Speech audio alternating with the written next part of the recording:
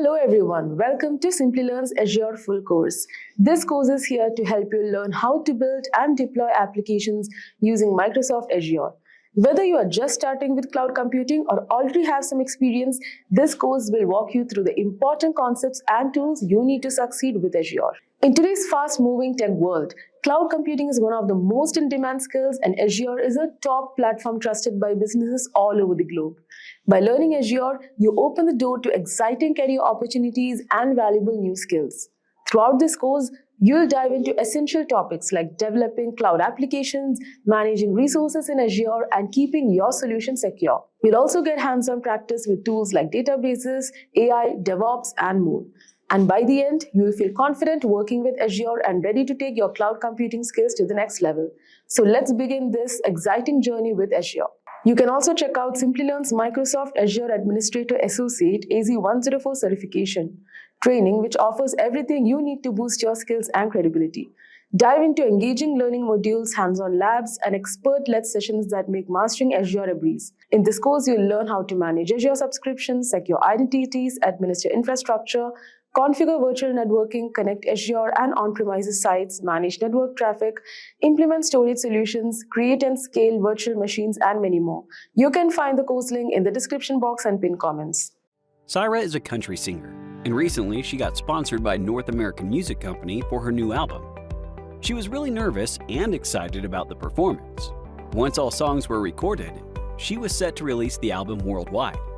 So when she inquired about when it would happen, she realized she barely had 1 week left. She panicked and ran to the manager of that music company, Mark, to inquire how everything like editing, mixing, portfolios, and promotions would be done in just 1 week.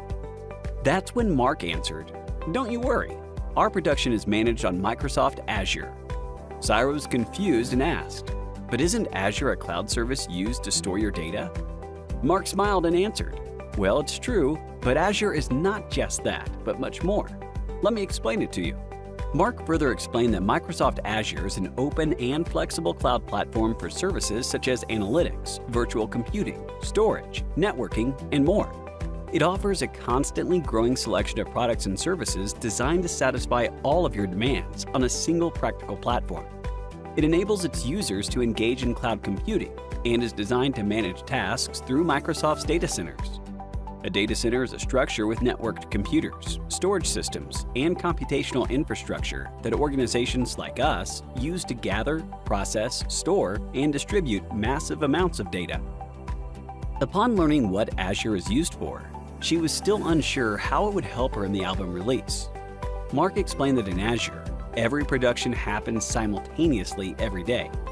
Azure builds mission-critical solutions to analyze images, comprehend speech, and make predictions using data simultaneously, hence multitasking. He further added that all the data of her album, for example, footage and audio, travel securely to the cloud from even the most remote locations. All the data is securely stored in the cloud, which can easily be accessed by the editors and other production members immediately.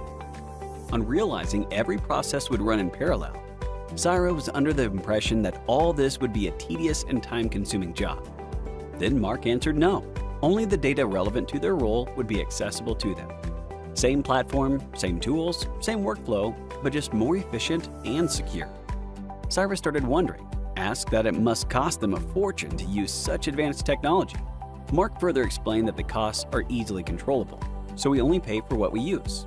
And because our album is stored in the cloud, it's accessible from every corner of the world.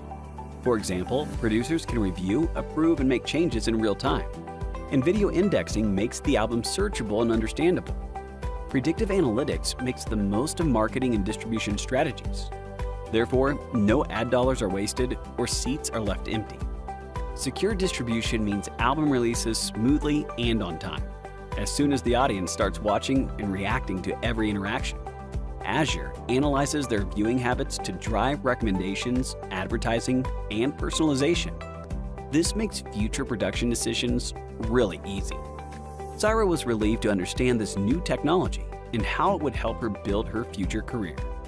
Azure is the best public cloud service available today, thanks to its speed, flexibility, and affordability, as well as its features and pricing. The Azure platform intends to assist organizations in managing difficulties and achieving their objectives. It provides solutions that work with open source technologies and supports all industries, including e-commerce, finance, and several Fortune 500 organizations. So, here's a question for you. Azure provides which type of cloud computing service? 1. Infrastructure as a service. 2. Platform as a service. 3. Software as a service. 4. All of the above. Give the correct answer in reasoning and stand a chance to win an Amazon voucher. Think about it and leave your answers in the comments section, and we will provide the answer next week. Today, some of the biggest companies in the world, like eBay, Boeing, Samsung, and BMW, are now using the Microsoft Azure infrastructure and the support they require for their better production and performance. When it comes to cloud service providers, Microsoft Azure's adaptability is proving to be a valuable quality that makes it a good choice in the healthcare, manufacturing, consumer appliance, travel, aviation, and entertainment sectors. Imagine you are at the forefront of your company's shift to the cloud. They need a cloud expert, and you see this as your chance to shine. By earning a Microsoft Azure certification, you can become that expert. With Azure certification, you are not just keeping up with the change, you are leading it. You know how to deploy virtual machines, secure data, and optimize resources. Your team relies on you, and your boss notices your pivotal role in a smooth migration. This certification also boosts your career. Companies everywhere need Azure certified professionals, whether it's a promotion, a raise, or new job offers. Your opportunities expand. The journey itself is rewarding, connecting you with a vibrant community and keeping you ahead of tech trends. In other words, a Microsoft Azure certification does not just boost your skills, it transforms you into a cloud hero, essential to your company's success and your career growth. So what is a Microsoft Azure certification? Microsoft Azure certification encompasses a series of over a dozen credentials designed for professionals in cloud computing or those aspiring to enter the field. Azure is an approach that enables you to innovate rapidly by using cloud-native architectures with loosely coupled microservices, managed databases, AI, DevOps support, and many others. So there are 4 levels of Microsoft Azure certification: fundamental level, associate level, expert level, and specialty level. So the first one is fundamental level, ideal for non-technical individuals starting in cloud computing and cloud professional at the beginning of their career. The next is associate level certification, best suited for candidates with a solid understanding of Azure basics. The third one is expert level certification, designed for those with a strong cloud background, including associate level certification and hands-on experience. The fourth one is specialty certification, focus on specific areas such as Azure Developer, specialty, and Azure for SAP workloads. So now let's discuss why to pursue an Azure certification. So in the dynamic world of cloud computing, obtaining a certification in platform like Microsoft Azure is a strategic career move. So here are several reasons to pursue an Azure certification. The first one is industry recognition and credibility. The second one is alignment with industry trends. The third one is diverse career opportunities. The fourth one is increased employability and job security. The fifth one is career advancement and higher earning potential. So now move forward and discuss top Azure certification path as per the designation. As you can see this chart, we have 3 types of levels in certification: expert level, fundamental levels, and associate level. So now let's discuss one by one. So first one is fundamentals level certification. So in this first we have Microsoft Certified Azure Fundamental AZ900. The course fundamentals is designed to teach you the foundational concept of Azure. Crafted by AZ900 certified expert, this course aligns perfectly with the Azure fundamental exam syllabus. The exam format is multiple choice questions, exam duration is 45 minutes, and the cost for this exam is $99.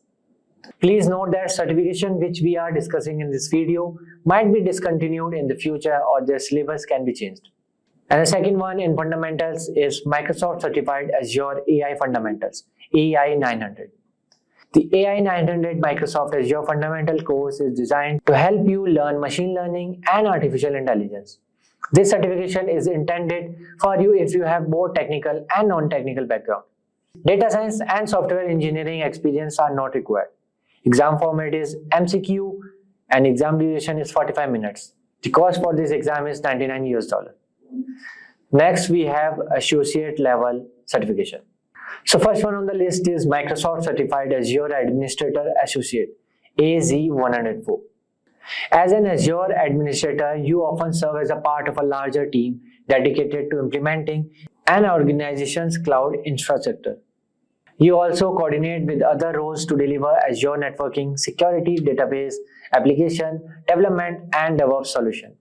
The skills covered are managing Azure identities and governance, implementing and managing storage, configuring and managing virtual networking, deploying and managing Azure compute resources. Exam format is multiple choice questions and exam duration is 100 minutes. The cost for this exam is $165. The second one we have AZ500, Azure Security Engineer Associate. In this, you implement, manage and monitor security for resources in Azure, multi-cloud and hybrid environments. As a part of an end-to-end infrastructure, you recommend security components and configuration to protect the following: identity and access, data, application, networks. Your responsibilities as an Azure security engineer include managing the security posture, identifying and remediating vulnerabilities. Exam format is multiple choice question, exam duration is 100 minutes and the cost for the exam is $165. The next we have AZ204, Azure Developer Associate. You are responsible for participating in all the phases of development, including requirements gathering, design, development, deploying, security maintenance, performance tuning, and monitoring. You should be proficient in Azure SDK, data storage options, data connection, APIs, app authentication, and authorization. As a candidate, you should have at least 2 years of professional development experience and experience with Azure. Exam format is multiple choice question, exam duration is 100 minutes, and the cost for the exam is $165. The third one, we have expert level certification. So the first one is we have Microsoft Certified DevOps Engineer Expert, AZ400. As a DevOps engineer, you are developer or infrastructure administrator who also has subject matter expertise in working with people, processes, and products to enable continuous delivery of value in organization. Your responsibilities for this role include delivering Microsoft DevOps solution that provide continuous security, integration, testing, delivering, deployment, monitoring, and feedback. You must have experience both administrating and developing in Azure with strong skills in at least one of these areas. You should also have experience implementing both GitHub and Azure DevOps solution. The exam format is multiple choice questions, exam duration is 150 minutes, and the cost for the exam is $165. The second one we have Microsoft Certified Azure Solution Architect Expert, AZ305. Your responsibility for this role include advising stakeholders and translating business requirements into design for Azure solution that align with the Azure well-architected framework and cloud adoption framework for Azure. In this role, you implement solution on the Azure by partnering with various other job roles, including developers, administrators, security engineer, data engineers. So as a candidate for this certification, you should have advanced experience and knowledge of IT operation, including networking, virtualization, identity, security, business continuity, disaster recovery, data platform, and governance. You should manage how decisions in each areas affect an overall solution. Exam format is multiple choice question, exam duration is 160 minutes, and the cost for this exam is $165. So as we conclude our Azure certification roadmap, we have covered the significance of Azure certification and delve into the fundamentals, associate, and expert level. The future is in the cloud, and cloud engineers are the architects building the digital infrastructure of tomorrow. By 2025, it's estimated that the world will store an astounding 200 zettabytes, that is 2 billion terabytes of data in the cloud. And the architects building this digital infrastructure are cloud engineers. The best part, cloud engineering offers a rewarding career path with immense potential. In the United States alone, the average base salary for a cloud engineer is around $137,000 per year. If you are looking for a stimulating career with excellent earning potential, cloud engineering might be the perfect fit for you. This guide is your roadmap to success in the cloud field. We will walk you through a step-by-step process transforming your daily routine into a springboard for a cloud engineering career. So buckle up and get ready to embark on the journey to become a cloud engineer. Alright, so without further ado, let's get started. Alright, so the first thing that you should start with is computer networking. So think of cloud as a giant network of interconnected computers.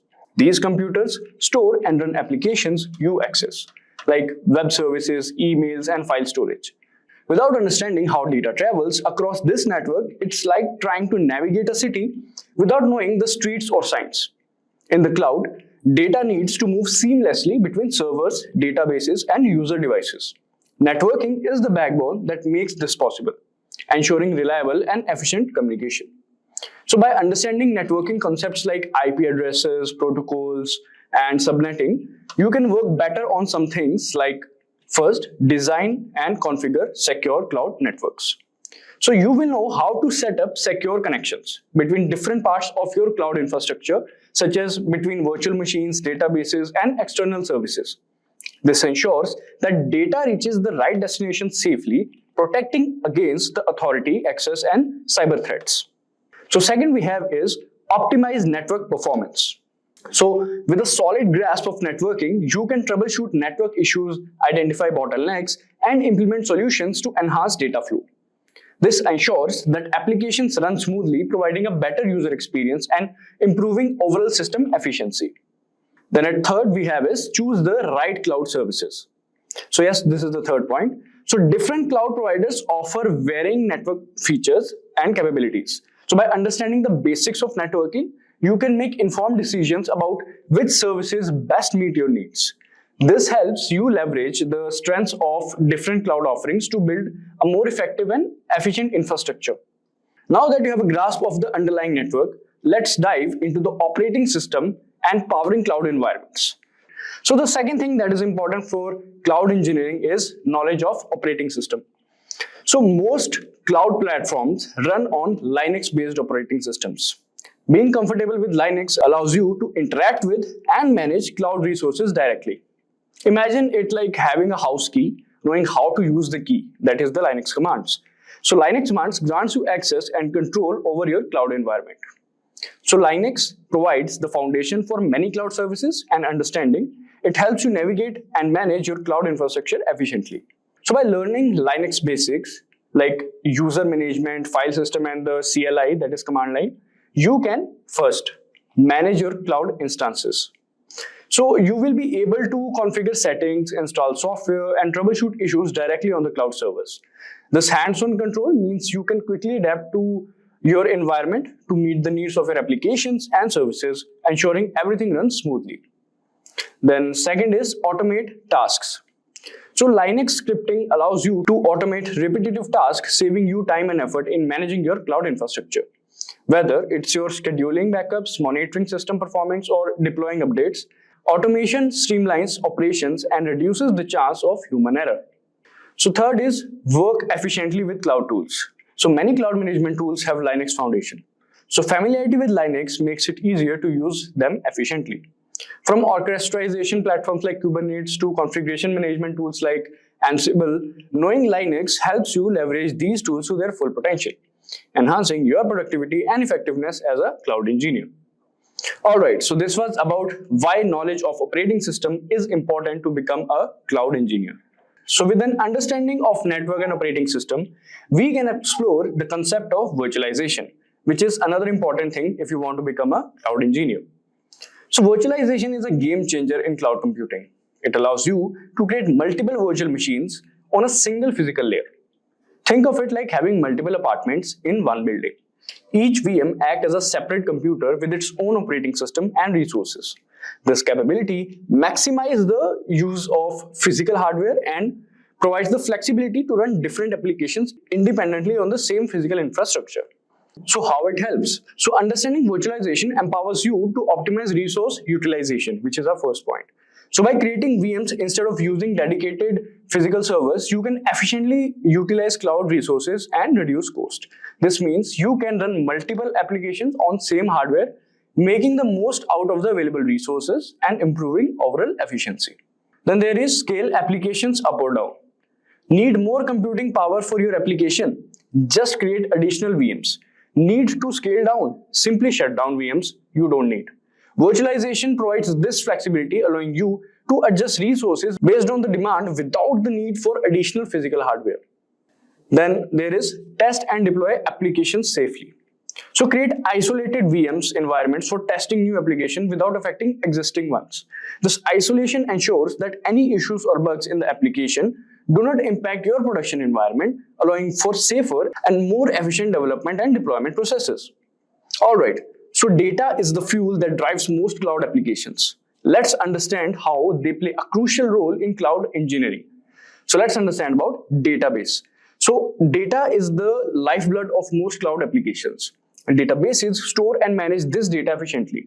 Understanding databases is crucial for interacting with and managing the information powering your cloud applications. So by learning about database types like relational, that is SQL and NoSQL, and concepts like data querying and administration, you can choose the right database for your application. So different databases are suited for different types of data. Knowing the functionalities of each helps you select the most efficient solution for your needs. Next is work with cloud managed databases.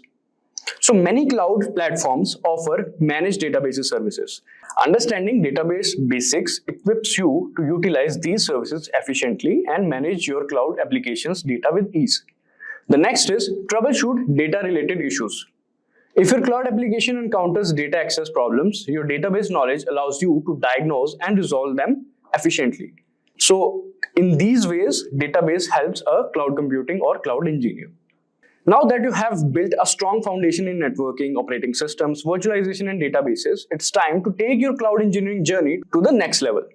Certifications. Think of them like badges that showcase your expertise in specific cloud platforms. So get certified. So cloud certifications validate your understanding of a particular cloud platform's technology and services. They act as a stamp of approval showing employers you have entrusted time and effort in learning the platform and its functionalities. Each major cloud provider, that is AWS, Azure, GCP, offers its own certification programs. Consider which cloud platform you find most intriguing or aligns best with your career goals. Now that you have equipped yourself with the essential knowledge and potentially some certifications, it's time to get your hands dirty with projects. So think of them as your training ground where you can experiment, apply your skills, and build a portfolio that showcases your capabilities to potential employers. So why projects matter? That is, first one, practical experience. Real-world projects allows you to solidify your theoretical knowledge and put your skills into action. You'll encounter challenges, troubleshoot problems, and learn valuable lessons that textbooks can't reach. The next is portfolio building. So projects serve as a concrete examples of your work. Create a portfolio website or online repository where you can showcase your projects. Alright, the next is confidence booster. So successfully completing projects instills confidence in your abilities. You will be able to confidently discuss your experience and approach to challenges during job interviews. With your newfound knowledge and certification projects, you are ready to take on the job market. So here are some tips for crafting the winning application. So these tips you should keep in mind as you walk on a cloud engineering adventure. Alright, so the first one we have is level up via open source. So contribute to open source cloud projects, gain a real world experience, collaborate with engineers, and work with production grade infrastructure. The next is build your cloud playground. So set up a personal cloud lab using free tiers or low cost subscriptions, experiment, test new features, and break things safely. The next is cloud influencers. Identify cloud influencers, bloggers, and YouTubers. Learn from their unique insights, best practices, and even day in the life experiences. So by following this step-by-step roadmap and consistently developing your skills, you will be on your way to become a sought-after cloud engineer.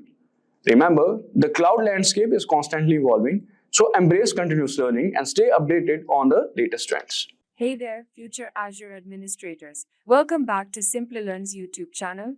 Today, we will be diving into the A to Z of the Azure Administrator or a Z104 certification. Now, why is this certification important? The Z104 certification not only validates your expertise in managing Azure environments, but also enhances your credibility in the job market, making you a more attractive candidate for top-tier roles. Plus, certified professionals often enjoy higher salaries, better job security, and greater opportunities for advancement. Stick around, and by the end of this video, you'll have a clear roadmap to becoming a certified Azure administrator. Don't forget to like, subscribe, and hit that bell icon so you never miss out on our latest tech tips. So, let's get started. The Z104 certification is a Microsoft certification aimed at individuals aspiring to become Azure administrators. Firstly, to ace this certification, you need to be skilled in implementing, managing, and monitoring an organization's Azure setup. As an Azure admin, you'll be part of a team working on the cloud infrastructure. You'll need to coordinate with other roles to deliver Azure solutions for networking, security, databases, app development, and DevOps. You should be comfortable with operating systems. Knowledge of Windows and Linux operating systems is essential. Networking, understanding network configurations, protocols, and IP addressing. Servers and virtualization, experience with server management and virtualization technologies. Azure tools, proficiency with PowerShell, Azure CLI, the Azure Portal, Azure Resource Manager templates, and Microsoft Entra ID. Now let's talk about the key skills the AZ104 exam measures. Those are managing Azure identities and governance. This includes managing Azure Active Directory objects, role-based access control or RBAC, and managing subscriptions and governance. Implementing and managing storage. This covers managing storage accounts, data in Azure storage, and securing data. Deploying and managing Azure Compute Resources. This involves deploying and managing VM, implementing Azure App Services, and automating deployment processes. Implementing and managing virtual networking. This includes configuring and managing virtual networks, managing IP addresses, and configuring load balancing. Monitoring and maintaining Azure resources. This involves monitoring resources by using Azure Monitor, implementing backup and recovery, and managing updates. Now, how can we prepare for this exam? There are numerous courses available in the market for the Z104 certification. For example, Simplilearn provides the Microsoft Azure Certification course. This is the syllabus covered in the course. It covers all the essential skills like administer Azure, AD users and groups, account configuration and storage management, containers provisioning and management on Azure, Azure resource monitoring, configure storage access, Azure storage firewalls and virtual networks, build and configure an Azure app service, implement backup and recovery, oversee Azure subscriptions and governance, automate the resource provisioning using either Azure Resource Manager, RM templates, or bicep files, configure and administer virtual networks within Azure, Azure Resources Access Management, set up Azure Files and Azure Blob Storage, virtual machines creation and configuration, configure name resolution and load balancing, along with practice labs and projects. You can also attend the course, which is available on Microsoft Learn. Now, practice assessments are crucial for preparing for Microsoft certification exams as they familiarize you with the question style and difficulty level, helping to identify strengths and weaknesses. By pinpointing areas needing improvement, you can focus your studies more effectively, ensuring a comprehensive understanding of the material. These assessments also teach time management and reduce exam anxiety by simulating the actual test environment. Utilizing Microsoft Learn for practice exams, you can integrate these tests with your learning modules, review your answers, and adjust your study plan accordingly, thereby improving retention and application of knowledge. Now that you are all ready, before taking the real exam, try out the Exam Sandbox. Now, Exam Sandbox is basically a demo of your original exam. It will contain the exact user interface that you will use for your exam. This is a good opportunity to get familiar with the platform. Also, you can find the prep videos in their website, which provides the tips, tricks, and strategies that will immensely help you in your exam. Now let's see how much does the exam cost. The exam costs 165 USD, but the price may vary depending on your location, which can be verified on their official website. To maintain your certification and stay updated with the latest Azure practices and updates, you must renew your certification every 12 months. Now let's see how the exam pattern looks like. You'll have 100 minutes to finish the exam, where you can expect 40 to 60 questions and will be a combination of multiple choice and case study based questions. It's proctored and closed book with some interactive tasks to complete. If you don't pass on the first try, no worries, you can retake it after 24 hours. If you fail again, you have to wait for 14 days, which is again possible only up to 5 attempts. If you fail even after the 5th attempt, then you can retake it only after a waiting period of 12 months. The best part is that they also offer accommodations for individuals who may need additional time due to language barriers or disabilities. With prior notice and proper documentation, these accommodations ensure that everyone has an equal opportunity to participate and succeed. This inclusive approach demonstrates their commitment to accessibility and fairness, recognizing that each individual's needs may vary. The exam is accessible in a diverse array of languages, broadening its reach to include English, Chinese, Korean, Japanese, French, Spanish, German, Portuguese, Russian, Arabic, Italian, and Indonesian. This multilingual availability ensures that candidates from various linguistic backgrounds can engage with the exam in their native or preferred languages, enhancing comprehension and reducing potential language barriers. So now, what is Azure? What's the big cloud service provider all about? So Azure is a cloud computing platform provided by Microsoft. Now it's basically an online portal through which you can access and manage resources and services. Now, resources and services are nothing but, you can store your data and you can transform the data using services that Microsoft provides. Again, all you need is the internet and being able to connect to the Azure portal. Then you get access to all of their resources and their services. In case you want to know more about how it's different from its rival, which is AWS, I suggest you click on the top right corner and watch the AWS versus Azure video so that you can clearly tell how both these cloud service providers are different from each other. Now, here are some things that you need to know about Azure. It was launched on February 1st, 2010, which is significantly later than when AWS was launched. It's free to start and has a pay-per-use model, which means, like I said before, you need to pay for the services you use through Azure. And one of their most important selling points is that 80% of Fortune 500 companies use Azure services, which means that most of the bigger companies of the world actually recommend using Azure. And then Azure supports a wide variety of programming languages, the C#, Node.js, Java, and so much more. Another very important selling point of Azure is the amount of data centers it has across the world. Now, it's important for a cloud service provider to have many data centers around the world because it means that they can provide their services to a wider audience. Now, Azure has 42, which is more than any cloud service provider has at the moment. It expects to have 12 more in a period of time, which brings its total number of regions it covers to 54. Now let's talk about Azure services. Now, Azure services have 18 categories and more than 200 services, so we clearly can't go through all of them. It has services that cover compute, AI and machine learning, integration, management tools, identity, DevOps, web, and so much more. You're going to have a hard time trying to find a domain that Azure doesn't cover. And if it doesn't cover it now, you can be certain they're working on it as we speak. So first, let's start with the compute services. First, virtual machine. With this service, what you're getting to do is to create a virtual machine of Linux or Windows operating system. It's easily configurable. You can add RAM, you can decrease RAM, you can add storage, remove it. All of it is possible in a matter of seconds. Now let's talk about the second service, cloud service. Now with this, you can create an application within the cloud, and all of the work after you deploy it, deploying the application that is taken care of by Azure, which includes, provisioning the application, load balancing, ensuring that the application is in good health, and all of the other things are handled by Azure.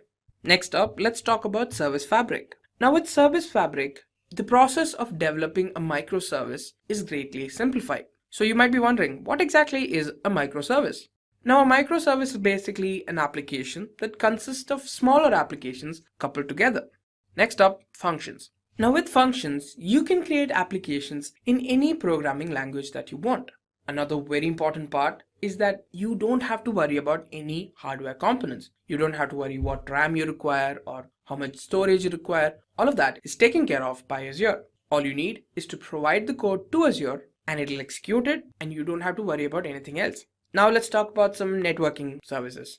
First up, we have Azure CDN, or the Content Delivery Network. Now the Azure CDN service is basically for delivering web content to users. Now this content is of high bandwidth and can be transferred or can be delivered to any person across the world. Now these are actually a network of servers that are placed in strategic positions across the world so that the customers can obtain this data as fast as possible. Next up, we have ExpressRoute. Now, with this, you can actually connect your on-premise network onto the Microsoft Cloud or any of the services that you want through a private connection. So the only communication that happens is between your on-premise network and the service that you want. Then you have virtual network. Now with virtual network, you can have any of the Azure services communicate with each other in a secure manner, in a private manner.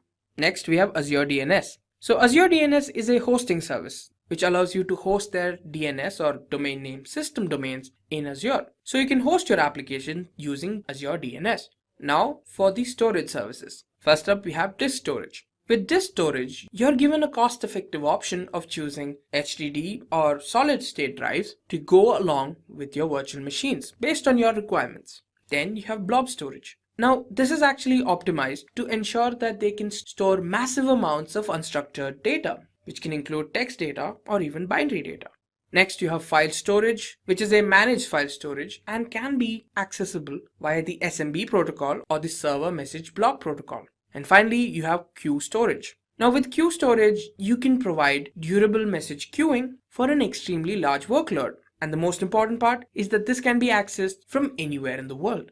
Now, let's talk about how Azure can be used. Firstly, for application development. It could be any application, mostly web applications. Then you can test the application, see how well it works. You can host the application on the internet. You can create virtual machines like I mentioned before. With the service, you can create these virtual machines of any size or RAM that you want. You can integrate and sync features. You can collect and store matrices. For example, how the data works, how the current data is, how you can improve upon it. All of that is possible with these services. And you have virtual hard drives, which is an extension of the virtual machines where these services are able to provide you a large amount of storage where data can be stored. You can also check out a Azure Cloud Architect course that will help you master the Azure infrastructure by understanding Azure Cloud Architect technology solutions, implementing workloads and security in Azure, creating and deploying apps in Azure, and securing data in Azure.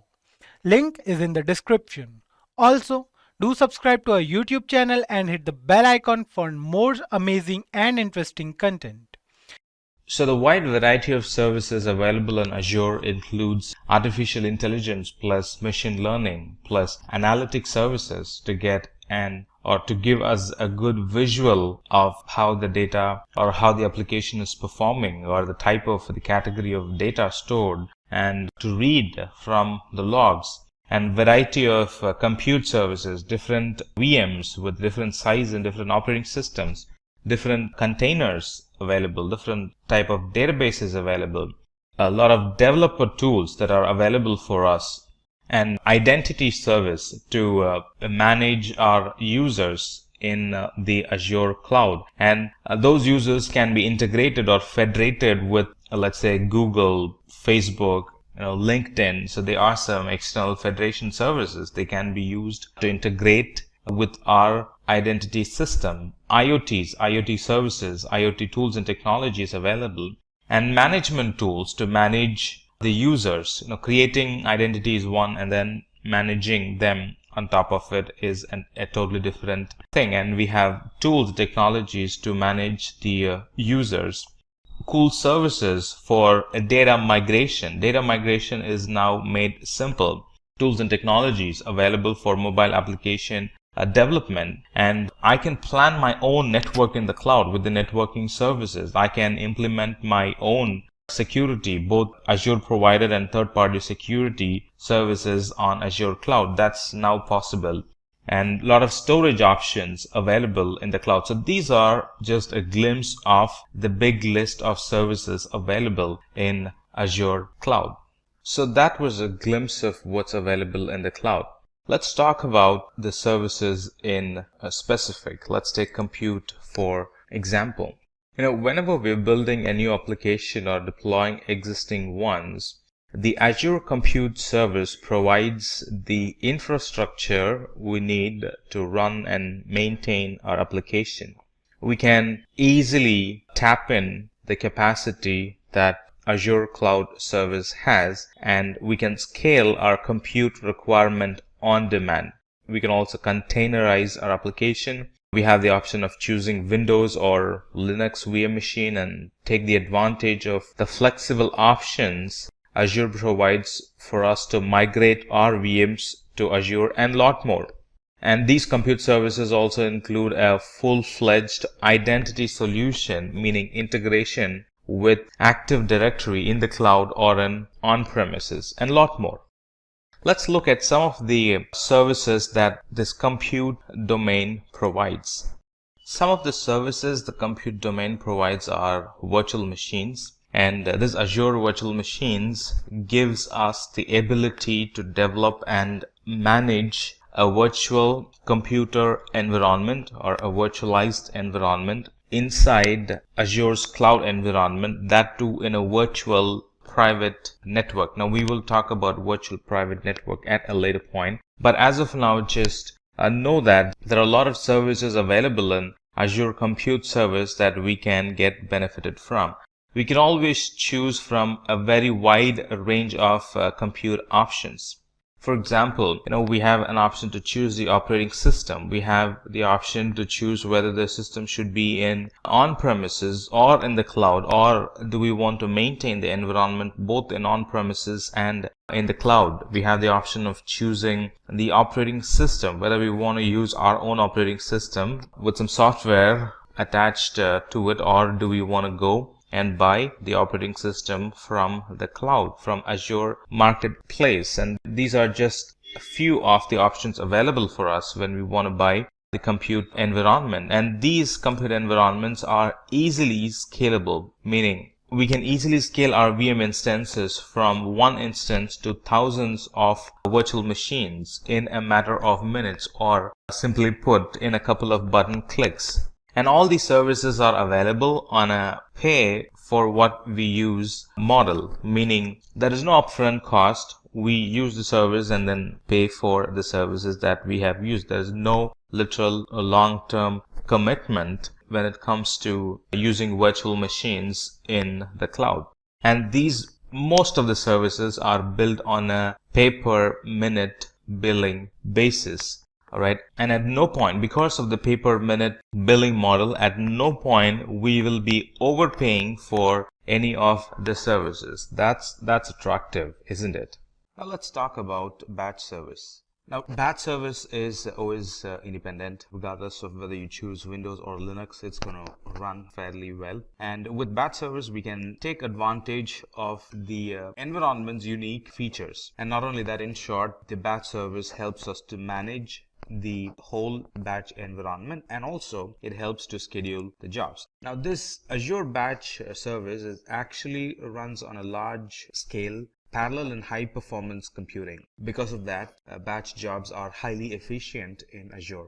And when we run batch services, this Azure batch creates a pool of computer nodes and installs the needed applications that we want to run, and then it schedules jobs to those individual nodes in those pools. As a customer, there is no need for us to install a cluster, or there is no need for us to install a software that actually schedules the jobs, or even to manage or even to scale those infrastructure or the software, because everything is managed by Azure. And this batch service is a platform as a service. There is no additional charge for using this batch service, except for, the only charges that we'll be paying is for the virtual machines that the service uses, and the storage that we will be using, of course, and the networking services that we will be using for this batch service.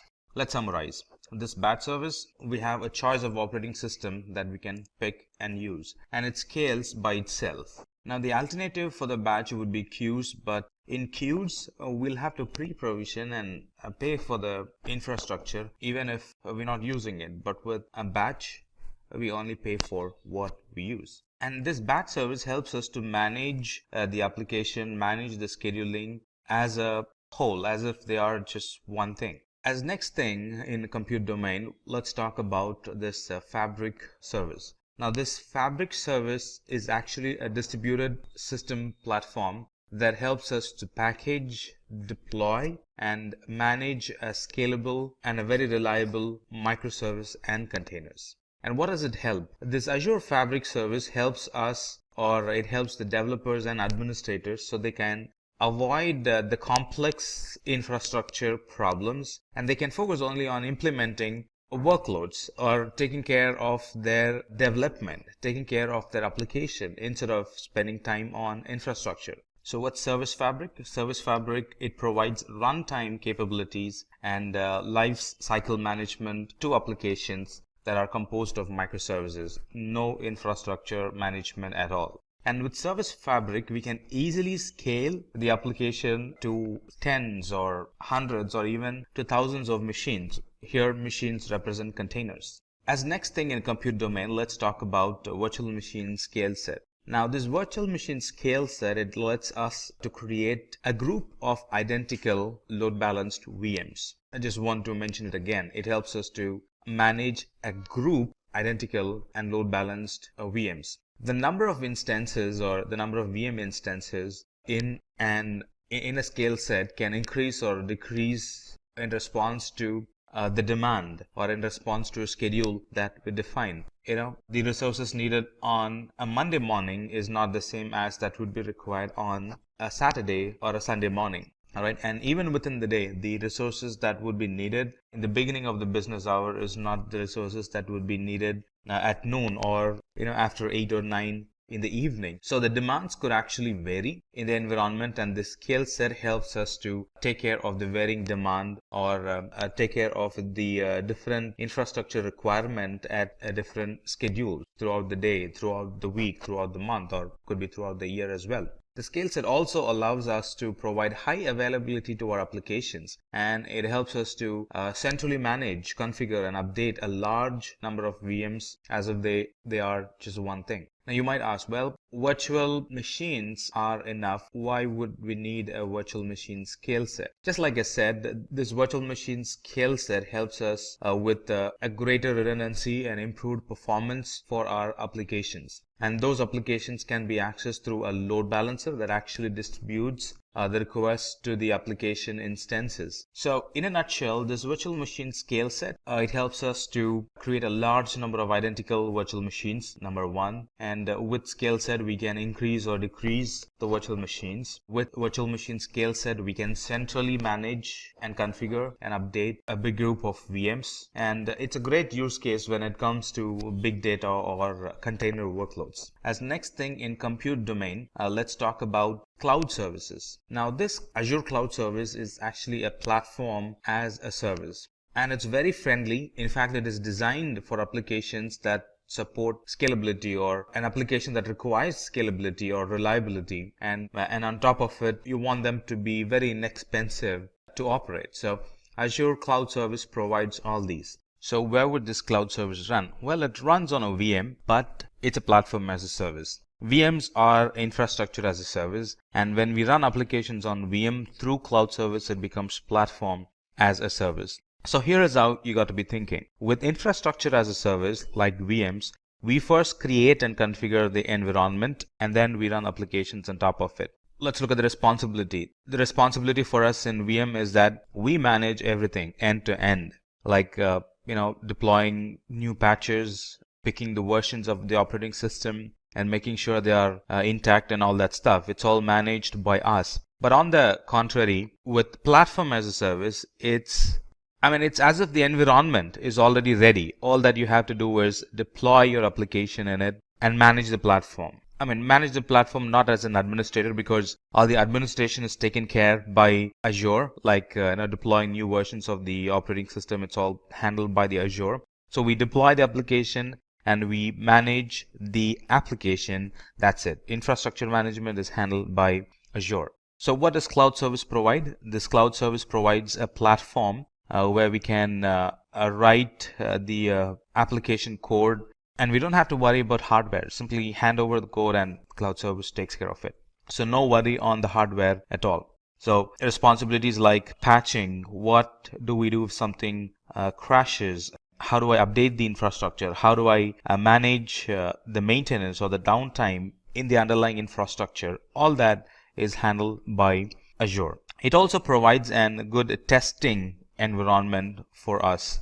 We can simply run the code, test it before it's actually released to the production. I want to expand a bit on these testing applications. So this Azure Cloud Service, it actually gives us a staging environment for testing a new release without it affecting the existing release, which actually reduces the customer downtime.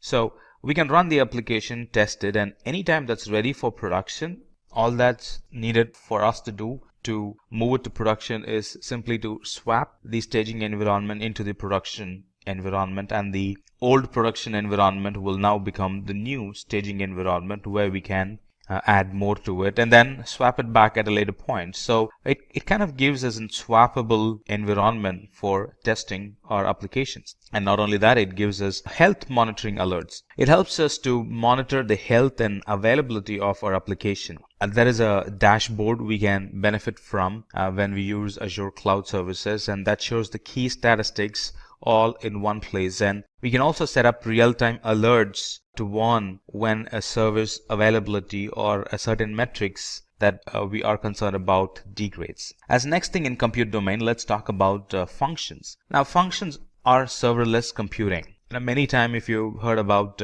Azure being serverless, a lot of time they are referencing, or the person who's talking to you is referencing to serverless computing or Azure Functions, which is a serverless computing service hosted on Microsoft Azure. The main motive of a function is to accelerate and simplify application development. Functions helps us to run code on demand without we need to pre-provision or manage any Azure infrastructure. So Azure Functions are script or a piece of code that gets run in response to an event that you want to handle. So in short, we can just write a code that you need for a problem at hand without actually worrying about the whole application or the infrastructure that will be running that code. And the best of all the best is when we use functions, we only pay for the time that our code runs. So what does functions provide, or what does Azure Functions provide? Azure Functions allow users to build applications using serverless simple functions with a programming language of our choice. So the current programming languages that are supported is C#, F#, Node.js, Java, and PHP. So here we really don't have to worry about provisioning or maintaining servers. If a code requires more resource, yes, Azure Functions handles or it provides the additional resources needed by the code. And the best part is we only pay for the amount of time the functions are running, not the resources, but the amount of time the function is running. As next thing, and moving to the new domain, let's talk about the container domain in Azure. Now the container domain or the container service, it allows us to quickly deploy a production ready Kubernetes or a Docker Swarm cluster. Now what's a container? A container is a standard unit of software that packages of code and all its dependencies so the applications run quickly and reliably from one computing environment to another. It could be testing to staging to development environment to staging to production, or from one production to another production, or on-premises to cloud, or one cloud to another cloud, vice versa. Now imagine we had an option not to worry about the VM and just focus on the application. Well, that's exactly what containers helps us achieve. So these container instances enable us to focus on applications and not worrying about managing VMs or not worrying about learning the new tools required to manage the VMs or even the deployment. And our applications that we create, they run in a container.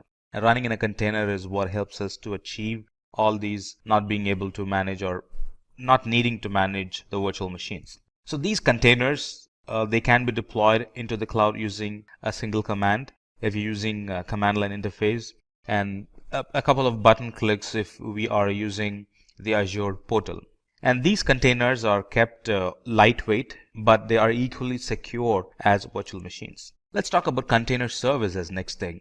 The container service, or sometimes called as Azure Kubernetes service, it helps us to manage the containers. Container is one thing, and a service that's used to manage the container is another thing. Now this Kubernetes service, or ACS, it helps us to manage the containers. So let's expand on this a bit. So this Azure Container Service, or ACS, it actually provides a way to simplify the creation, configuration, and management of a cluster of virtual machines that are pre-configured to run containerized applications on top of them.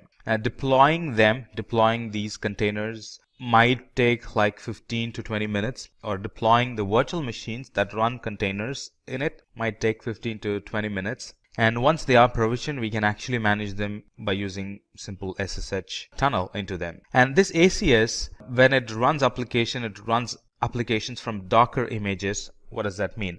Docker images makes sure that the applications the container runs are fully portable. Images are portable. And ACS also helps us to orchestrate the container environment. Not only that, it also helps us to ensure that these applications that we run in containers can be scaled to thousands or even tens of thousands of containers. So in a nutshell, managing an existing application into a container and running it using AKS or ACS is really easy, or that's what it is all about, to make the application management or migration easy. Now, managing the container-based architecture, and we discussed that containers could be tens or even tens of thousands of containers. So managing them is made simple using this container services. And even training of model using a large data set in a complex and resource intensive environment, this AKS helps us to simplify that environment. All right, as next thing in container domain, let's talk about container registry. We spoke about registry a little bit when we spoke about Docker images. So container registry is a single place where we can store our images, which are Docker images. When we use containers, it's Docker images that we use for our image purposes. So these container images are a central registry that can be used to ease container development by easing the storage and management of container images. So there we can store all kind of images like Docker Swarm, or the images used in Docker Swarm are in Kubernetes. Everything can be stored in container registry in Azure. Now, anytime we store a container image, it provides us an option for geo replication. What that means is that we can efficiently manage a single registry replicated across multiple regions. Now, these geo replication, it actually enables us to manage global deployments, assuming we are having an environment that requires a global deployment.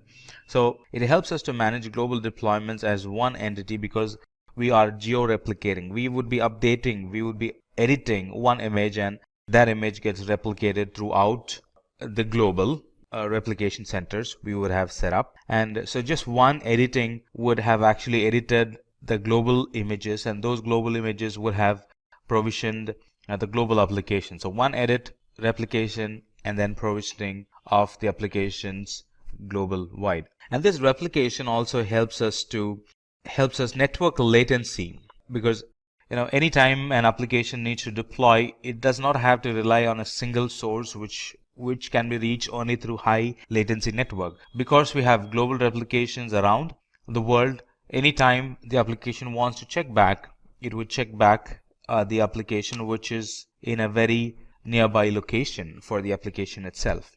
Global replication means that we are managing it as a single entity that's being replicated across the multiple regions in the globe. As next thing in our learning, let's talk about Azure databases. Now, this Azure databases are relational In fact, they have many flavors in them. We're going to look at different flavors, SQL, NoSQL, cache type of database that Azure offers. So we're going to learn one at a time, or we're going to learn one by one. So this Azure SQL database is a relational database. In fact, it's a relational database as a service. It's managed by Azure. We don't get to do a lot of management in it. So it's a relational database as a service based on Microsoft SQL Server Database Engine. And this database is a high performance database. It is very reliable and it's very secure as well. And this high reliability, high performance, and for this high security, we really don't have to do anything. It comes along with it, and it's managed by Azure.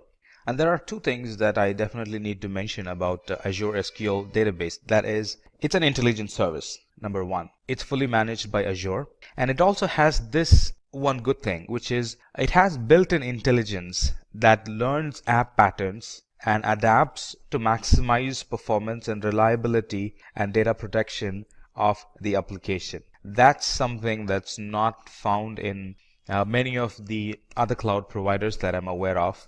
So I thought I'll mention it. So it uses built-in intelligence to learn about the user's database patterns and helps improve performance and protection. And migration or importing data is very easy when it comes to Azure SQL database. So it can be readily or immediately used for analytic reporting and intelligent applications in Azure. As next thing, let's talk about Azure Cosmos DB. Now, Azure Cosmos DB is a database service that is for NoSQL type, and it's created to provide low latency and an application that scales dynamically or that scales rapidly. Now, this Azure Cosmos DB is a globally distributed service, and it's a multi-model database.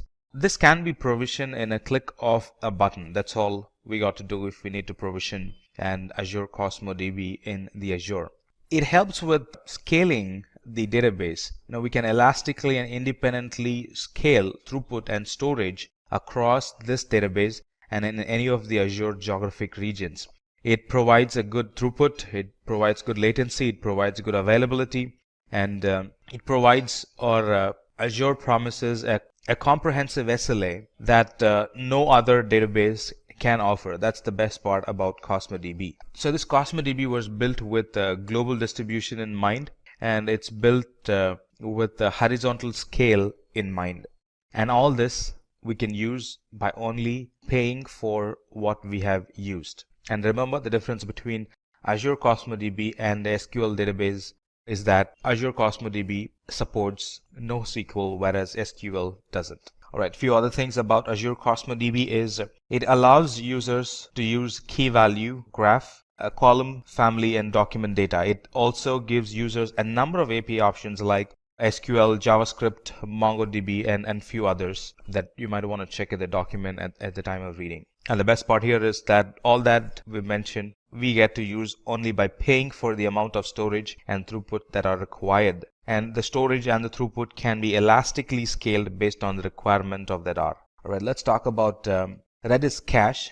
Discussion about Azure database won't be complete without we talking about Redis cache. Now, Redis cache is a secure data cache. It's also sometimes called as messaging broker that provides high throughput and low latency access to data for the applications. Now, Redis cache is based on a popular open source caching product, which is Redis, sometimes called as Redis cache. Now, what's the use case? It's typically used to cache to improve the performance and scalability of a system that rely heavily on backend data stores. Now, performance when we use Redis cache is improved by temporarily copying the frequently accessed data to a fast storage located very close to the application. Now, with Redis cache, this fast storage is located in memory with Redis cache instead of being loaded from the actual disk in the database itself. Now, this Redis cache can also be used as an in-memory data structure store. Not only that, it can be used as a distributed non-relational database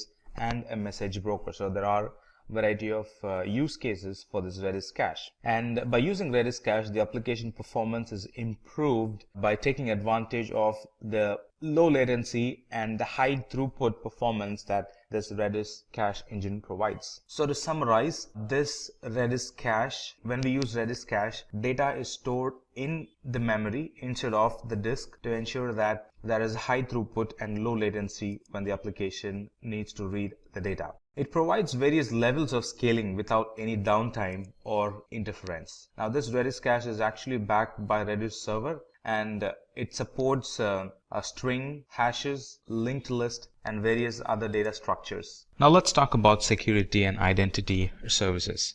Now identity management in specific is a process of authenticating first and then authorizing using security principles.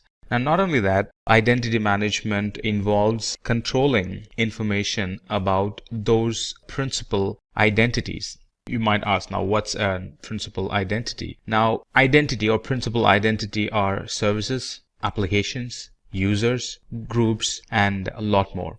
The speciality about this identity management is that it not only helps authenticate and authorize principals in cloud, it also helps authenticate and authorize principals or resources on premises, especially when you run an hybrid cloud environment. So all these services and features that this identity management helps us to get additional level of validation, like identity management can provide multi-factor authentication. It can provide access policies based on condition, a permit or deny based on condition. It can also monitor suspicious activity, and not only that, it can also report it. It can also help generate alerts for potential security issues, and in a way to mitigate it, can send us an alert so we can get involved and prevent a security accident from happening. So let's talk more about identity management. So some of the services under security and identity management are Azure Security Center. Now this Azure Security Center provides security management and threat protection across the workloads in both cloud and in the hybrid environment. It helps control user access and application control to stop any malicious activity if present. It helps us to find and fix vulnerabilities before they can be even exploited. It integrates very well with analytic methods that helps us to identify, or it gives us the intelligence to identify or detect attacks and prevent them before it can actually happen. And it also works seamlessly with hybrid environments. So you don't have to have one policy for on-premises and one policy for the cloud. It's now a unified service, both for on-premises and the cloud. The next service in security and identity would be Key Vault. Now, a Key Vault is a service or a feature that helps safeguard the cryptographic keys and any other secrets used by the cloud applications and the services. In other words, this Azure Key Vault is a tool for securely storing and accessing the secrets of the environment, the secret keys. Now, a secret is anything that you really want to have a very tight control access, like the certificates, like the passwords, stuff like that.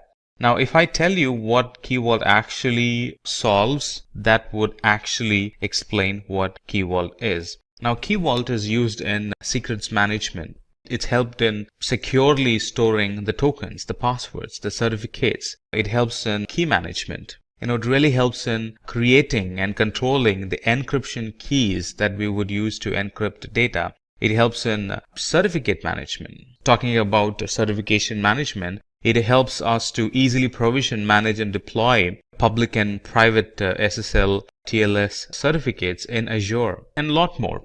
So in a nutshell, this Key Vault, it provides users the ability to provision new vaults and keys in just a matter of minutes, all that in a single command, or all that in a couple of button clicks. It also helps users to centrally manage their keys, secrets, and policies. Next in the list, let's talk about Azure Active Directory. Now, Azure Active Directory helps us to create intelligent-driven access policies to limit resource usage and manage user identities. What does that mean? Now, this Azure Active Directory is a cloud-based Active Directory and identity management service. Now, Azure Active Directory combines, it's actually a combination of the core directory services plus application access management, plus identity protection. And one good thing about this Azure, in fact, there are a lot of good things, but especially when you're running hybrid environments, you might wonder, well, how this Azure Active Directory is going to behave. Now, this Azure Active Directory is built to work on premises and cloud environment as well. Not only that, it also works seamlessly with mobile applications as well. So in a nutshell, this Azure Active Directory, it acts as an central point of identity and access management for our cloud environment. It also provides good security solutions that protect against unauthorized access of our app and the data. Now that we've discussed about security and identity, let's talk about the management tools that Azure has to offer. Azure provides built-in management and account governance tools that helps administrators and developers, that helps them to keep their resources secure and very compliant.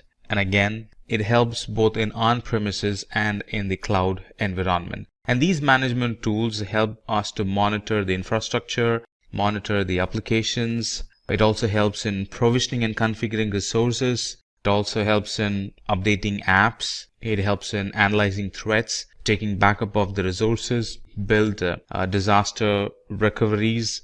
It also helps in applying policies and conditions to automate our environment.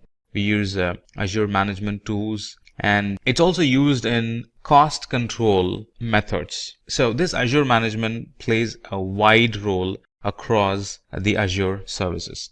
And in the management tools, first comes the Azure Advisor. Now this Azure Advisor, it acts as a guide to educate us about Azure best practices. It throws recommendations that we can select on the basis of the category of service, and it also provides the impact it can have, or the impact that would happen in our environment if we follow the recommendations given. And recommendations are, first one is the recommendations are kind of templatized, and it throws the templatized recommendations. Not only that, it also provides customized recommendations on the basis of the configuration, on the basis of our usage patterns. And these recommendations are not hard. It's not like something that it recommends and then just leaves us hanging there.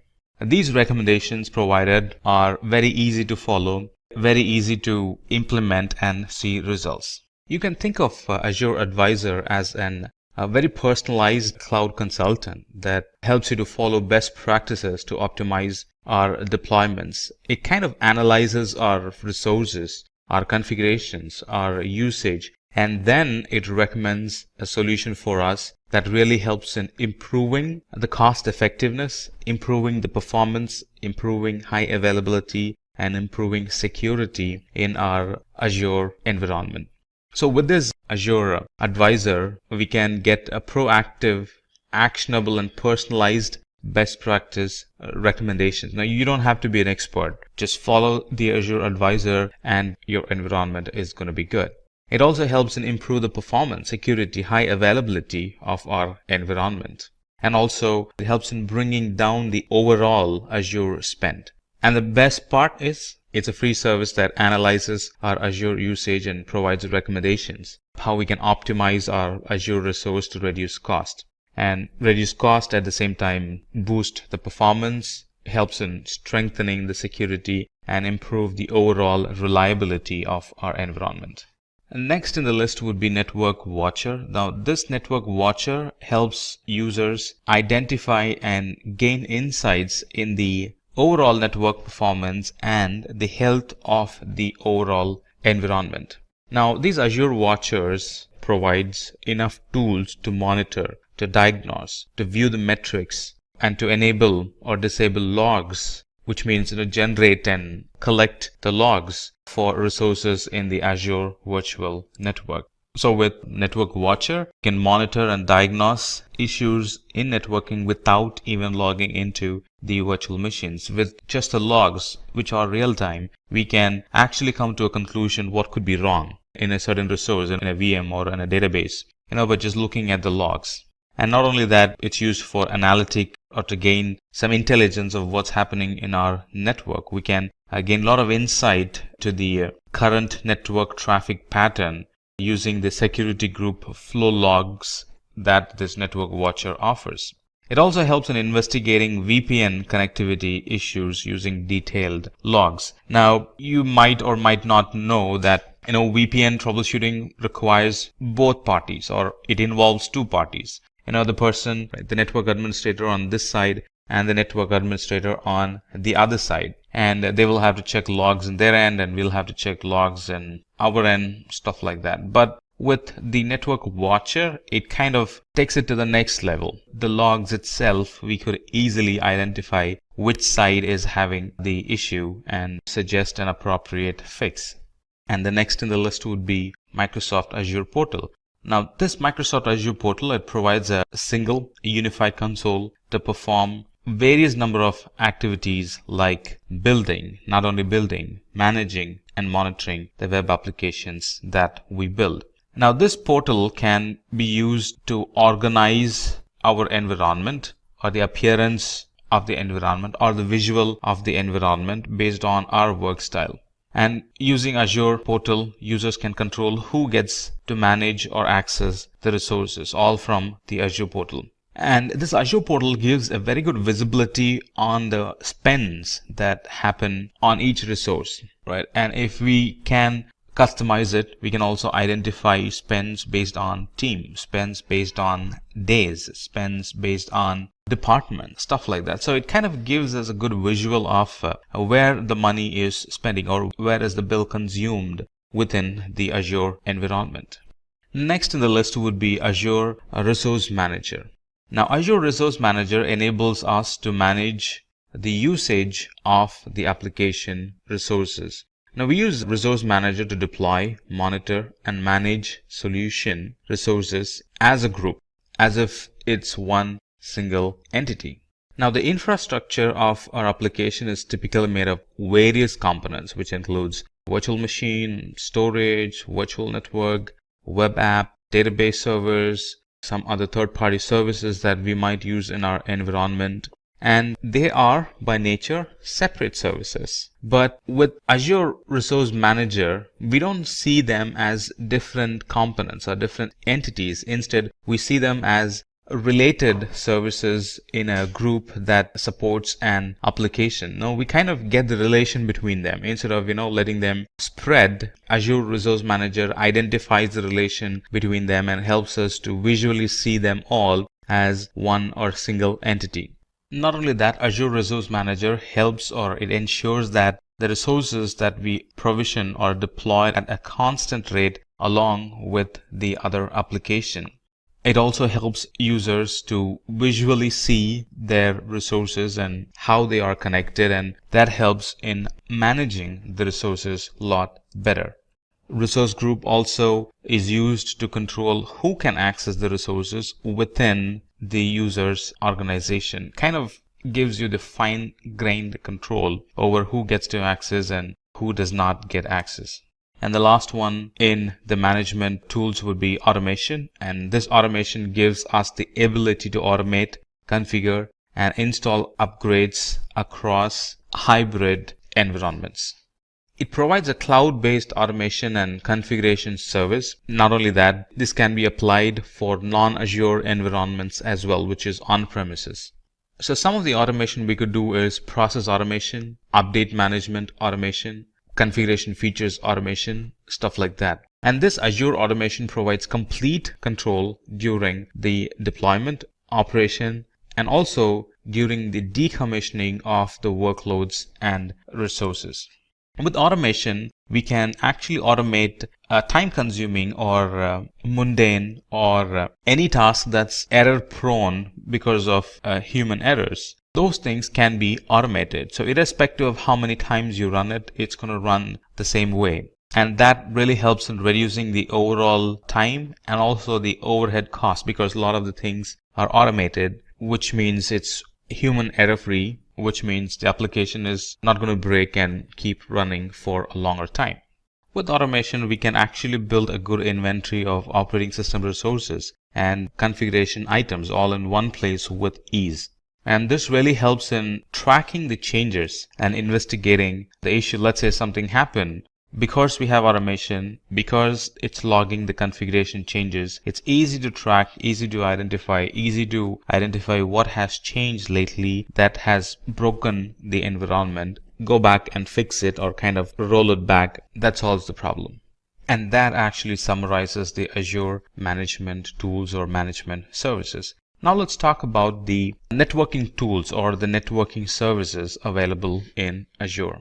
There are a variety of services, especially networking services, that Azure offers, and I'm sure it's going to be an interesting one. Let's begin our discussion with Content Delivery Network. Now, the Content Delivery Network, in short, CDN, it allows us to perform secure and a very reliable content delivery. Not only that, it also helps in accelerating the delivery time, or in other words, reducing the delivery time, also called as load times. It also helps in saving bandwidth and increases in responsiveness to the application.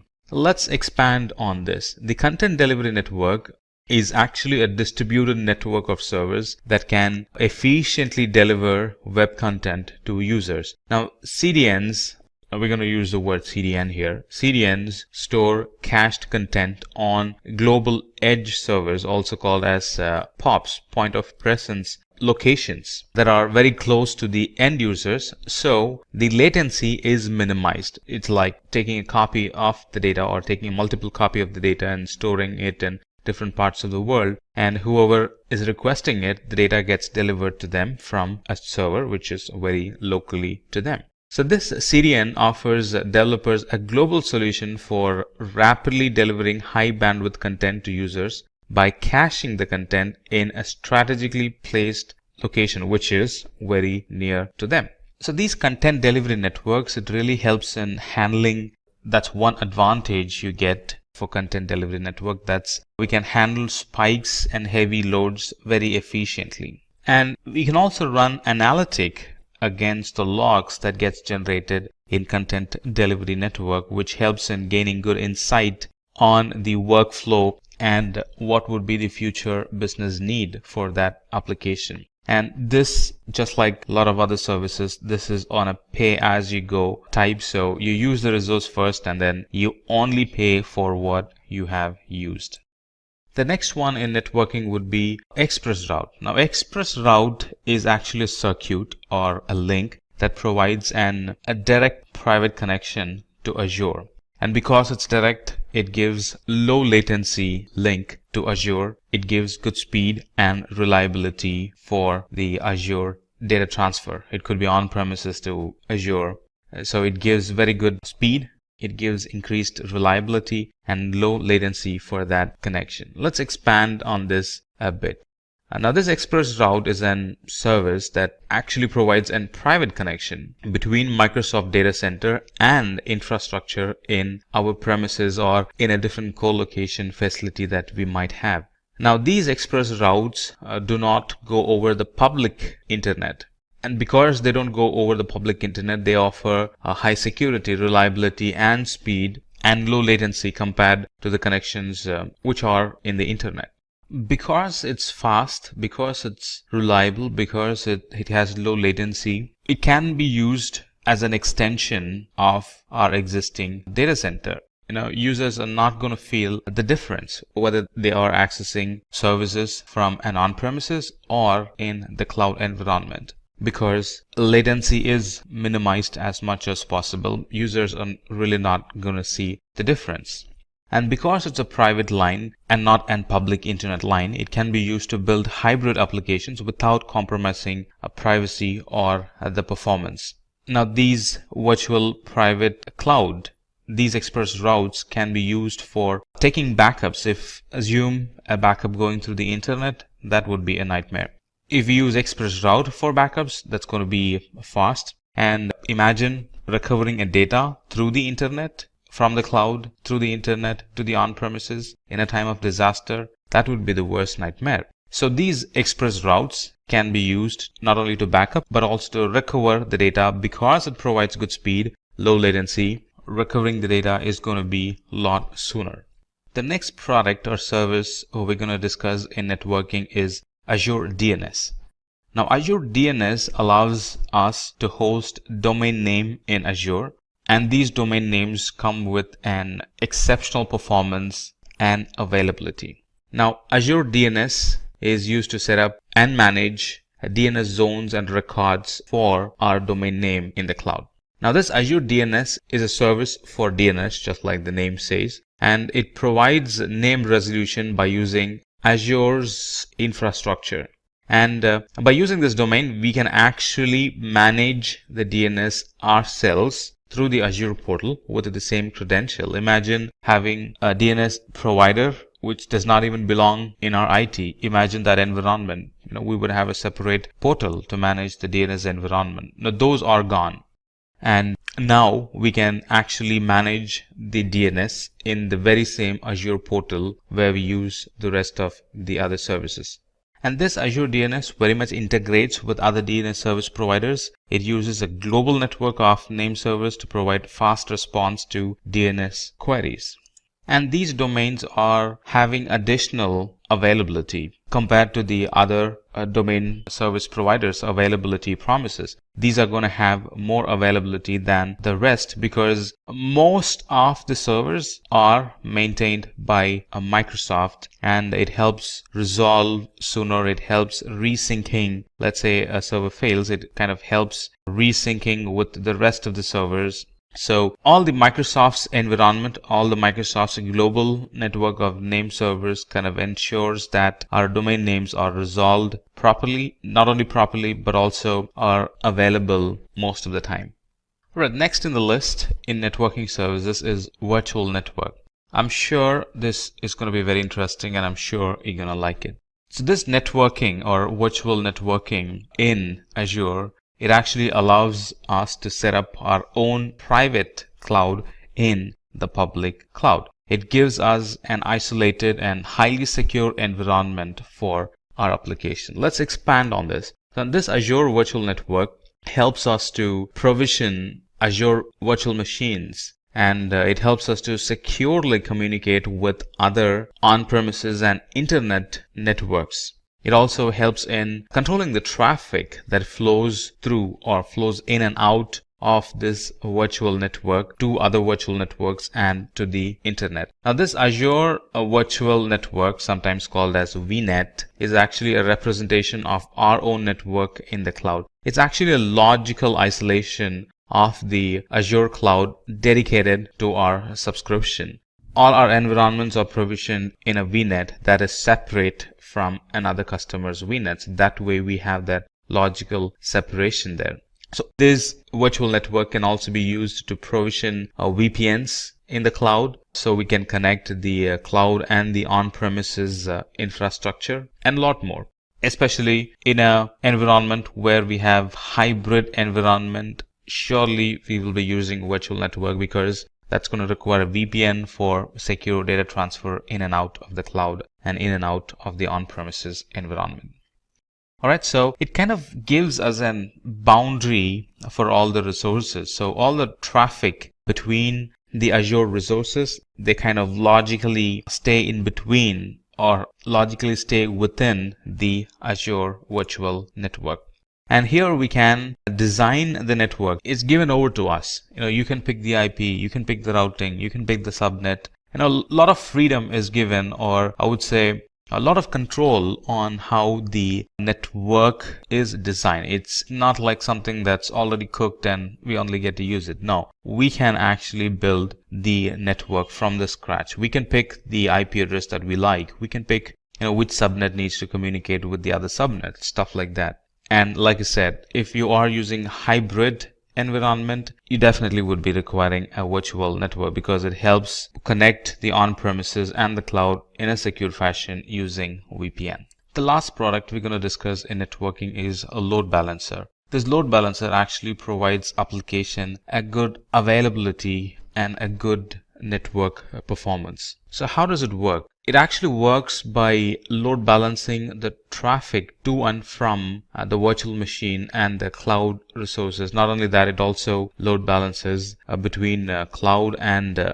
cross-premises virtual networks. With Azure Load Balancer, we can actually scale our application and create high availability for our services, which means our application will be available most of the time. If any of the server goes dead, the server does not get traffic. What happens if the server gets traffic? User is going to experience downtime. What happens if the server does not get traffic? User won't experience any downtime. The connection is shifted to an healthy service, so the user experiences uptime all the time. So this load balancer supports inbound and outbound scenarios, and it provides low latency. It gives high throughput of the data transfer, and we can actually scale up the flow of the TCP and UDP connections from hundreds to thousands to even millions, because we have a load balancer now in between the user and the application. So how does it operate? This load balancer actually receives the traffic, and it load balances the traffic to the backend pool of instances connected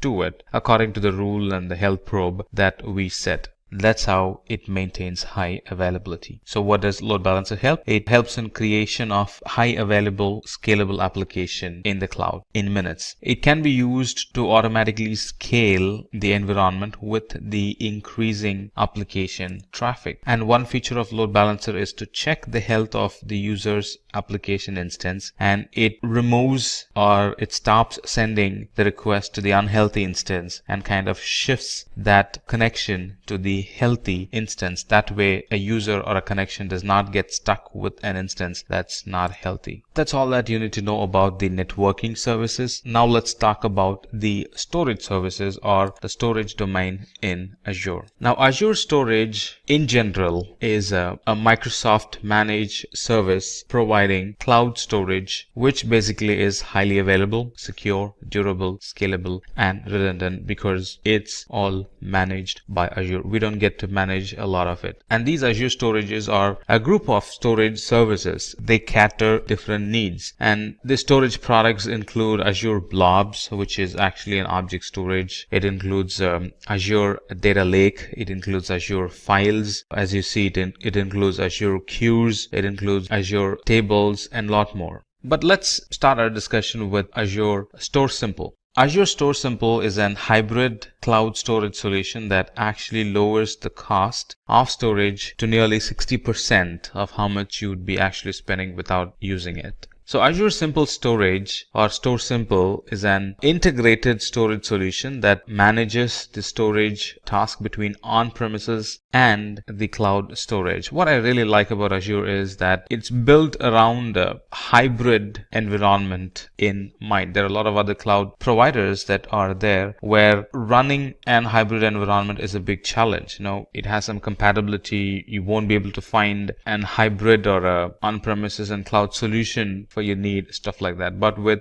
Azure, especially when it comes to storage, a lot of the things that we're going to see, it clearly is designed with hybrid environment in mind. All right, so let's come back and talk about Store Simple. So Store Simple is a very efficient, cost-effective, and a very easily manageable SAN, storage area networking solution in the cloud. I thought I'll throw in this information. The reason why it got Store Simple is really because it uses Store Simple 8000 series devices which are used in Azure Data Center. And this Store Simple or Simple Storage, it comes along with storage tiering to manage the stored data across the various storage media.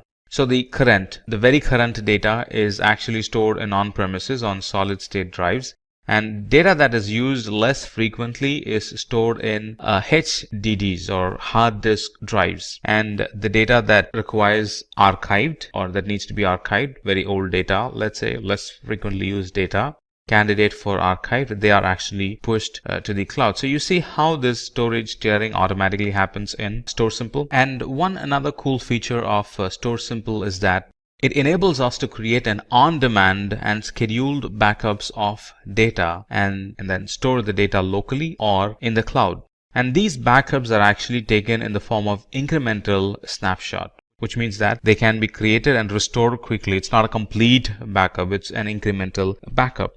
And these cloud snapshots, they can be critically important when there is a disaster and when there is a disaster recovery scenario, because these snapshots can be called in and they can be put on storage systems and then they become the actual data. So recovering is faster if you have proper scheduled backups or if you have frequent backups. And this storage simple, it really helps in easing our backup mechanism, which means it kind of eases our disaster recovery steps or procedures as well. So this store simple, it can be used to automate data management, data migration, data movement, data tiering across the enterprise, both in cloud and on premises.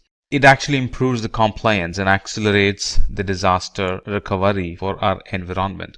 And if there is one thing that's increasing every new day in our environment, that would be storage. And this store simple addresses that need, and we really don't have to pre-plan or think in deep for having a proper storage, because now we have a simple storage available in the cloud, and moreover it's on a pay-as-you-go type. So not much pre-planning on storage is needed. Yes, there will be a need, but not as much as I would without the cloud or without the simple storage. And the next service under storage that we would like to discuss is the data lake store. This data lake store or storage, it's a cost-effective solution for big data analytics in specific. So let's expand this. So this data lake storage is an enterprise-wide repository for big data analytic workload. Now that's the major service that's dependent on this data lake store. And this data lake enables us to capture data of any size, of any type, and of any ingestion speed, and it kind of collects them in one single space or in one single place for operational efficiency. Operational efficiency and for analytic purpose. Hadoop in Azure is very dependent on this data lake storage. And this data lake store is designed with performance for analytics in mind. So anytime you think of, or anytime you're using analytic in the cloud, or anytime you're using Hadoop in the cloud in Azure, we are definitely using, or we will be to the most part, or the normal procedure or the right storage to pick would be data lake store in Azure. It's designed with security in mind. So anytime we use Azure storage, we can be rest assured that we are using storage from within a data center which has, or which was built with security in mind. So this data store also uses Azure Blob storage behind the scenes for global scale, durability, and for performance. Let's talk about blob storage. Now, blob storage provides large amount of storage and scalability. Now, this blob storage is the object storage solution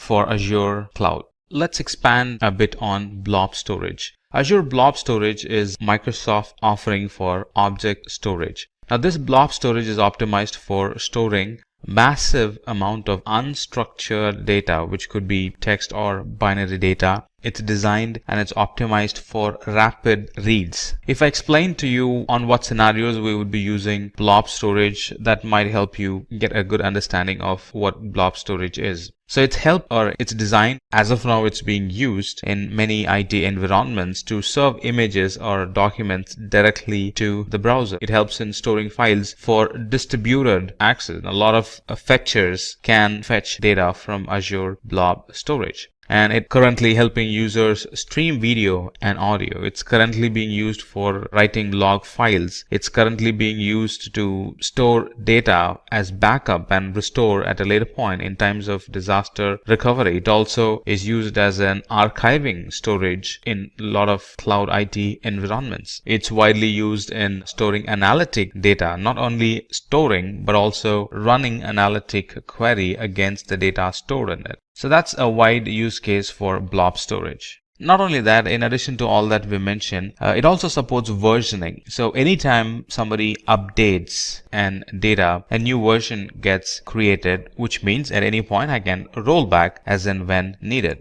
And it provides a lot of flexibility on optimizing the user's storage need. It also supports tiering of the data. So based on need, when I actually explore, I would find a lot of options I can pick from that suits to my unique storage environment or unique storage need. And like I said, it stores unstructured data, and this unstructured data is available for customers through REST-based object storage environment. The next product and storage service would be queue storage. Now, queue storage provides durable queues for large volume cloud services. It's a very simple and a cost-effective, durable messaging queue for large workloads. Let's expand this queue storage for a moment. Now, this queue storage is a service for storing large amount of messages that can be accessed from anywhere in the world through HTTP and HTTPS calls. A single queue or a single queue message can be up to like 24 KB in size, and a single queue can contain millions of such 24 KB in size messages. And how much can it hold? It can hold up to the total capacity of the storage account itself. So that's kind of easy to translate. How much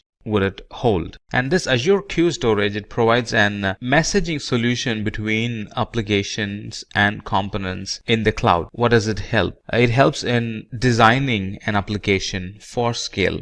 It helps in decoupling the application, so it's not very dependent, or sometimes it's not at all dependent on the other application, because now we have a queue in between which kind of translates, or which kind of connects, or which kind of decouples both the environment. Now we have a queue in between, both the environment can scale up or scale down independently. The next in the storage service would be file storage. Let's talk about file storage. Now, these Azure files provide secure, simple, and managed cloud file shares. Now, with file share in the cloud, it actually extends the user server's on-premises performance and capacity. And a lot of familiar tools for the cloud file share management can be used along with the file storage that we're talking about. So let's expand a bit on file storage. Now, this Azure Files or Azure File Storage offers a fully managed file shares in the cloud that can be accessed via the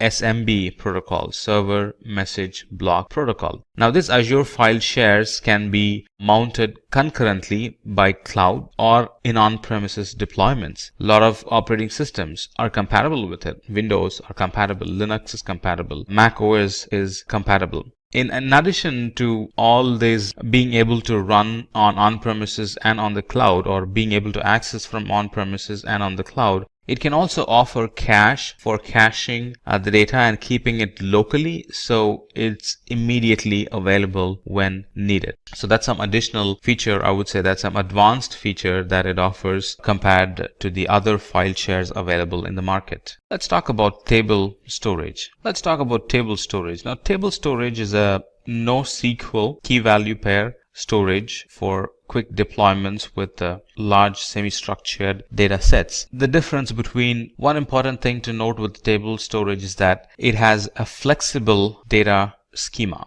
and also it's highly available. Let's expand a bit on table storage. So anytime you want to pick a schema-less, a NoSQL type table storage is the one we'll end up picking. It provides an key pair attribute storage with a schema-less design. This table storage is very fast and very cost effective for many of the applications, and for the same amount of data, it's a lot cheaper when you compare it with the traditional SQL data or data storage. So some of the things that we can store in the table storage are, of course, they're going to be flexible data sheets, such as user data for web application, address books, device information, and other types of metadata for our service requirements. And it can have any number of tables up to the capacity limit of the storage account. Now, this is not possible with SQL. This is only possible with NoSQL, especially with table storage in Azure. Explanation of storage really concluded the length and breadth of the explanation this CEO was giving his IT personnel. But this IT personnel is not done with it yet. He still has a question even after this lengthy discussion, and his question was, well, there are a lot of other cloud providers available. What made you specifically choose Azure? I mean, from the kind of question that he asked, we can say that he is very curious, and he definitely had asked a very thoughtful question. So his CEO went on and started to explain about the other capabilities of Azure, or how it kind of outruns the rest of the cloud providers. So he again started his discussion, but from a different angle now. So he started to explain what are the capabilities or how Azure is better than the competitors. So he started with explaining the platform as a service capabilities. And I'm going to tell you what the CEO told his ID person. So this platform as a service, or in platform as a service, the infrastructure management is completely taken care by Microsoft, allowing users to focus completely on the innovation. No more infrastructure management responsibilities. Go and focus on innovation. That's a fancy way of saying it. When we buy platform as a service, that's what we get. We can contribute our time on innovation and not just maintaining the infrastructure. And Azure especially is .NET friendly. Azure supports the .NET programming language, and it is built or designed, or it is optimized to work with old and new applications deployed using .NET programming framework. So if your application is .NET, most of the time you would end up picking Azure. I mean, if you try to compare, most of the time you would end up picking Azure as your cloud service provider. And the security offerings that Azure offers is it's designed based on the security development lifecycle, which is an industry-leading assurance process. When we buy services from Azure, it assures that the environment is designed based on security development lifecycle. And like I mentioned many times in the past, and I would like to mention it again,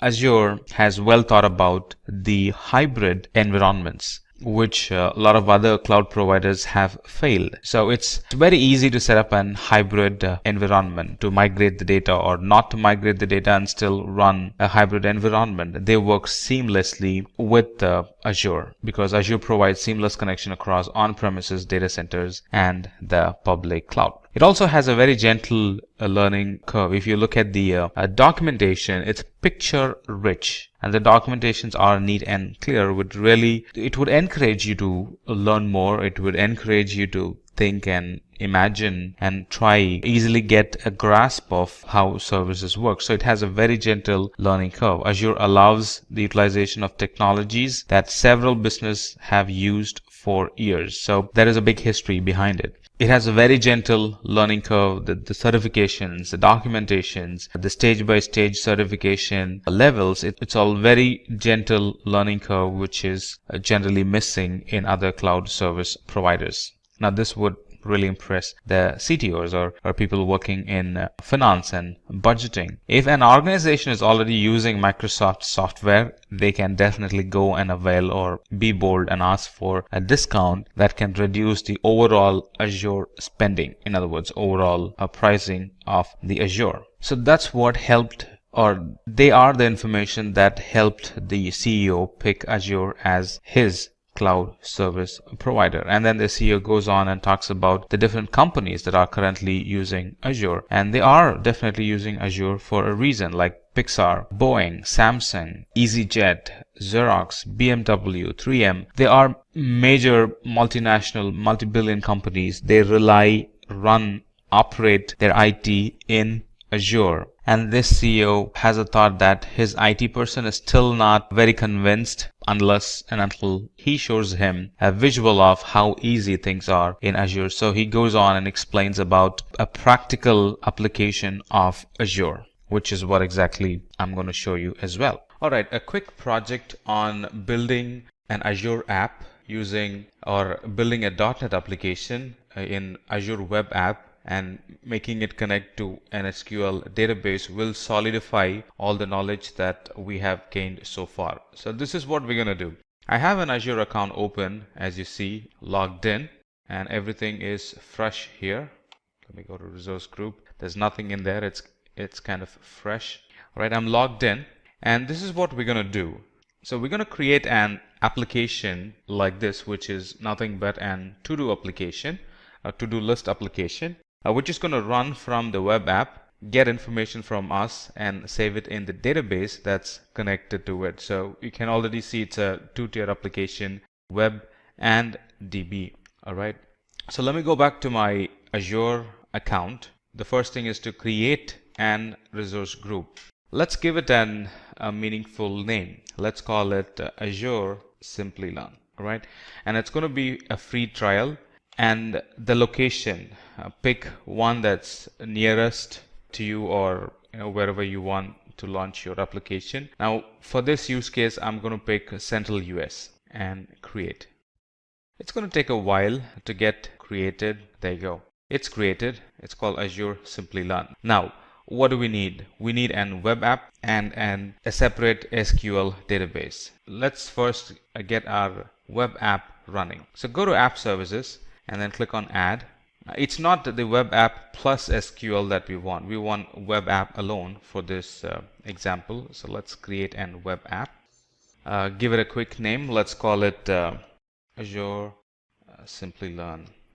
The subscription is free trial, and I'm going to use my existing resource group, a resource group that we created some time back. It's going to run out of Windows, and we're going to publish the code. All set, we can create it. All right, while this is running, let me create my database. All right, SQL database, create a database. Give it a name. Let's call it Azure Simplilearn DB. Put it in our existing resource group that we created. It's going to be a blank database, all right? And it's going to require some settings like the name of the server and the admin login, the password that goes along, and in which location this is going to be created. The server name is going to be Azure Simplilearn DB. That's the server name. And the admin login can be, what can be the admin login name? Let's see. So let's call it Simplilearn. That's my admin login name. And let me pick a password. Click on create. So what have we done so far? We have created an web app, and we have created a database in the resource group that we have created. So if I go to resource group, it's going to take some time before things show up. So if I go to my resource group, I only have one resource group as of now, Azure Simplilearn, and there I have a bunch of resources being created. It's still being created. All right. In the meantime, I have my application right here that's running out of or that's in Visual Studio as of now, right? So once the infrastructure is set and ready in the Azure console, we're going to go back to Visual Studio, feed these inputs in the Visual Studio so the code knows what the database is, the credentials to log into the database, stuff like that. So we're going to feed those information in Visual Studio. By that, we're actually feeding it into the application, and then we're going to run it from there. Deploying these applications takes quite a while. We really got to be patient. Right, now we have all the resources that we need for the application to run. Here's my database, and here's my app service. There's one more thing we need to do, that is create an firewall exception rule. So one more thing needed is to create an firewall exception rule, right? So the application is going to run from my local desktop, and it's going to connect to the database, right? So let's add an exception rule by simply adding the client IP. It's going to pick my IP, the IP of the laptop I'm using as of now, and it's going to create an exception to access the database. So that's done. Now we can go back to our Visual Studio. I already have a couple of apps running, or a couple of configurations pushed from Visual Studio. I'm going to clean that up. If you're doing it for the first time, you may not need to do this. Alright, so let's start from the scratch.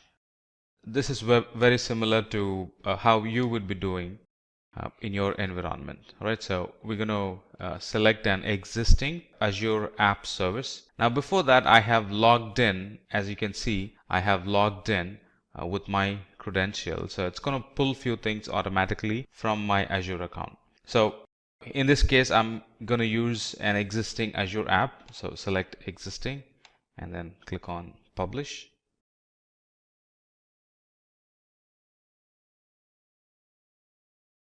All right, if you recall, these are the very same resources that we created a while back.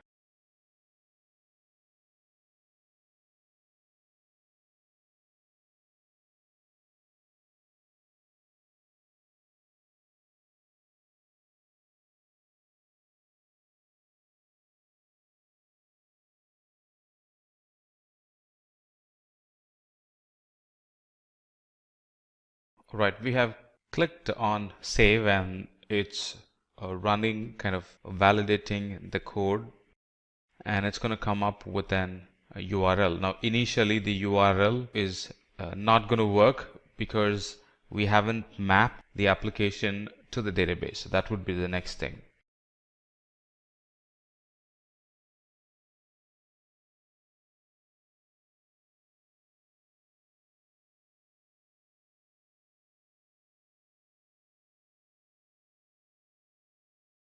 All right, so the app has been published and it's running from my web app as of now.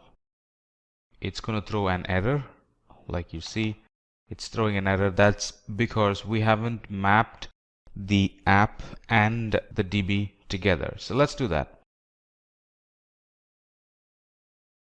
All right, let's do that. So let's go to Server Explorer. This is where we're going to see our databases that we have created. Now let's quickly verify that. Go back to the resource group, right? Appropriate resource group, which is right here. And here I have my database, Azure Simplilearn database.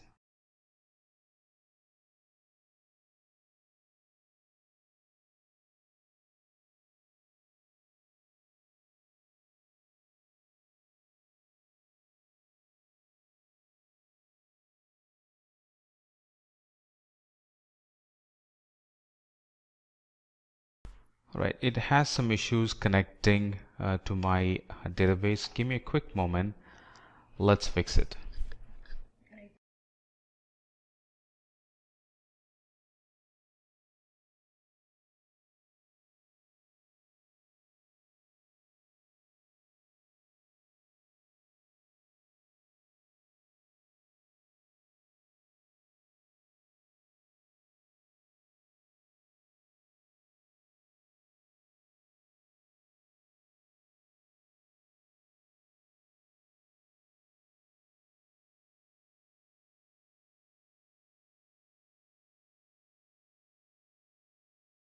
All right, so we'll have to map the database into this application. All right, so let's go to the Solution Explorer, click on Publish, and a page like this gets shown. And from here, we can go to Configure. Here is our web app, all right, with all its credentials. Let's validate the connection, number 1. All right, and then click on Next. This is my DB connection string, right, which the app is going to use to connect to my DB. Now, if you recall, our DB was Azure Simplilearn DB, and that's not being shown here. So let's fix that. Right, so let's fix that. Click on Configure, and here let's put our DB servers URL. Now before that, let's change this to SQL Server. All right, and then in here put the DB's URL. So go back to Azure. Here is my DB or server's name. Put that here, right? The username to connect to the server, that's right here. Put that in, and the password to connect to the server, let's put that in. All right, it's trying to connect to our Azure portal or the Azure infrastructure, and here is my database. If you recall, it's Azure SLDB. That's the name of the database. Let's test the connection. Connection is good. Click on OK. So now it's showing up correctly, Azure Simplilearn DB. That's the name of the database. that we created. Now it's configured.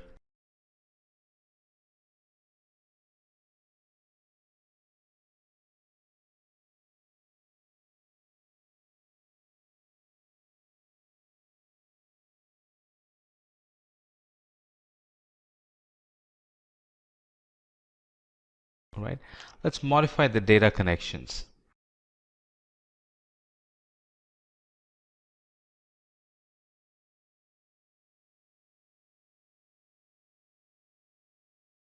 Right, let's map it to the appropriate database again. All right, so our name of the database is Azure Simplilearn DB, and then it's going to be SQL Server. That's the data source. The username is Simplilearn, and the password is what we have given in the beginning.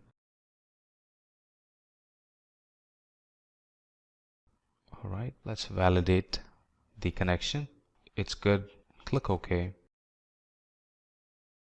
Now we're all set and ready to publish our application again. Now the application knows how to connect to the database. We have educated it with the correct connection strings, the DNS name, the username, and the password for the application to connect to the database.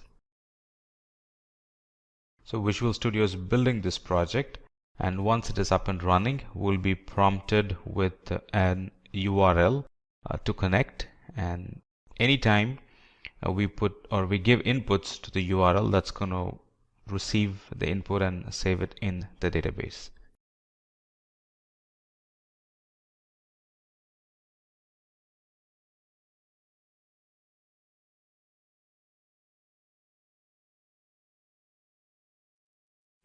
Alright, so here is my to-do list app, and I can start creating to-do list for myself. Alright, so I have the items already listed. I can create an entry, and these entries get stored in the database. I can create another entry, take the dog for a walk. That's gonna get stored. I can create another entry, book tickets for a scientific exhibition, and that's going to receive and put that in the database. And that concludes our session. So through this session we saw how I can use Azure services to create a web app and connect that to the DB instance, and how those two services, which are decoupled by default, which are separate by default, how I can use the connection strings to make connection between the app server and the database and be able to create an working app. You can also check out our Azure Cloud Architect course that will help you master the Azure infrastructure by understanding Azure Cloud Architect technology solutions, implementing workloads and security in Azure, creating and deploying apps in Azure, and securing data in Azure. Link is in the description. Also, do subscribe to our YouTube channel and hit the bell icon for more amazing and interesting content. In this video, we'll go through Azure Machine Learning in detail, including its capabilities, the Azure ecosystem that supports machine learning, and the various ways we train and build models, starting with what is Azure Machine Learning, followed by who is machine learning for. Then we will look into its infrastructure, readiness, and security. Then we will dive into machine learning project workflow. Following that, we will understand MLOps, DevOps for machine learning. And at last, we will explore the Azure Machine Learning Studio. After that, we will have a demo too. So without doing any further delay, let's start with the video. So what is Azure Machine Learning? Azure Machine Learning is a cloud solution that helps you speed up and manage your machine learning projects. It can be used by machine learning specialists, data scientists, and engineers in their daily workflows. Models are trained and deployed, and MLOps are managed. You can use an open source platform like PyTorch, TensorFlow, or scikit-learn to build a model, or use one created in Azure Machine Learning. Model monitoring, retraining, and redeployment are all made easier using these tools. But this brings us to a question that who exactly machine learning is for? So individuals and teams deploying MLOps inside their company can use Azure Machine Learning to move machine learning models into production in a safe and auditable environment. Data scientists and machine learning experts will find tools to help them speed up and automate their daily tasks. Tools for embedding models into applications or services will be available to application developers. Platform developers will find a strong set of tools for constructing advanced ML technology underpinned by resilient Azure Resource Manager APIs. Now that we know the basics of Azure ML, let's have a look at its infrastructure readiness and security. So Azure Machine Learning is an Azure cloud platform that adds security to machine learning projects. So integrations for security include the following: network security groups in Azure Virtual Networks. Azure Key Vault is a vault where you may store security secrets like storage account access details, and set up an Azure Container Registry behind a VNet. So now let's dive down deep and explore its project workflow. Models are usually created as a part of project with a specific goal and objective. Multiple people are usually involved in these projects. Iterative development is used while experimenting with data, algorithms, and models. Now coming to the project life cycle, while the project lifespan will differ depending on the project, it will typically look like this. A workspace organizes a project and facilitates collaboration among multiple users who are all working toward the same goal. Users in a workspace may easily share the result of their experiments through the Studio user interface, or they can use versioned assets for jobs like environments and storage references. So users' work can be automated in a machine learning pipeline and activated on a timetable or HTTPs request when a project is ready for operation. Therefore, models can be deployed to the managed inferencing solution in real time or batch, abstracting away the infrastructure management that is traditionally necessary for model deployment. Now let's proceed further and understand the concept of MLOps, that is DevOps for machine learning. MLOps or DevOps for machine learning is a process for generating models for production use. If not reproducible, the lifetime of a model from training to deployment must be auditable. MLOps or machine learning operations is based on DevOps principles and methods to improve workflow efficiency. Continuous integration, delivery, and deployment, for example. These ideas are applied to the machine learning process by MLOps with the purpose of experimentation and model deployment can be done more quickly, and quality assurance and end-to-end lineage tracking are more efficient ways to put models into production. Now, let's explore what is Azure ML Studio. So Azure Machine Learning Studio is an online service that includes low-code and no-code alternatives for project development and asset management in Azure Machine Learning. Basically, it is a workspace where you can create, build, train the machine learning models. For an inclusive data science platform, the studio integrates no-code and code-first experience. So now that we have covered all the important concepts of Azure Machine Learning, let's have a demo for a better understanding of how machine learning is used in Azure. So let's start with a demo. First, you need to browse the link studio.azureml.net, and here you need to log in with your Azure account. So once you have logged in, you will be led to a new window. This is the new window. Here you can see a few options. So let's start and see one by one what these options are. So the first one is projects. Basically, this gives you a list of all the experiments that you have already worked on. So here you can see we haven't worked on any experiment yet. Then comes experiment. Experiments are all the programs and codes that you have worked on to create it or deploy a model that you have just created for an experiment. So as I said, we haven't created any experiment yet, so the list is null over here. When you click on samples, you can see a few sample experiments provided to you by Azure portal by default. And following that, we have web services. So we all know, since Azure is a cloud computing platform, so all the data gathered from our experiments needs to be uploaded to the cloud. So web services gives you a list of all the experiments that you have in the cloud, so you can access them from anywhere. So when you create an experiment and work on it, when you add it to the cloud, that data is stored here. So then comes datasets.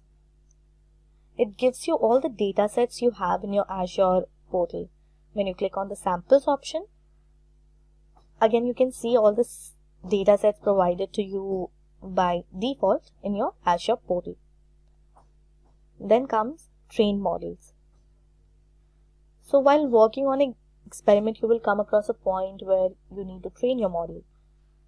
So basically, this gives you a list of all the models that you have trained in your experiments or Azure programs. And in the last comes settings.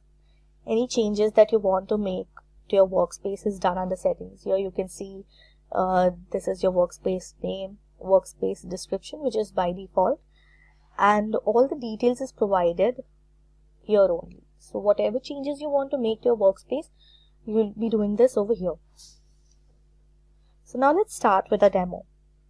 So down below you can see the add or new option here.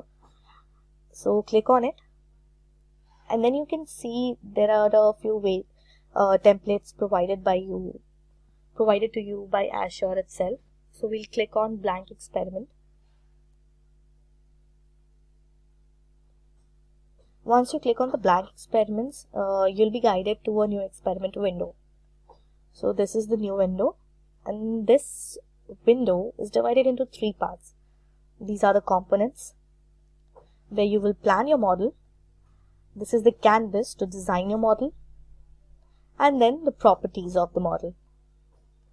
In the components section, you can see samples already present there. So you can select any one of them according to your requirement.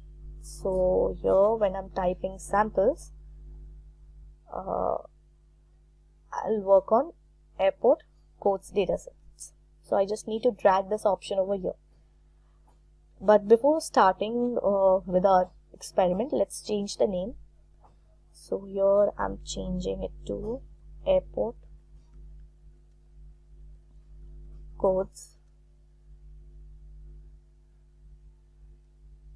demo model. So now you can see the name of the experiment is changed. Now when you click on it and select visualize, just a second, you can see the number of rows and columns provided to it, the data which is required for its dataset to be created and for its model to be created. So the 4 columns are airport ID, city, state and name. Now we will move towards the part where we define the field we need to make our predictions for. So type columns in the search bar.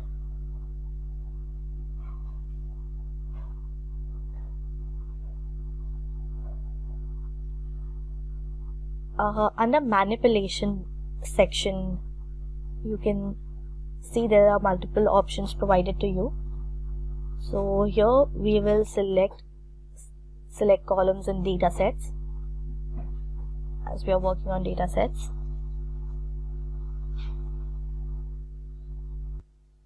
Now connect your data set with this option.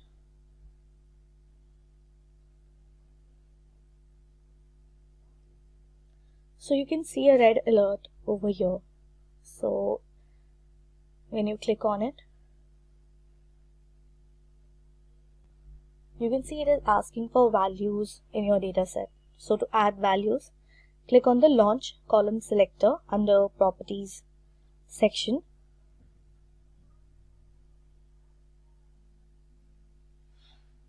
So once you click on it, here you need to select all the options needed for your required values. So for my experiment model, I need all these datasets. So I'll add all of these and then click on the Save option. So let me just add these.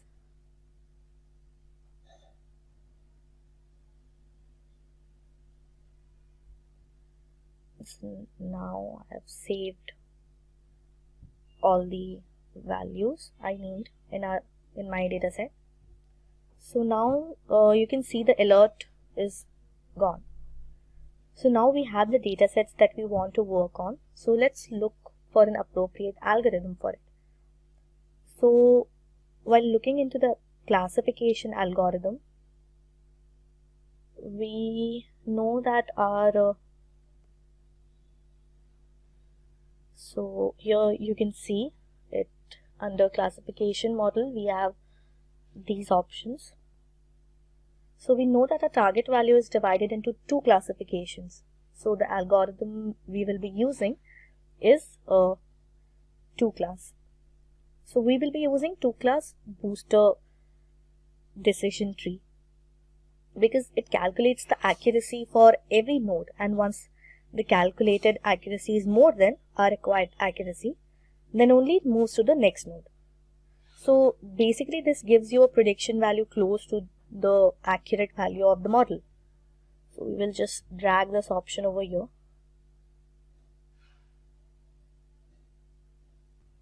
So now the next step we have is to train our model. So we just need to type train over here and select train model option. Yeah. So just drag it to the canvas. Now connect the two booster decision tree to the train model. Now you can again see the red alert for required data, as it doesn't have any data to work on. So our next step is to split the data. So we'll type split and drag the split data option on our canvas. As you can see, this is also saying it needs an input port dataset. So we'll connect our dataset with it so that it is provided with the data. So when you click on it, you can see it is asking for a split percentage. So you split the data into training and testing, where 80% goes to training and 20% to testing. So we will mention 0.08 over here, and so now we will just connect the 80% data to the train model. As we said, the 80% goes for training. But you can still see the alert in the train model because it is not aware of the column it needs to train on. So we will click on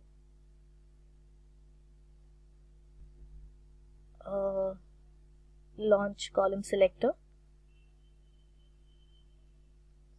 Now you just need to select all the columns you need to work on. So I'm selecting the airport ID number.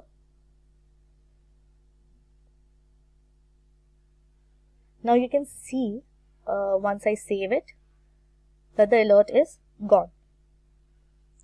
Now our next step is to find the score of our model. So let's type score in our search bar and drag the score model over here. Let me just reduce the size of the canvas. Yeah.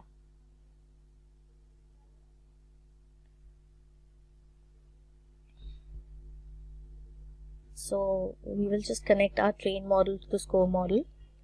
So again you will see the red alert as it doesn't know the data it needs to test on. So for that we will connect the remaining testing data in the split data option to the score model. Now you can see the alert option is gone. Now coming to the final step, that is evaluation of the model. So let's type evaluation, and here you can see the evaluate model option. We just need to drag it to the canvas. Yeah. So let's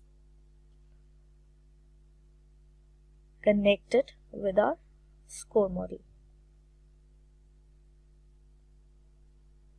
Now your model for the airport code dataset is complete. So this is the whole model. Now you need to save the model and then click on run option. So here I've saved it, and you can see it's running.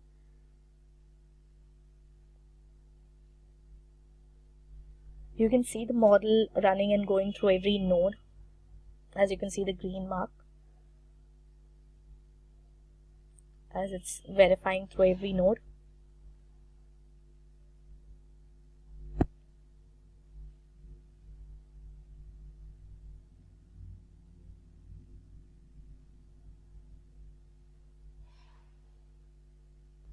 So once it's done, click on evaluate model and then click on visualize.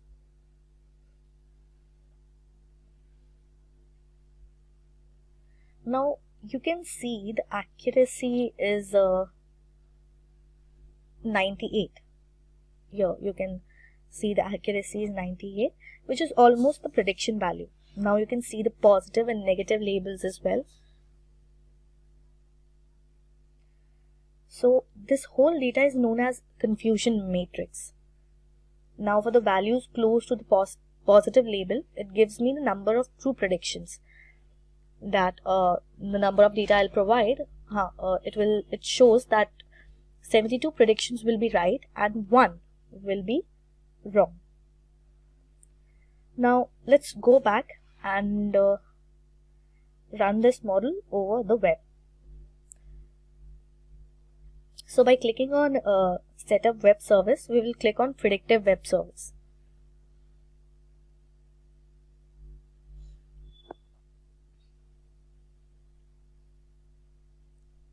Now we will just connect web service input to the score model.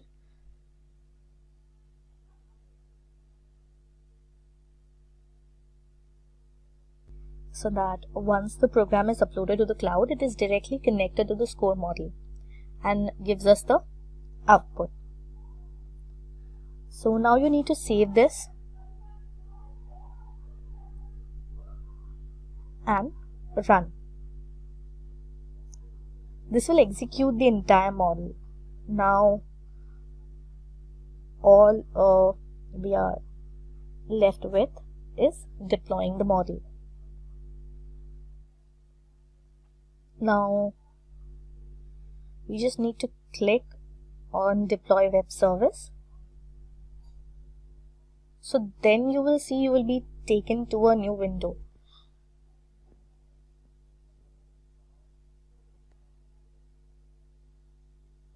Here you can see the response page where it's showing the test option. You need to click on it. So here you can see a new window has popped up. So you just need to mention the details. Like for city I am mentioning Bangalore.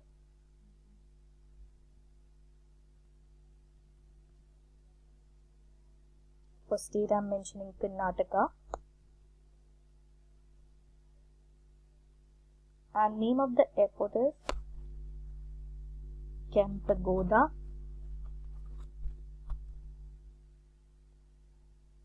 International Airport, and I just need to save this data.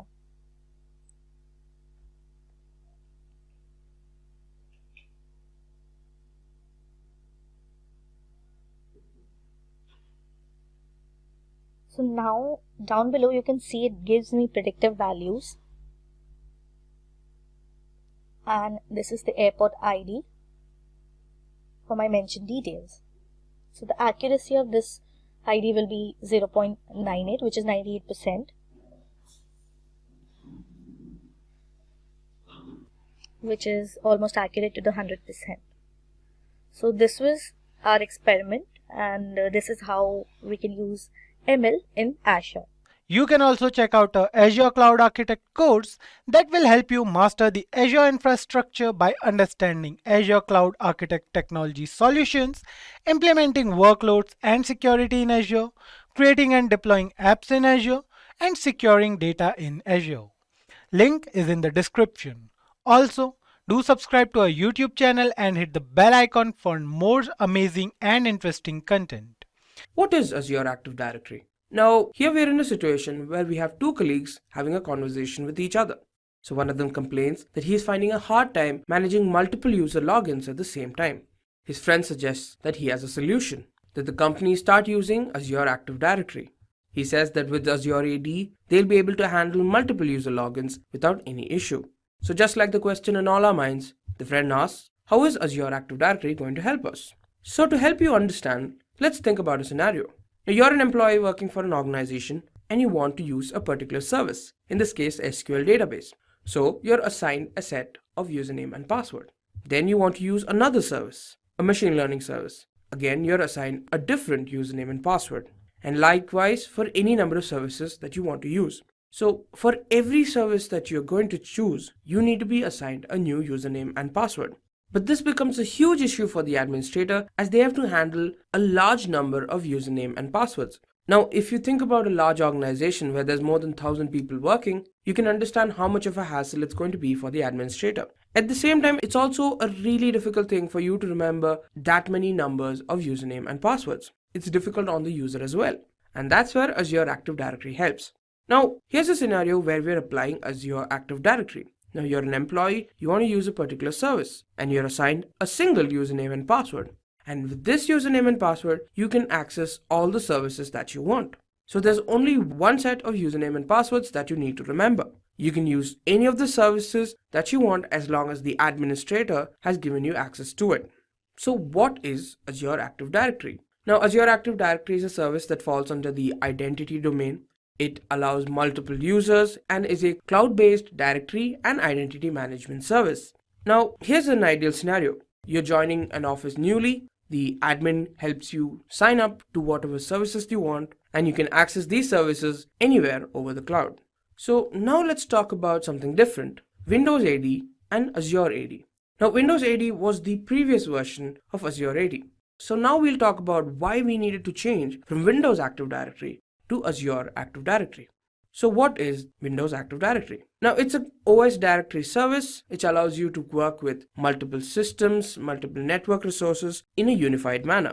Now the biggest draw when it came to Windows AD was that it had many layers. Now different layers that did different bits of work. So now let's talk about each of these layers. The first layer is ADDS, or the Windows Active Directory Domain Services. Now each layer, as I said before, has a different role to perform. ADDS allows admin to manage information relating to user logins and other details like when they signed up, how much they're using, and things like that. The next layer is ADLS, or the Azure Data Lake Storage Services. This layer is for allowing you to store any amounts of data of any type or size. Then you have the ADFS, or the Active Directory Federation Services, where you're given a single option for sign up with which you get access to all systems and applications. Then we have the fourth layer, the ADCS, or the Active Directory and Certification Services. This enables administrators to customize services and then be able to manage and issue public certificates. And the final layer is ADRMS, or the Active Directory Rights Management Service. And this is used for data protection. Now, here's where Azure Active Directory changed the whole game. This means that there's a large number of layers that administrators need to take care of. Now, how about there was a solution for this? And Azure AD is that solution.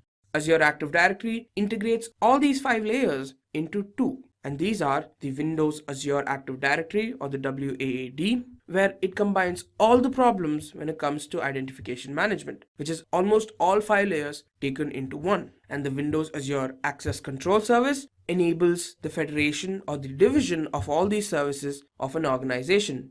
And by division, I mean assigning each of these services to these users. So that is taken care of by the Windows Azure Access Control Service. Hence, Azure Active Directory is able to simplify a lot of the problems that Windows Azure Active Directory had. For example, the application Office 365 uses Azure Active Directory to manage user identities. Here's how. Now, you're an employee who wants to access one of the Office 365 services, which could be Excel, PowerPoint, Microsoft Word, or something like that. So you go talk to the administrator and he gives you access to these services with the help of a single username and password. Now, as long as you have this username and password and the administrator has given you access to it, you can use any of these services. So who's the service audience? Who is using the Active Directory service? Now, there are 3 types of audience when it comes to Azure Active Directory. The first one is IT administrator, the second one application developers, and online customers. So the IT administrators, their main emphasis is to ensure that the sign-in takes place. They take care of all the sign-in procedures.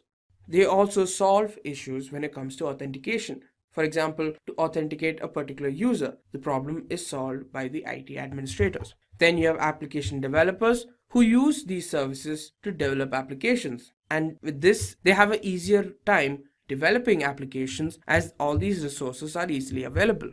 You have online customers who make use of services like Office 365 and other CRM services and have all their demands catered immediately. So now let's have a look at how we can use Azure Active Directory to provide access to a particular individual.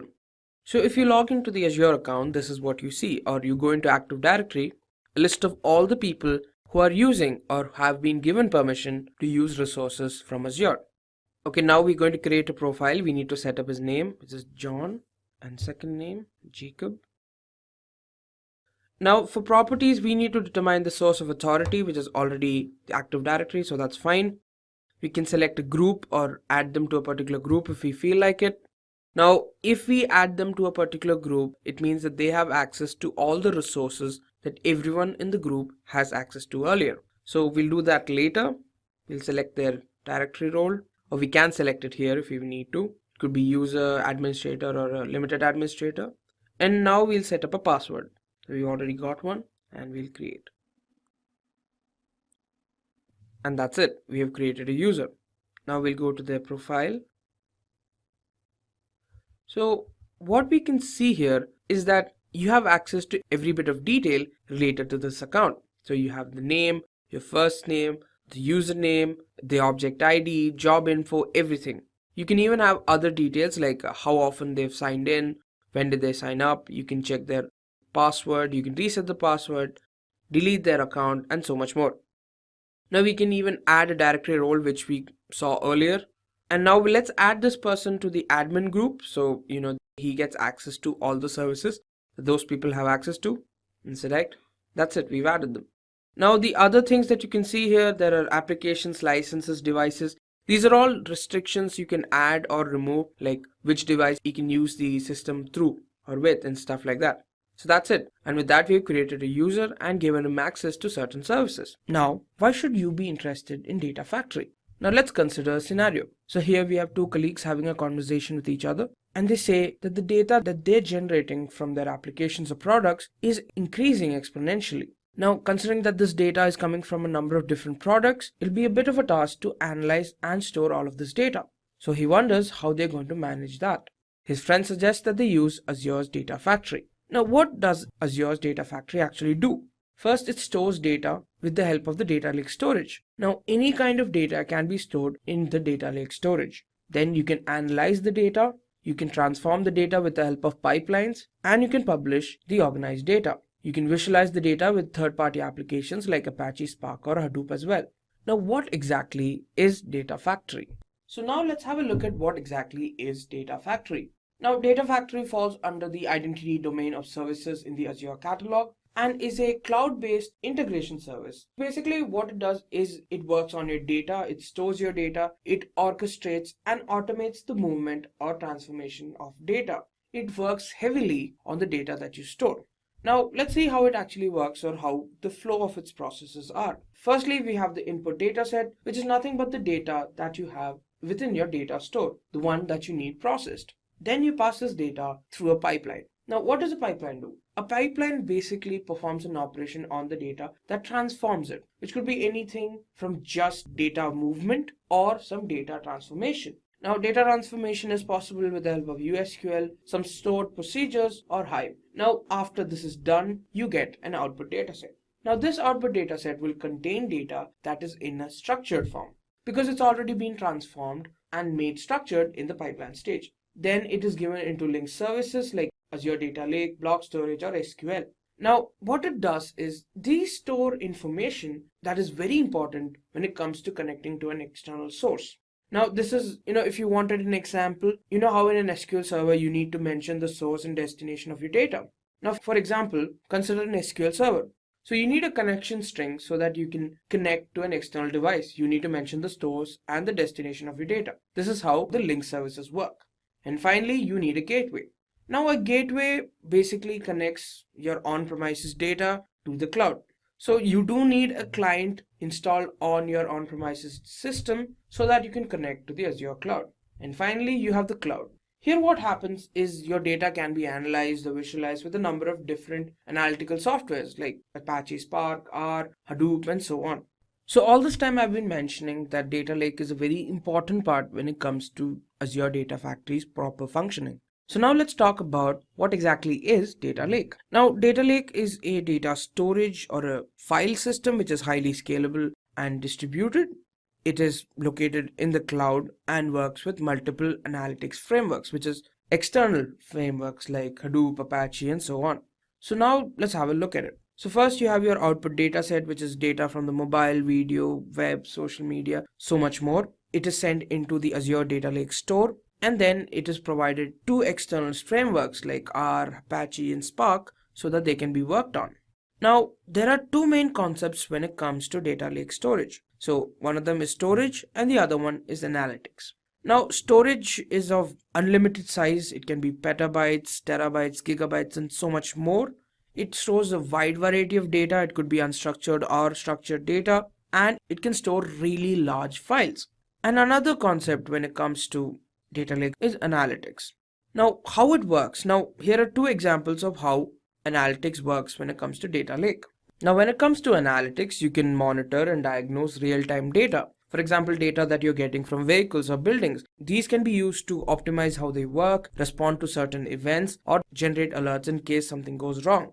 Then you can also identify fraudulent transactions on your credit card, or you can identify the geographical position of your card. Perhaps monitor how many transactions have been taking place on that card, and so on. So now we're going to have a look at how we can use the Azure Data Factory to move data from an SQL database to a blob storage on the cloud. So here's what we're going to do. So first off, to make a database, what you're going to need is software known as SSMS. So you can find it on Google. You just need to Google it, SSMS. The first link you can take here, and there you have it. So you just need to click here and download the file. So I've already downloaded the file. So basically this is used to create a database which we'll be transferring to the blob storage. So this will take about, depending on your computer speed, pretty long or little to no time. I've already downloaded it. The process is very simple. Just directly go on saying yes, yes. And finally, once the installation is done, here's what we're going to do. We should go into the dashboard of Microsoft Azure. We need to create a data warehouse. So we'll go into all resources, create resource, go to database, and select SQL data warehouse. There we have it. Now, it's very important that you remember the names of the service of everything that you're going to write here, because each of these become very important later on. So I've already set up a possible set of names. YouTube, it's free trial. The resource is already created. A blank database. The server, we need to create a new one. So we'll name it as YouTube server. YouTube admin. as the server admin login, the password as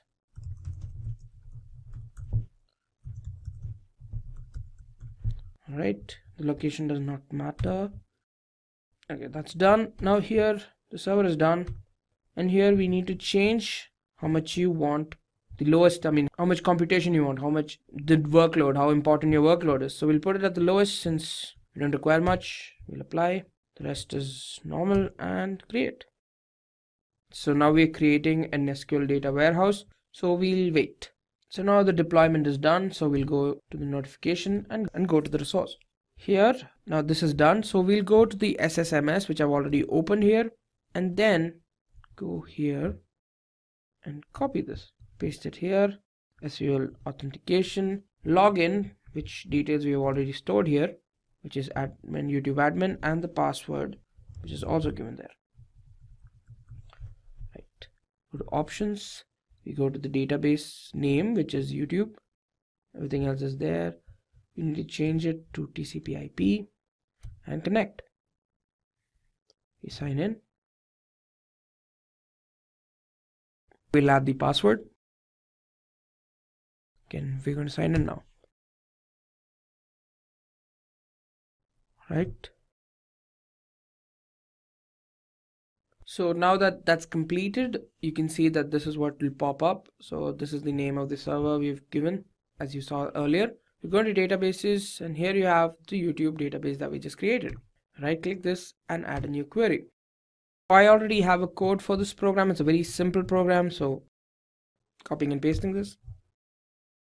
Now if you need the code for this program, let us know in the comments below. It's very simple. What we're doing is creating a table called demo tab with first name Clark Kent and last name is Bruce Wayne, and the table that's created will have these two rows. So now we're going to execute this. And there you have it. Two rows have been affected. So now let's have a look at our table. Execute this line, and there you go. The table's here. So now that this is done, we're going back into Azure, and we need to create a storage account. So that's where the blob storage is going to happen. So we're going to storage accounts and click on add. So here it's a free trial. Resource group is YouTube. Storage account name is the store. That's all.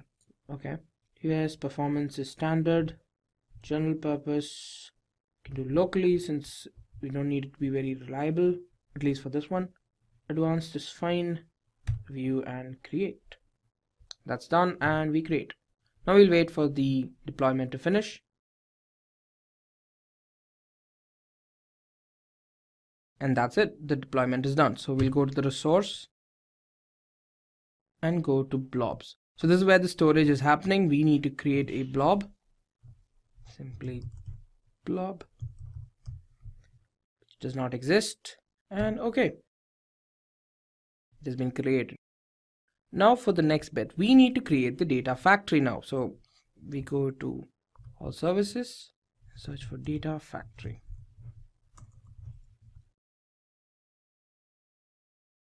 We press add. So here we'll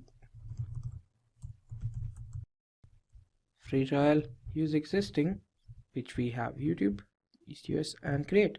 So now we've created a new data factory. Now we'll wait while it's being deployed. So now it's created. So we'll go here, and here we click on copy data, and this opens up. We'll name it. Now description, run once now. Okay. Right, so we press next. So we need to connect to a data source. So what you need to do is select Azure SQL data warehouse. So one second, go to previous. Here we select Azure SQL data warehouse. Go here, search for source, Azure subscription, free trial, here YouTube server, and the database is YouTube. You also need to provide your username and password. I've saved it here. YouTube admin.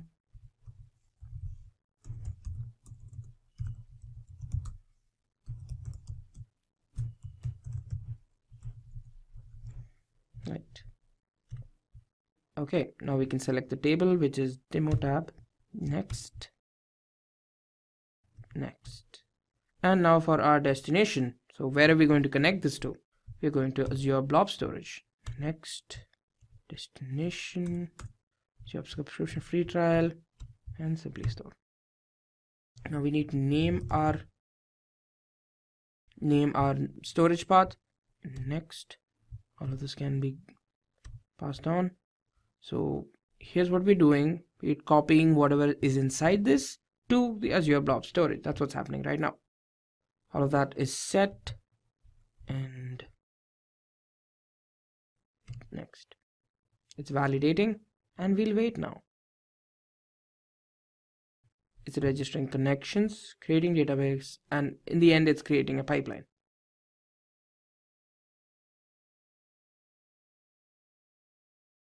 So you can monitor the pipeline from here if you feel like it. Now here's what we're going to find. So here's the visual representation of what's happening. It's being copied into the blob storage. Now let's have a look if it's actually worked out. We go to our database, we'll go into storage accounts, simply store, go to blobs. We've created a new one, and there you have it. So based on the container that you've named there, it's created a new one here. So actually I had earlier created the name called simply blob, but as you can see here, as long as you name a container, it'll create a folder inside which you will find your particular thing that you copied. And that's it, you've copied data. Similarly, you can do a number of multiple operations on this container, on the pipeline you just created with the data factory. You can also check out our Azure Cloud Architect course that will help you master the Azure infrastructure by understanding Azure Cloud Architect technology solutions, implementing workloads and security in Azure, creating and deploying apps in Azure, and securing data in Azure. Link is in the description. Also, do subscribe to our YouTube channel and hit the bell icon for more amazing and interesting content. Let's now move on to Azure Virtual Machine. Before that, let's consider a scenario. Rachel had to host 10 virtual machines at once for a project. There was an issue when her computer RAM was not compatible with the instances. The computer RAM was only 8 GB and the instances that required were 10 GB. Then she says, I wish there is a service that's cost effective and also provides extra RAM memory. One of her colleagues heard this and he comes up with an idea. He says, can we use Azure Virtual Machine? It has a pay-as-you-go pricing and has disks for storage. You can pay for what you use and create any number of instances with high storage capacity. Also, if any technical difficulty arises, you can easily retrieve the files through the backup server. So now she's happy and she wants to know more about Azure Virtual Machine. Azure Virtual Machine is one of the wide range of services that Azure offers to create your instance. A virtual machine is a computer file, typically called an image, which behaves like an actual computer. It runs in a window, giving the user the same experience on a virtual machine as they have on the host operating system itself. Multiple virtual machines can run simultaneously on the same physical computer. Each virtual machine provides its own hardware, like CPUs, memories, and other devices. Azure Virtual Machine offers a high range of flexibility and it maintains the physical hardware that runs on it. Let me explain some of the benefits of Azure Virtual Machine. First, we have easy development and test. Azure Virtual Machine has a quick and easy way to configure the computer that is required to code and test an application. Next, agility and scale. Azure Virtual Machine is agile and the ability to clone and spin up multiple instances of the same virtual machine allows us to scale services and applications rapidly, efficiently, and very cost effectively. Azure Virtual Machine provides enhanced performance. Demands for applications can fluctuate, so you pay for the virtual machines you need and shut down the unnecessary ones to save the cost. Azure Virtual Machines provide extended data center and can be easily connected to an organization's network. It is easy to set up your redundant infrastructure on Azure, and Azure provides a full disaster recovery site at a fraction of the cost. Furthermore, let me explain Azure Virtual Machine components in details. Virtual Machine comes under the compute domain of Azure. It also offers various services like availability sets, snapshots, disks, images, and many other services like hosts. Virtual machine can be clubbed with other services like disks, images, availability sets, hosts, and many more. So, the first component and the most important component is the operating system. The operating system creates connections to the remote desktop session host. There are many operating systems available like Ubuntu, Red Hat, Linux, Windows Server, CentOS. You can also set the operating disk size so that the memory is not wasted. The next component is disks. Azure virtual machines use attached virtual hard disks for storage. There are two types of virtual hard disks. First is an image. It is a template for creation of new Azure virtual machine. Then we have disks. It is a bootable virtual hard disk. All durable disks are backed up by page blobs in Azure storage. Therefore, the disks inherit the benefits of blob storage, high availability, durability, and many more. The disks are mounted as drives on the VM. The next component is virtual network. Many components operate the virtual machines in a scalable and secure manner. Virtual networks could include equipment such as separate network spaces for internet-facing and backend servers, load balancers, firewalls, and more. Many of these components are deployed into an Azure Virtual Network. Azure Virtual Network provides many features such as subnet, IP address, load balancer, and network security group. Another important component of Azure Virtual Machine is availability sets. If in case there's a slight chance there could be a failure in physical servers, then these come into picture. So in case of such failure, the Azure platform will migrate the failed virtual machine to a healthy host to reconstitute the VM. It is highly recommended to deploy at least 2 instances of the virtual machine, and virtual machines placed on an availability set perform identical set of functionalities. Now that we know what Azure Virtual Machine is, let's look into the demo. In this demo, first we are going to create a virtual machine, connect it, and then create a web server and modify the web server, and finally launch the web application. So let's go ahead into the demo now. So the first step is to log into Microsoft Azure with your credentials. Now let's click on virtual machines and create a new one. So I can put add, and you can use the subscription you want, either pay-as-you-go pricing or free tier. Resource group will create a new one, that is payroll 1. Okay. Virtual machine we can create, I'm going to use VM web 001, and then region I'll be using East US. Then image I'll be using Windows Server R2 data center. Size I'll be using B1MS. Select username root admin, and then password of your choice.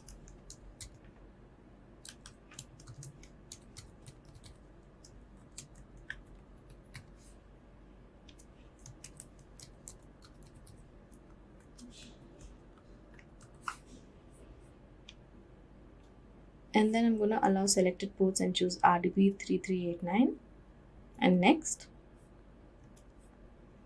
So OS to step I'll be using standard HDD, and then next.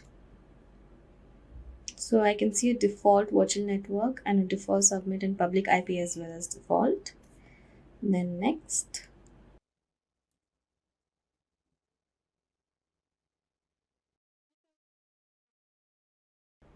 You can allow for auto shutdown, but again, it's entirely your choice. I'm going to select an extension to install, and I'm going to install Microsoft Anti-Malware. Create, okay. I'm going to create a few tags now. Let's go ahead with it.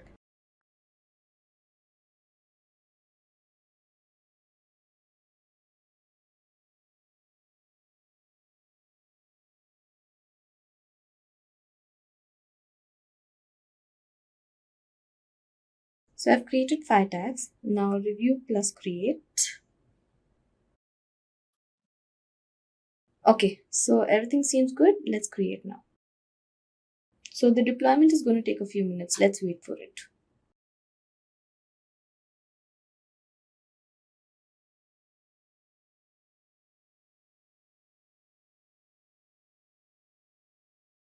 Okay, so that's done. Now let's go to virtual machine and see our virtual machine. Okay, so it's been deployed. Now let's get into the virtual machine and copy the IP address. Then hit Windows plus R and open MSTSE and paste the IP address and connect.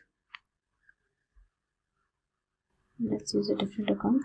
You have to use the administrator account that we created before with the same password.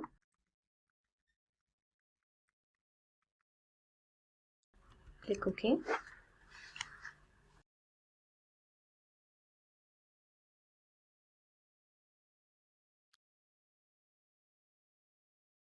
Now the remote desktop session host opens. The next step is to click on Server Manager and add rules and features. Click on Next. Select role-based or feature-based installation and click on Next. Then select the virtual machine you've created and Next. And then we are going to select Web Server IIS. Next.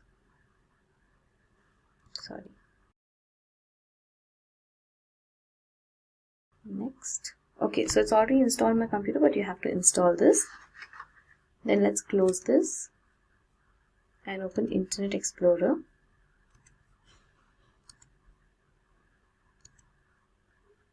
Let's type in HTTP localhost. Yeah, so now we can see the default browser opening. Let's minimize this and let's try it here. Here you have to just put the IP address. I think there's an issue.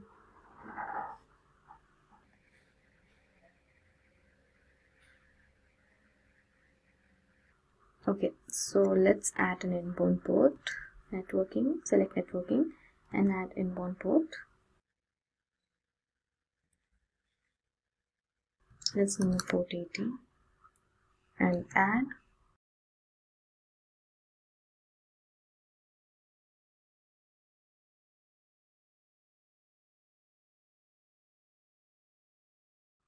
okay, so it's added. Now let's go and refresh it.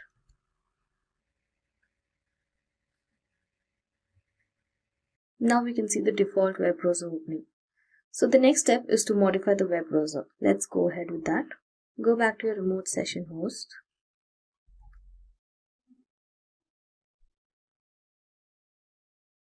Let's go to File Explorer.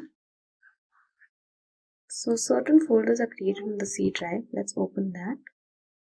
It would be under inetpub. So this is where the default browser is coming from. Now let's make a new text document.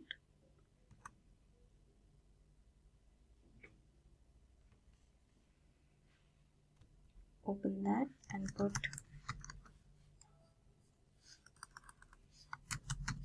hello, welcome to this demo by Simplilearn.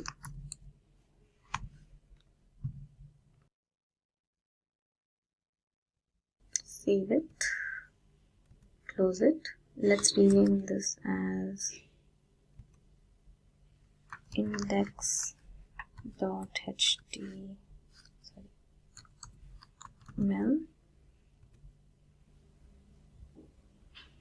So this is a text document, so we need to change that.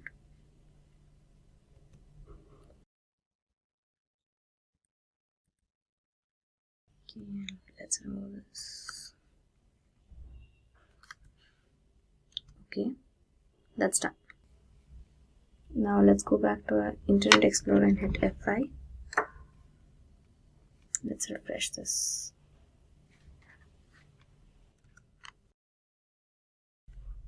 Let's try now. Okay, so let's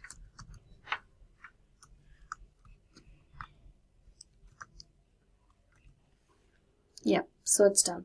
Now let's go back to the previous browser and try. Let's refresh. Yeah, that's done.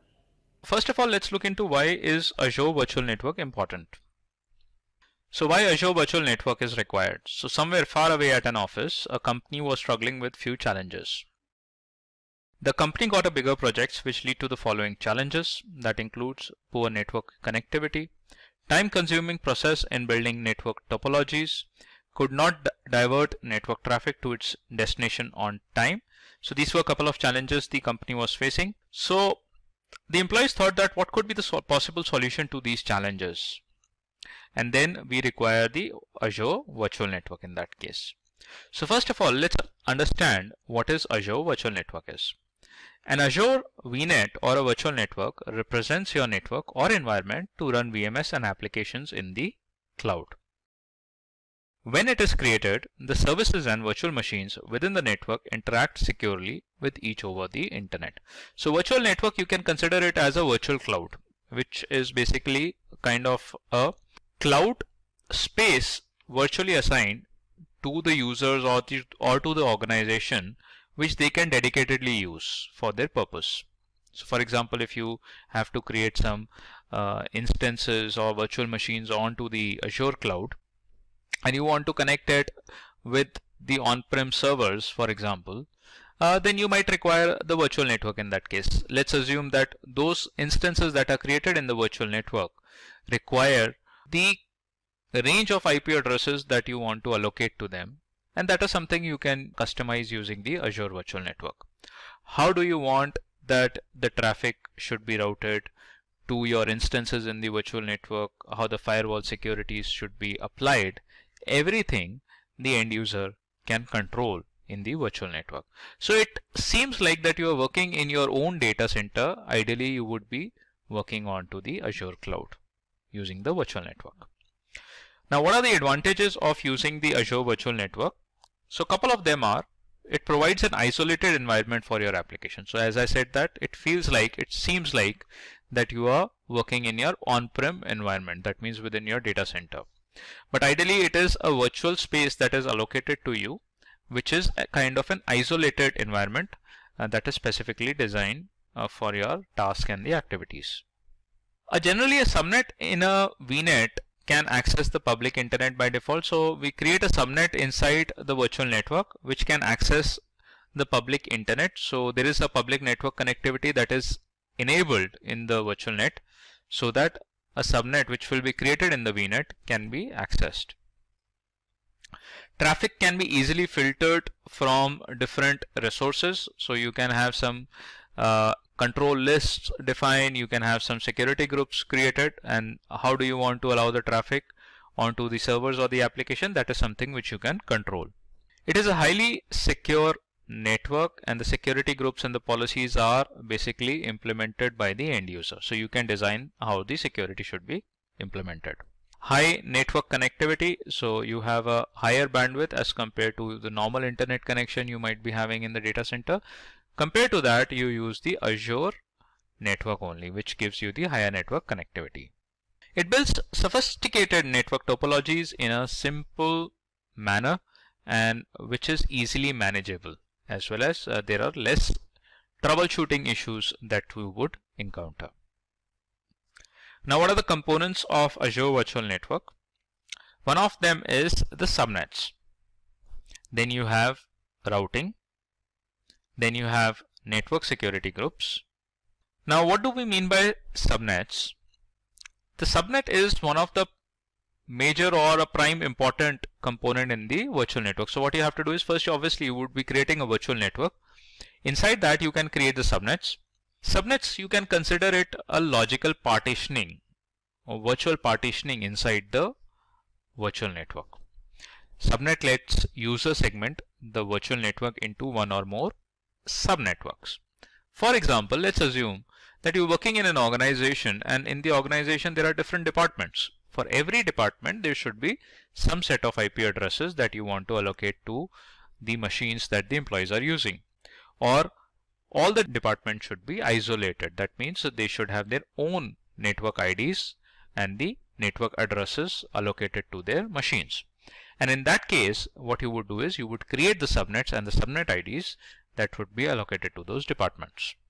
These subnetworks can be separated logically, and each subnet consists of a server. So what you do is, when you create a subnet, you can create a server or an instance inside that subnet, and how do you want to give an access to that instance depends on criteria or the requirement. Hence, a subnet can further be divided into two parts, one as the public subnet and the other one as the private subnet. These are the naming conventions of the subnet. Then how do you want to give the internet connectivity depends on how the public subnet should be interacting with the internet. And for the private subnet, as the name suggests, that the internet is blocked. So that means it is completely isolated in the virtual network. The private instances, though, if you want that any instance created in the private subnet should have the internet connectivity or an access, you can primarily go with the NAT gateways in that case, which is a network address translation or kind of a translator which converts the private to public and vice versa. And that would actually enable the internet connectivity to your subnets. Then in the public instances, they can directly access the instance. As the name suggests, public instances, that public subnets, that means they have the direct internet connectivity. Next component is routing, and the routing is primarily a routing rules, you can say, that are applied, and those are actually applied to the routers only. So since on the cloud we cannot have a direct router access, and hence using the routing as a component, we can define some routing rules which are directly applied to the router in the infrastructure. It delivers the data by choosing a suitable path from source to destination. For each subnet, Azure Virtual Network automatically routes traffic and creates a route table. When you create a virtual network, automatically a route table is created, and that basically is required to route the traffic, and that can be used by every subnet. That doesn't mean that you only have to create a single route table in the virtual network. You can have multiple route tables also created, which can be associated with different subnets as well. Then you have the network security groups. It is kind of a firewall that protects the virtual machine by limiting the network traffic. It restricts inbound and outbound network traffic depending upon the destination IP address port and the protocol. So it is basically the network security group sits on the instances and or virtual machines, and they basically define that how the traffic should be reaching to the ports onto the virtual machine. So how do you want to open up the ports, and for which IP addresses you want to open up the ports? That is something the end user or the administrator has to specify or design. So they act as a kind of a firewall rules only that protects the virtual machines. So how to launch an instance using Azure VNet? So first of all, you have to create a virtual network. So virtual network act as a container for subnets. So first thing is that you would be creating a virtual network. Then you would be creating subnets which are considered as a subset within the virtual network. So cloud instances included in the subnet. So first VNets are created, then the subnets are created, and then you configure the properties in the security group. Have a look at this in detail. Now with respect to the virtual network, what you need to do is you have to create a virtual network in the Azure cloud. Then you have to create subnets into each virtual network, which is kind of a subset of a virtual network. So you can create one as a public subnet, the other one as a private subnet, for example. Now you have to assign instances. So when you create an instance, you have to specify that what is the virtual network, for which virtual network you are creating an instance. Within that virtual network, you have to select that on which particular subnet the instance should be created, and then connect instance to a relevant network security group. So attach your network security group to the instances, and based on the properties or the rules that are defined in the network security group, that will be applied to the instances within the subnets. Finally, configure the properties in the network security and set the policies. As a result, you will be able to launch your instance on Azure within the virtual network. Now we will be seeing one demo that how we can create Azure Virtual Network subnets and the network security group. So just be there to watch our demo on the Azure Virtual Network. In today's session, I would be showing how you can create the virtual networks onto the Azure. And for that, you require the credentials on Microsoft Azure, and here you can see on my screen that I have already logged in into the Azure console. Now what you need to do is, in order to search virtual network, you can type and search in the dashboard, in the search bar, with respect to the virtual networks. And here you can find the virtual network and the gateways. So what you need to do is you just have to click on the virtual networks, and then it will give you the options to add the components inside the virtual networks. So let me first open up the virtual network. Right. Now, in theory, we discussed that the virtual network comprises of multiple components and subcomponents. So primarily is that first you have to create a virtual network. Then you have to assign the IPv4 CIDR block to the virtual network. And then you create the subnets inside the network, which is a subset of the virtual network. Along with that, you define the routing rules. And likewise, you create the instances inside the subnets that will be part of the virtual networks. So that's what we are going to do in this demo. So I would be adding up a new virtual network. So you can see here there are already two virtual networks that have been added. One is the demo VNet, which is by default. So when you created the Azure credentials, the demo virtual network was already created by the Azure, so that it can provide you the default settings. And then the test one has been created by me, and that's the customized one, or you can say a non-default virtual network. So I'm going to add another VNet and would define the name to it. So let's wait for the details to appear. So here you have to define the virtual network to create. Obviously we will be going with the free trial only. And then you have to create a resource group. So what is a resource group? It is primarily a collection of resources that share the same lifecycle, permissions, and the policies. So if you have a resource group created, you can use it. Otherwise, you can create a new resource group. So I already have one, that is the demo one. I would be using that.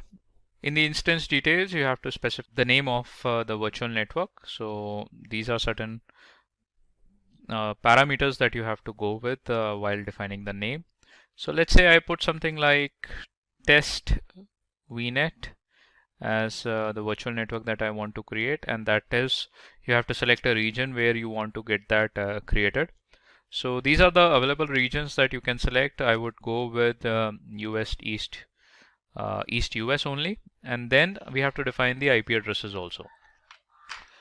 So in the IP addresses, the CIDR blocks are allocated to the virtual networks, and that becomes a fixed IP address for that VNet. So what you can do is you can specify a range of IP addresses. Now whenever we talk about a virtual network and the IP addresses, we primarily focus on the private IPs only. So this is the private IP that we are actually talking about. So I can reserve some IP address CIDR for our VNet, and that is the range of 40.0.0.0/16 I'm going to reserve. So now we'll create one subnet, and we'll name that subnet. So as we discussed, that subnets are the subcomponents of the VNet. So here you can see we have already created one subnet with the name public subnet. So likewise we can add another subnet also, and let's name it to something like demo subnet. Right, and the subnet should have the IP address range, and that IP address range should be part of the VNet only. In V18, so same subnet address range you would be defining in the subnet as well. So that will be 40.0.1. or we can select 2.0/24. The rest of the things would be default. We are not attaching any route table as of now. So just click on OK, and here you can see that the subnet is created. Now once the subnet is created, now we are going to create a virtual machine inside that subnet, and for that we'll go to the search bar, and here we'll type virtual machines. Now we'll create a virtual machine in the same VNet, that is the test VNet, and inside the demo subnet, so that our virtual machine gets the private IP address from the subnet that has been created in the VNet itself. So what you need to do is you have to open up the virtual machines, click on add, and here you should add a new virtual machine. So you should select the name of the virtual machine and the network details where we would be defining the VNet as well as the subnet where the virtual machine should be created. So in the subscription, we'll go with the free tier, and in the resource group, we'll go with the demo that has already been created. We'll put a virtual machine name, something like test VM, and the rest of the things will be default. So we'll quickly skip the disk check also. Now in the networking, we would be selecting the test VNet as our virtual network. And in the subnet, we would be selecting the demo subnet. So that is the recently one added in the test VNet, and we want that our virtual machine should be part of that subnet only. Now obviously, since we are creating a virtual machine, so it should be part of, it should have the public IP also assigned, since from the public network we need to access those virtual machines. So we'll keep it enabled, right? And the next would be the default settings that we are going to proceed with. So let's review all the configurations and then create your virtual machine. So here you can see that our virtual machine has been created, validation has been passed, and it takes a couple of minutes to get that updated. So let's wait for a few more minutes so that our virtual machine is ready.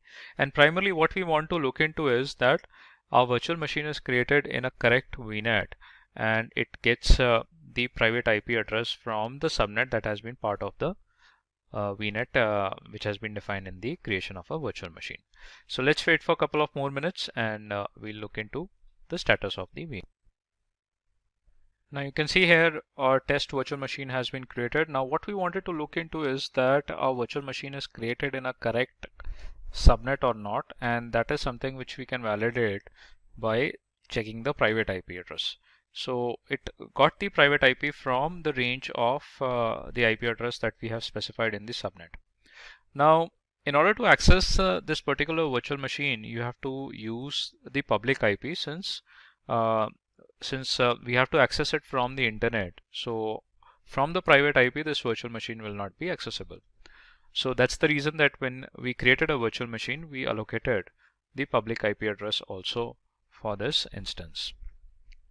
So that is with respect to the virtual network and the demonstration on it, and how we can create a VNet and the subcomponents of the VNet, how they are associated or interlinked with each other, and that actually creates a kind of an isolated environment on the public cloud, which gives you the understanding that you can work into just like an on-prem environment. You can also check out our Azure Cloud Architect course that will help you master the Azure infrastructure by understanding Azure Cloud Architect technology solutions, implementing workloads and security in Azure, creating and deploying apps in Azure, and securing data in Azure.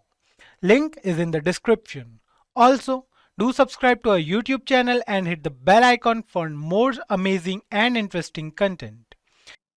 So what is Azure DevOps? Azure DevOps enables teams to organize work, collaborate on code development, and build and deploy applications using developer services.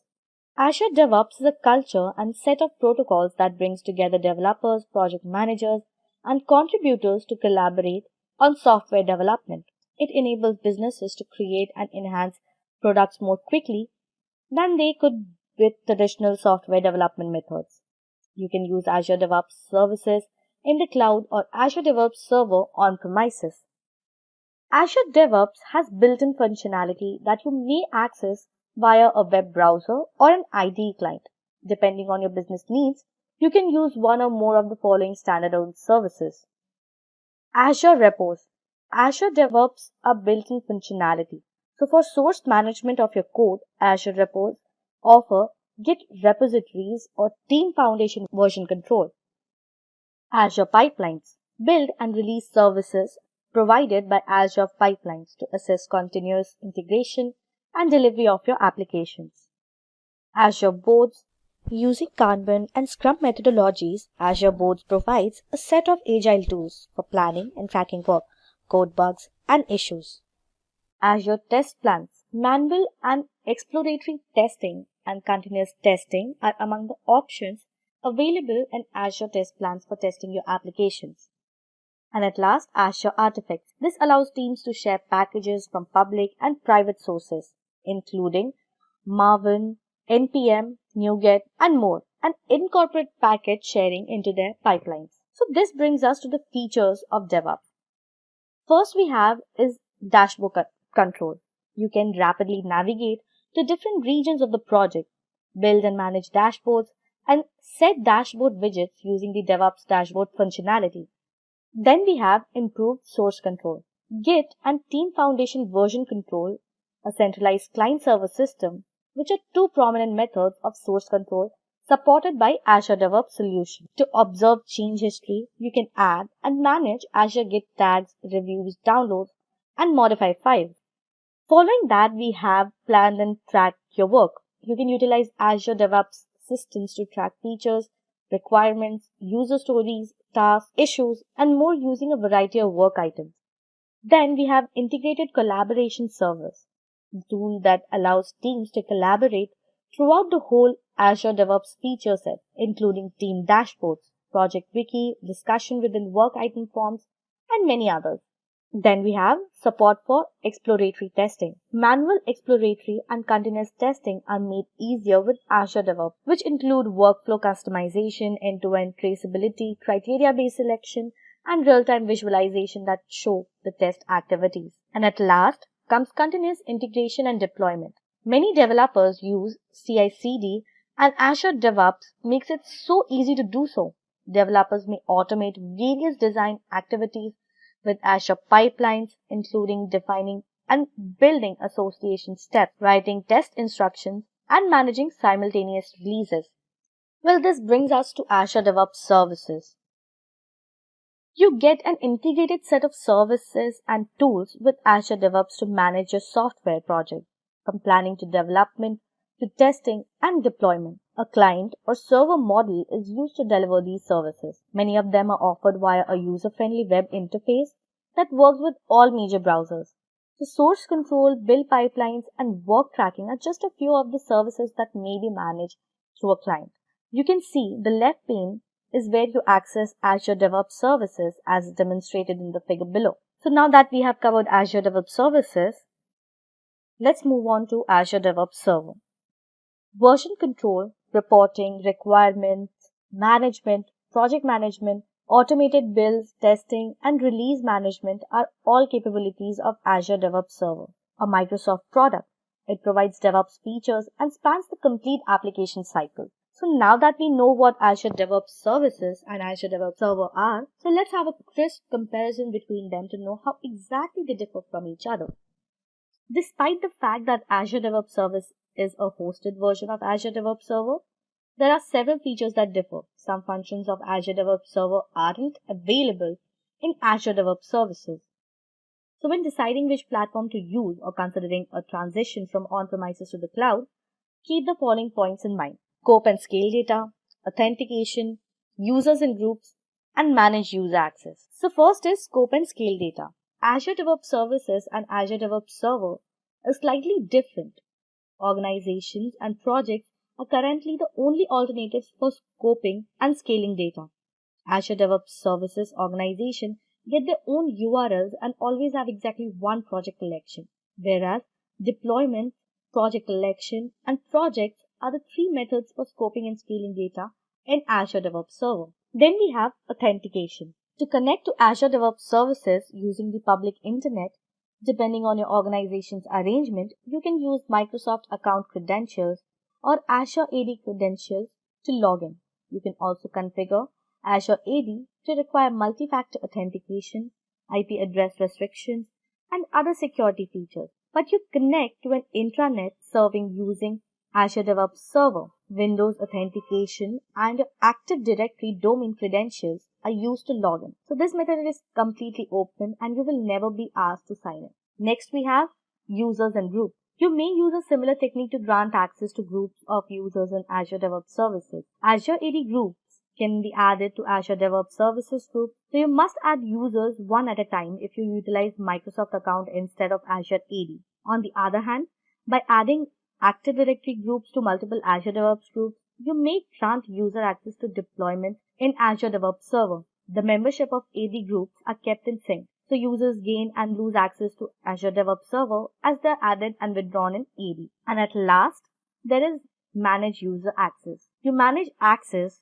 to features in Azure DevOps and Azure DevOps Server by assigning users to an access level. Each user in your Azure DevOps Services organization must be assigned an access level. As usual, as Visual Studio subscribers sign in, Azure DevOps Services verifies them. So without a Visual Studio subscription, you can give basic access to 5 users for free. Whereas all use of Azure DevOps Server is on the honor system. Specify the access levels on the administration page to set access levels for users based on their license and assign unlicensed user stakeholder access only. So now that we have covered all the important features and concepts of Azure DevOps, now let's move on to the next very important aspect of Azure DevOps, which is Azure DevOps Lab.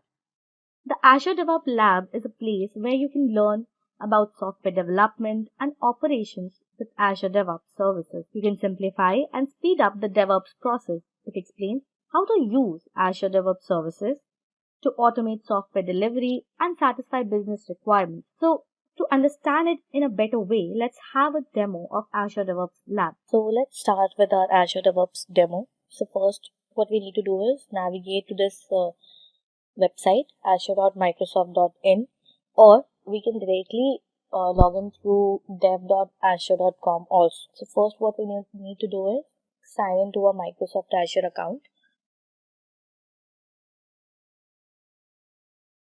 So after signing in, you'll be led to this page that you just need to click on continue. And here what you need to do is create an organization under which you're gonna create your projects, multiple projects, and you're gonna attach your team members to it or group members to it whom you want to give the access to your projects. So what is the difference between organization and project is, if you have given anybody access to your organization or somebody is a part of your organization, then that particular individual will have access to all of your projects. But if you have given somebody only access to your project, then he'll be only restricted to that particular project. He won't be able to access any other project that is present under that particular organization that you both are part of. So basically, organization is something that is used to connect to groups of a related project or somebody who is already a part of a particular organization. So here we will give it a name. So I am giving simply demo as the organization name. And here you can see that the projects under this organization will be hosted under the South India region. And we need to enter the CAPTCHA.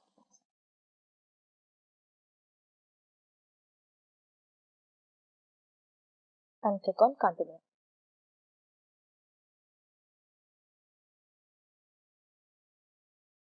Just a second.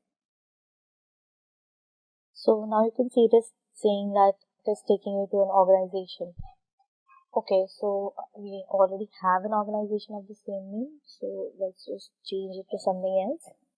Let's give it simply demo org.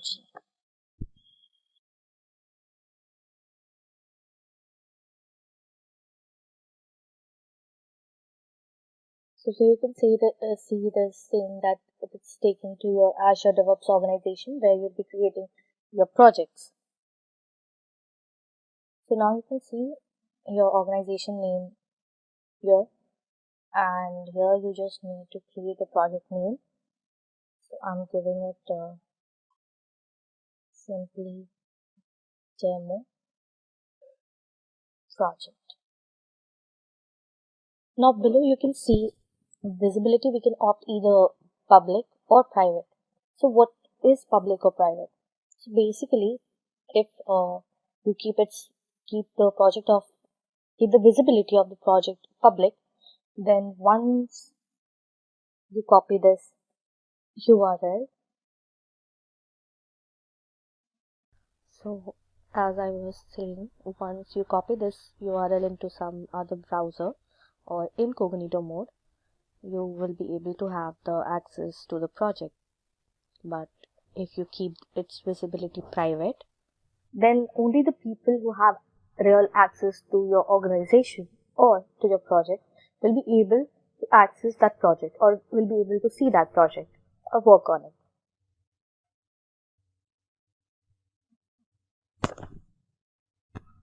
As you can see, public projects are disabled for our organization, so we can't select public, so we'll go for private and click on create project.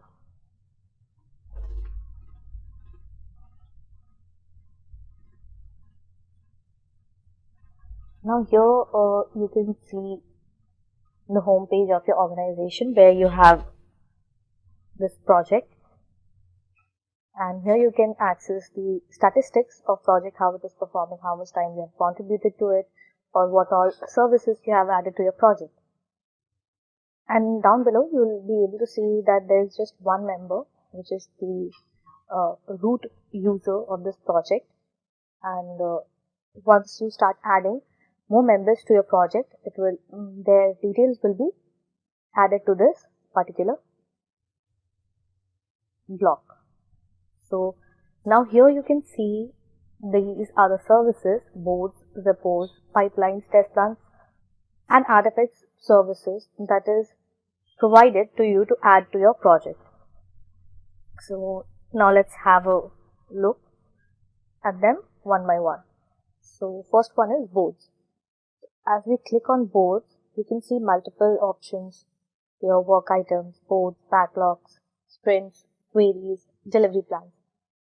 Here you can see it is all empty as we haven't added any service or we haven't worked on a project yet. So let's just click on new work item. So here you can see one is epic, issue, and task. So epic is an option that is you can see a pro option for work items.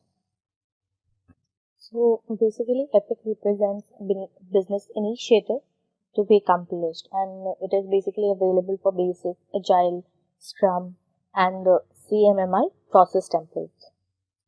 So what it exactly does is increases customer engagement, that whatever your project is, if it's the engagement of your project, that how it's performing and how it is performing towards the people whom you have given access to the project. Also helps to create new architecture to improve the performance of your project, and it also supports mobile applications. So basically when you're deploying any mobile application in your project or creating a mobile application as a project, so it will be able to support that as well.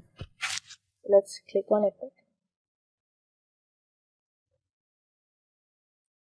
So here you can see you need to enter a title for your Epic option. So here you need to add the title of your Epic, like for say we are creating a healthcare or an e-commerce application. So obviously it will be segmented into different parts, like you'll be having search options or support options or home page. So we just need to give it a name, and here you can see its state is to do. For now we just have to do because we haven't actually created anything in our project and we haven't given any input. So it's in to-do list, and once we start working on it, we can change the state. It can be in progress or completing. So there are multiple states for your Epic. And here you can see the area is simply demo project. That means that we want to assign this search new Epic into this project. And we can also click description over here, that what exactly our new Epic is about. Like for search options, we need to specify or give a description that this is for searching options related to our application. Like for healthcare, one can type medicines or doctors or slots. So that is thing that we can add in our description, that it will help the user to understand what this feature is about. So this was epic, and once done we can click on save. So here you can see other stuffs also, like priority. So we can select priority according to our will. So here by default it is priority 2. So priority basically is which function will come first. And here you can mention start date, target date. So once it's done, you can click on save. Now let's move to the next one. Second, what we have is issue.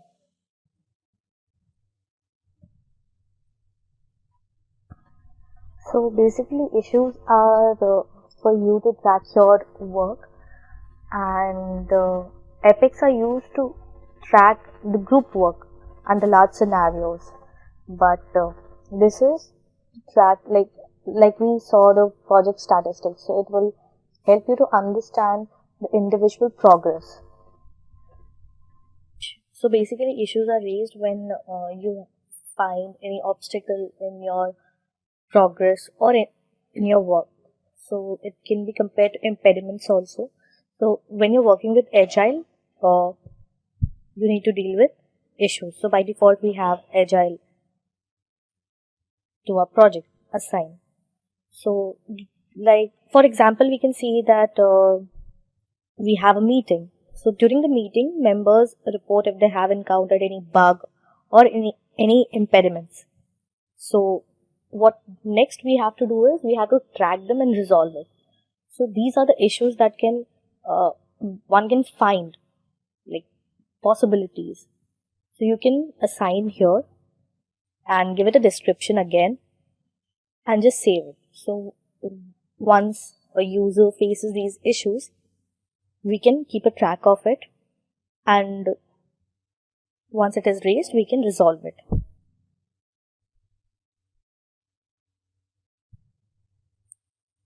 Coming to the next one. Next we have is task. So by the name only we can well understand what task is. So a task is a smaller item or smaller segment to track activity that contains all the information needed to accomplish a part of an issue, or you can say user story requirements. So this option is available for basic, agile, scrum and CMMI process templates. So again we can give it a name, what task we want to assign, and give it a description, and according to that we can select the priority and save it. So the task will be added to your project. We are not assigning any task right now because, as I said, we haven't added any particular project or particular details or application, or we haven't deployed any application yet in our project. So that is why we are not adding anything over here again, because first we need to understand what these services are and what these services are used for.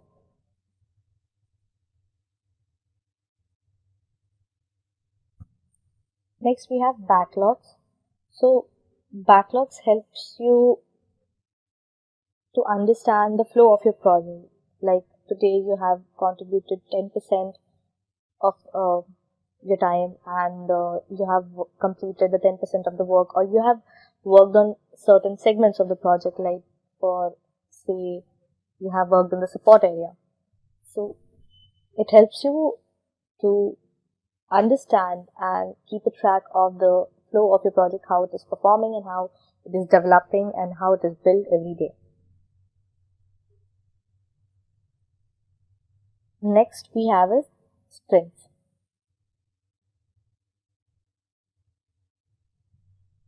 So sprints are basically a time-boxed intervals that supports your team's ability to work using the agile processes and tools. So what you can do is, whether you're having, let's say you're having a healthcare application, so you just need to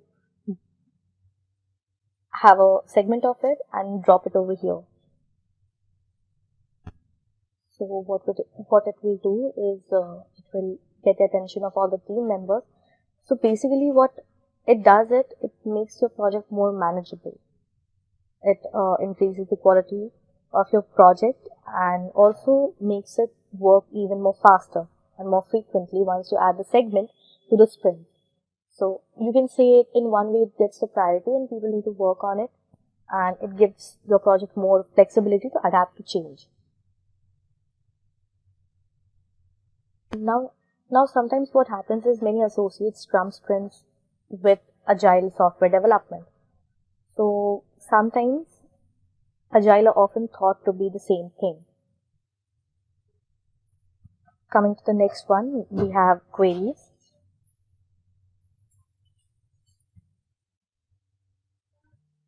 So the query page basically remembers the view you have last navigated, and when you log in again or when you come back again to the same portal, it returns you to that very particular view only. So you can say that it runs with Azure DevOps command line interface, and all the open like all the pages like you have gone through, you can keep a track of it over here.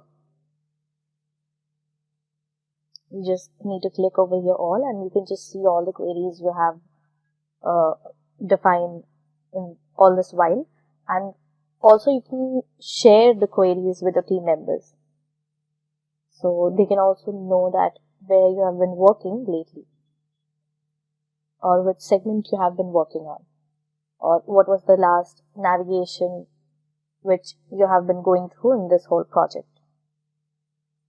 So it can help you manage your project in a more efficient way and keep a track of how and what all segments you have been working on and what all segments you need to work on in your project. Coming to the next one, we have delivery plans. So here you can see we haven't created any plan yet. So basically delivery plans are a calendar view of multiple teams or team backlogs or individual backlogs from different projects. So basically it replaces the delivery plans marketplace extension, and it is only available for Azure DevOps services. So here you can say it's a summary or time summary of all the projects you have been working on in a particular organization. So now that we have covered both, let's move to the next one, which is repos. So with the name itself, we can well understand that repo stands for repositories. So basically it is a set of repositories that allows you to control and manage your project code. Like for say you're deploying a healthcare application, so these repos options help you create repositories and manage your code of that particular application in a more efficient way. So what you can do is you can connect project solutions by using the repos link. As you can see here, it is shown. So let's look into its option one by one. First we have files. So in files, your project solution will be available in this section. So repositories can create, manage and import those solutions. Okay, so you just need to upload your solutions of your code or your project here, and it will just create repositories for it, and it will help you manage those solutions in a better way. And you can see these clone to your computer, push an existing repository from command line, and import a repositories if you want to import any solution. Like here you can just click on import and add the solution to a repository. So this is what files do. Basically, you can see it as, it's like a physical folder itself where you have all your mini files or repositories or solutions, you can say, of data. So basically, it functions like a physical folder itself. So it helps you keep a track of the codes and everything. Next comes is commits. So in commit section, we can manage commit history for your repositories that you have created in files. So it just commits those repositories with author details from branches. Like for say we have a team, one from support branch and one from management branch. So whoever creates that repositories and adds the solution, it commits that repositories under that particular member of the team with the branch name. Then comes pushes. So push histories are available in this section from each pull request done by the developers. Developers, for say, the team members who have been working on this particular project and creating repositories and solutions. So what is pull request? So pull request or PRs are a way to change or review or merge code in our repositories. So basically team uses these PRs to review code and give feedbacks or changes, whether like for say you are deploying a code or a solution. So one can review them, what all changes needs to be made or what all upgradation needs to be made, or whether the code is already fine or not. So basically teams use these PRs to review the solutions and codes stored in these repositories, or you can merge multiple solutions or multiple codes into the main branch. So basically reviewers can step through the proposed changes and leave those comments and vote to approve or reject that particular code, or you can say to upgrade or what all changes we want to make it. They vote for it, that whether that needs to be made to that particular solution or not. So these are the PRs. Next, we have branches. So we can manage multiple branching information in this particular section. You can create or release branches from master to dev. Okay, so all users can actually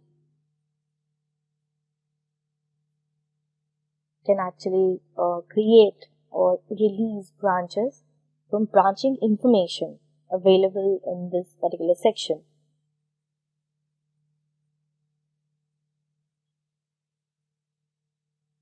Next come tags.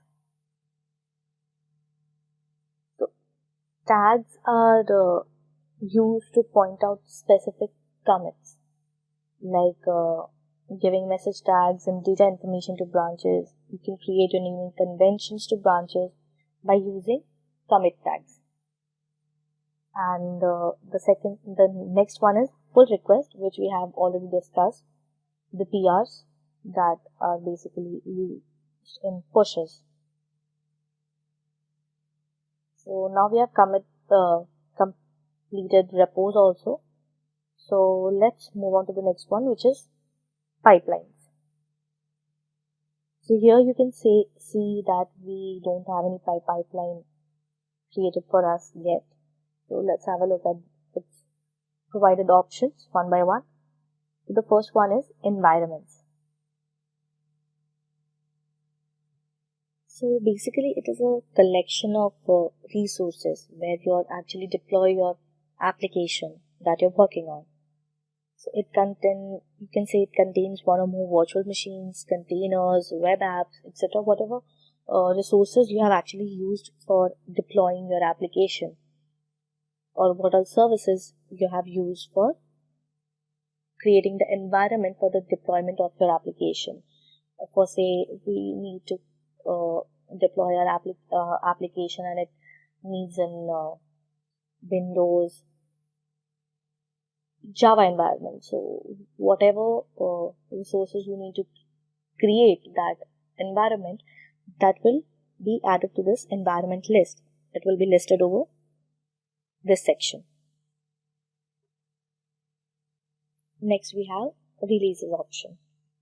So basically this pipeline stores the data of your pipelines or stages or tasks and deployments in Azure pipelines, that deployments you have done so far in your applications, for your applications actually. So you can say that it helps your team continuously deliver software to your customers at a faster pace with a very minimum, you can say, lower risk. So you can fully automate the testing and the delivery of your software or applications on multiple stages. Or you can also set up an automated process with approvals and on-demand deployments. Then comes library. So again, you can see the page is blank. From the name itself, you can scrutinize that it will be a collection of assets from Azure DevOps projects. So basically, it is a collection of build and release assets of a particular project. So assets defined in a library can be used in multiple builds and multiple releases pipelines of the project. Okay, so all assets that are defined in a library share a common security model. So you can control who can define new items in a library and who can use an existing item that you have already added in this library. So roles are defined for library items. For say you have added a particular asset or particular item to this library segment, and you can assign a particular member who will be working on this item. Okay, so roles are defined here for these, and these governs the operation you can perform on those items. That person will be keeping track of whatever changes have been made or whatever upgradation has been made to the particular item that has been added to this segment, library segment. So then comes task groups. So task groups are a way to standardize and centrally manage deployment steps for all applications in your projects.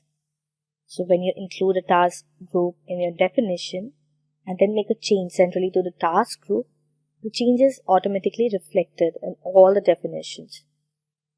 So we can conclude with this that a task group allows you to encapsulate a sequence of tasks already defined in, you can say, build or a release pipelines or into a single task group. So it just encapsulates all those sequence of tasks. So you can choose to extract the parameters from those encapsulated tasks as configured variables and abstract the rest of the task information. So what happens is the new task group is automatically added to the task catalog, and it is ready to be added to other release and build pipelines. So task groups are stored at the project level and are not accessible outside the project group. So the task groups will be only limited to the members who you have assigned in this project, and it won't be accessible to the other people or other team members from different projects, even though they are the member of the same organization. So you can say it's more of a private segment. Now that we have covered task groups, next we have deployment groups. So deployment groups are only available with classic release pipelines, and it is totally different from the deployment jobs. It is basically a collection of deployment related steps defined in a YAML file to accomplish a specific task. So, in nutshell, it is a logical set of deployment target machines that have agents installed on each one.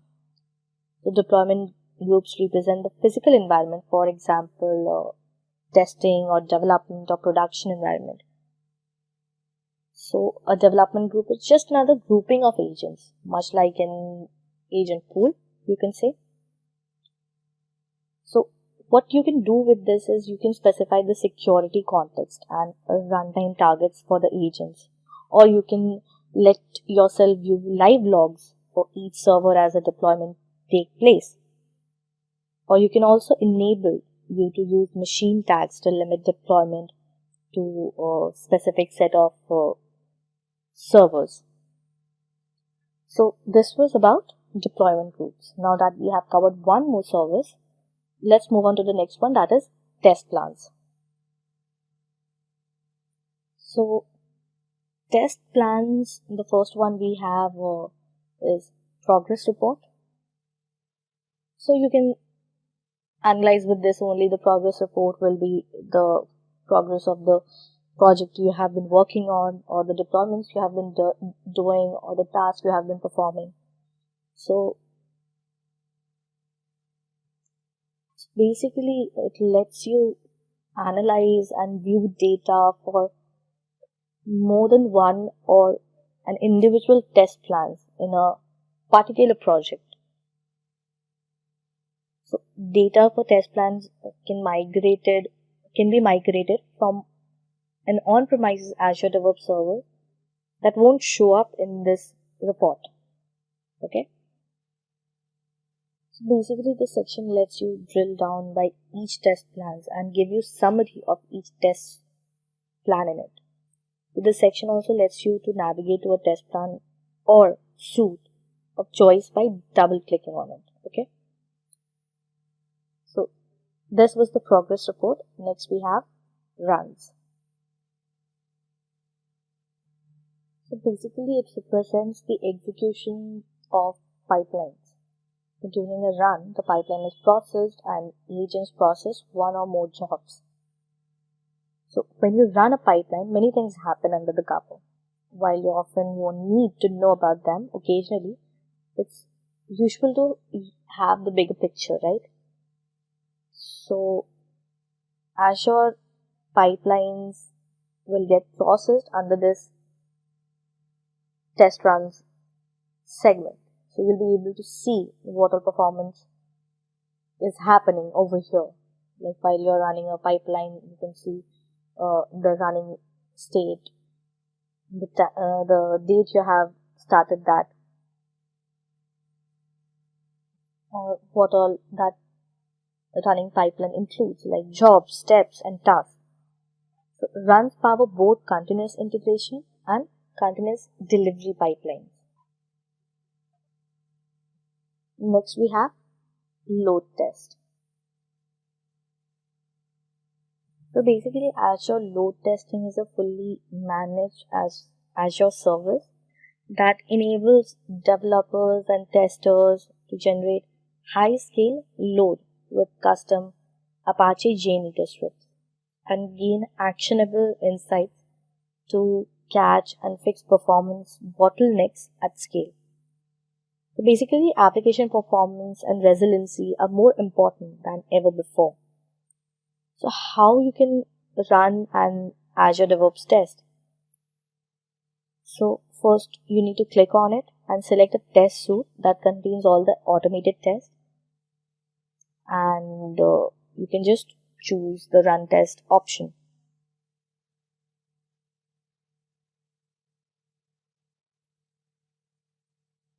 And it will start processing it.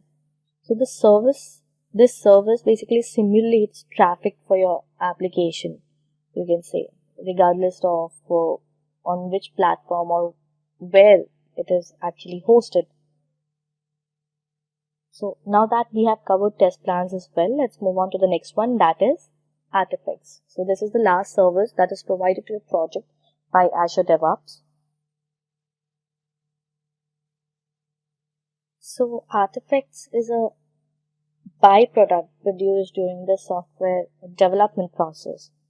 So it mainly consists of the project source code, dependency, or binaries or resources that could be represented in different layout depending on the particular technology. So it's like an extension that makes it easier to discover, install, or publish and Maven packages in Azure DevOps. It's basically deeply integrated with other hubs like Build so that package management can become a seamless part for your existing workflows. So what is exactly it is used for? So it can be used for both public and private organization with teams of any size. It basically manages your npm or NuGet packages via feeds, and it allows you to create and share your Maven. So it's a package management solution integrated with your Azure DevOps. So this was all about the services that is provided to your projects. So now that you know what all services do for your project and what are their benefits and how they function, now you can actually plan your project and start creating and working on it and start deploying with the users and what all services you want for your particular project. So what you can do is click here on project setting. Just a second. Yeah, you can just click on project setting. So now what you can do is you can add in description that what your actual project is about. So for say, like I said, if you're creating in a healthcare application, so you can just give it a description that it is for healthcare related issues, queries, and helps needed, and like you're tying that particular application with different hospitals or healthcare organizations. So you can actually add those information in this description. And the process, which basically it is basic or private one, but you do get a range of process for your project when it depending on the visibility of it, like for Agile or Scrum, you can say. So now here you can see that only my ID is attached to it, as I'm the only member here and I'm the administrator. So you can add members here, and scrolling down, you can, now that you know what all services provide you or what they provide to your project, so depending on the need of your project, you can just select the services you want to assign to your particular project. Like, for say, if I don't want boards assigned to it, or you can say if I don't want the services provided by the boards, you can just click on it and select remove boards, and I just need to refresh it.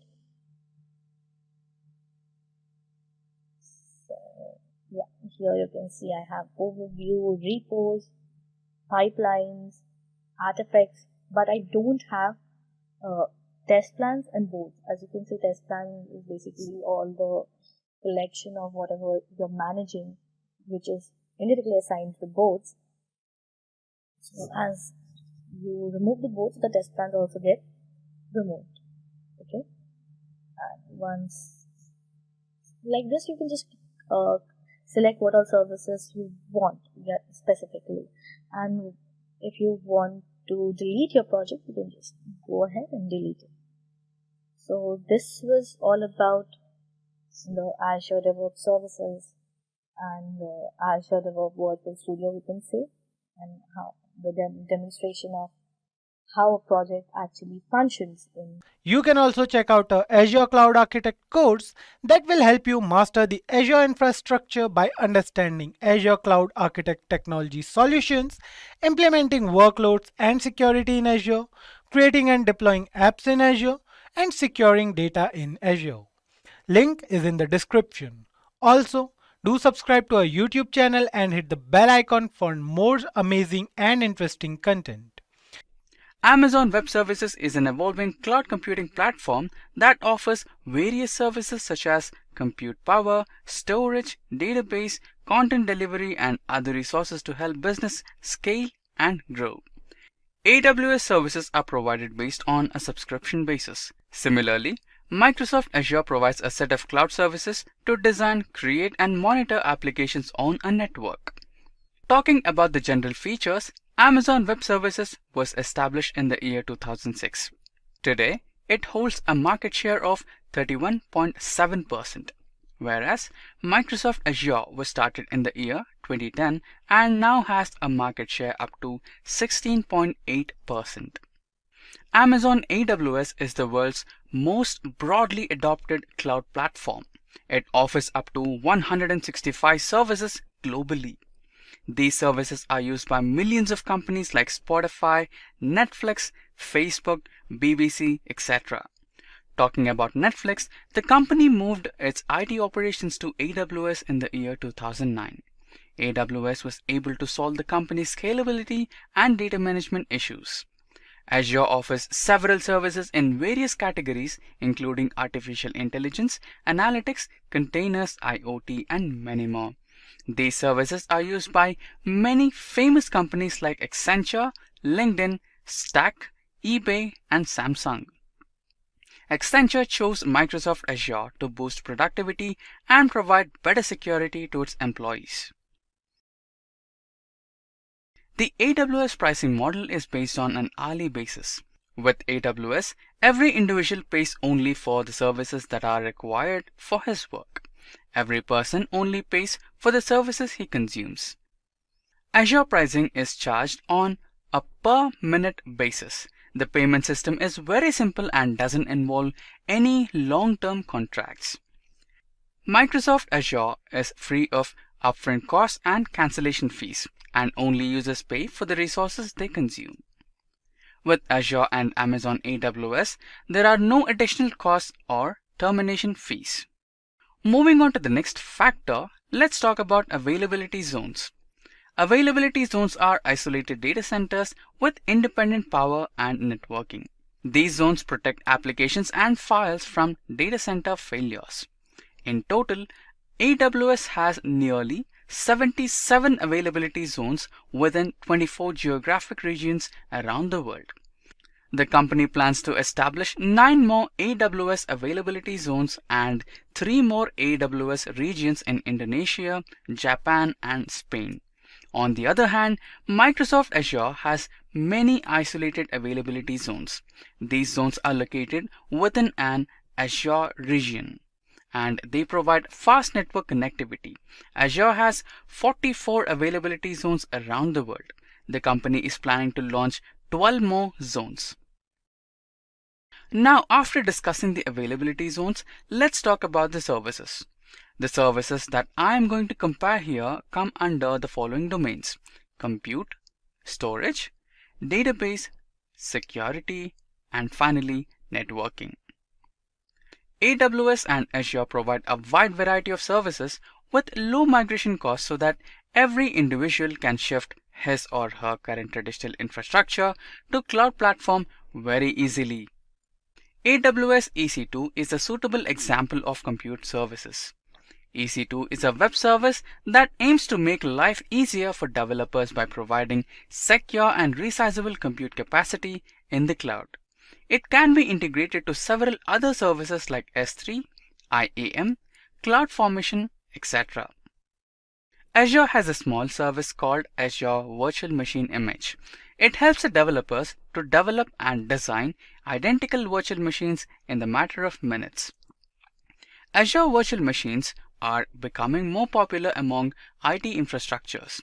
These machines let an individual create and use virtual machines in the cloud as IaaS or infrastructure as a service.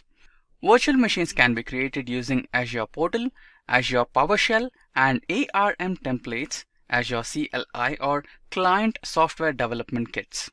Next comes Amazon S3. It is the best example for storage service. Simple Storage Service is an object storage service designed to store and recover any information from anywhere via the internet. Amazon S3 facilitates storage through a web service interface. The service provides 99.9% durability and 99.9% availability of objects. It has the capacity of storing computer files up to 5 terabytes in size. On the other hand, Azure provides a similar service called Blob Storage Service. This service provides a large amount of storage and is highly scalable. It stores an object in the tiers depending on how often the data is being accessed. Blob storage supports widely used frameworks like Java, .NET, Python, and Node.js. It is the only cloud storage service in Microsoft Azure that offers a premium SSD-based object storage tier for low latency networks. AWS provides a secure cloud platform where every individual can manage and deploy their applications. Compared to the on-premises environment, AWS security offers a high level of data protection at a lower cost. For security purposes, IAM is a suitable service. AWS Identity and Access Management is a cloud service that controls and manages AWS resources securely. It has no upfront cost, also gives a facility to create and maintain services within a specific set of users on your AWS resources. In Microsoft Azure, Azure Active Directory, or in short also called as Azure AD, is a web service which provides MFA, multi-factor authentication features to users in order to protect their data from cyber attacks. Next is Amazon RDS. It is a web service designed to simplify the setup, operation, and scaling of a relational database. It is simple to set up, use, and scale when required by users. It provides inexpensive and resizable capacity and automates several tasks such as hardware provisioning, database setup, patching, and backups. On the other side, the Azure SQL database automatically updates and backups data in order to focus on the development of applications. Not just that, it also manages database services and responds to client requirements. Client requirements such as scalability of a service, data backup, and high availability of database. Similarly, these cloud providers have plenty of services that help users build and deploy their applications effectively. Moving on to the next topic, let us focus on integrating AWS and Azure with open source tools. Now, we will explain how to build a pipeline using Jenkins along with one of the services of Amazon Web Services, that is the EC2. In this integration process, we have a sample Python application called as a Docker file. This Docker file will consist of a Python-based image. The Docker file builds a pipeline in order to create a Docker image upon pushing the code to the repository. Later, the new image is used to start a new AWS service on an ECS cluster. Now, let's have a look at how the integration of open source tools happen in Azure. In your Azure Cloud application, DevOps tools like Docker, Maven, and Jenkins can be integrated. In case you want to integrate the Jenkins pipeline, go to Project and create a subscription, followed by Jenkins. You can specify the required filters based on your requirement. Then choose your endpoint for Azure DevOps to communicate with Jenkins. So that was all about Amazon AWS and Microsoft Azure. Both AWS and Azure are honored to be on top of all other cloud providers. Both provide all necessary features like scalability, high availability, and security. But the moment I hear about choosing the best one, I have to say that all that depends upon the individual business needs. Both cloud providers are the certified ones that hold immense value in the current cloud service market. On AWS versus Azure versus GCP. Talking about market share, Amazon Web Services leads with around 32% of the worldwide public cloud share. Azure owns up to 16% of the worldwide market share. And GCP owns around 9% of the world's market share. Let's talk about each of these service providers in detail. AWS provides services that enable users to create and deploy applications over the cloud. These services are accessible via the internet. AWS, being the oldest of the lot, was launched in the year 2006. Azure, launched in 2010, is a computing platform that offers a wide range of services to build, manage, and deploy applications on the network using tools and frameworks. Launched in the year 2008, GCP offers application development and integration services for its end users. In addition to cloud management, it also offers services for big data, machine learning, and IoT. Now let's talk about availability zones. These are isolated locations within data center regions from which public cloud services originate and operate. Talking about AWS, they have 69 availability zones within 22 geographical regions. This includes regions in the United States, South America, Europe, and Asia Pacific. They are also predicted to have 12 more additions in the future. Azure, available in 140 countries, has over 54 regions worldwide grouped into 6 geographies. These geographical locations have more than 100 data centers. GCP is available in 200 plus countries across the world. As of today, GCP is present in 61 zones and 20 regions, with Osaka and Zurich being the newly added regions. Now let's talk about pricing. These services follow the pay-as-you-go approach. You pay only for the individual services you need for as long as you use them without requiring long-term contracts or complex licensing. Now on screen, you can see the pricing for each of these cloud service providers with respect to various instances like general purpose, compute optimized, memory optimized, and GPU. Now let's talk about the compute services offered. First off, we have virtual servers.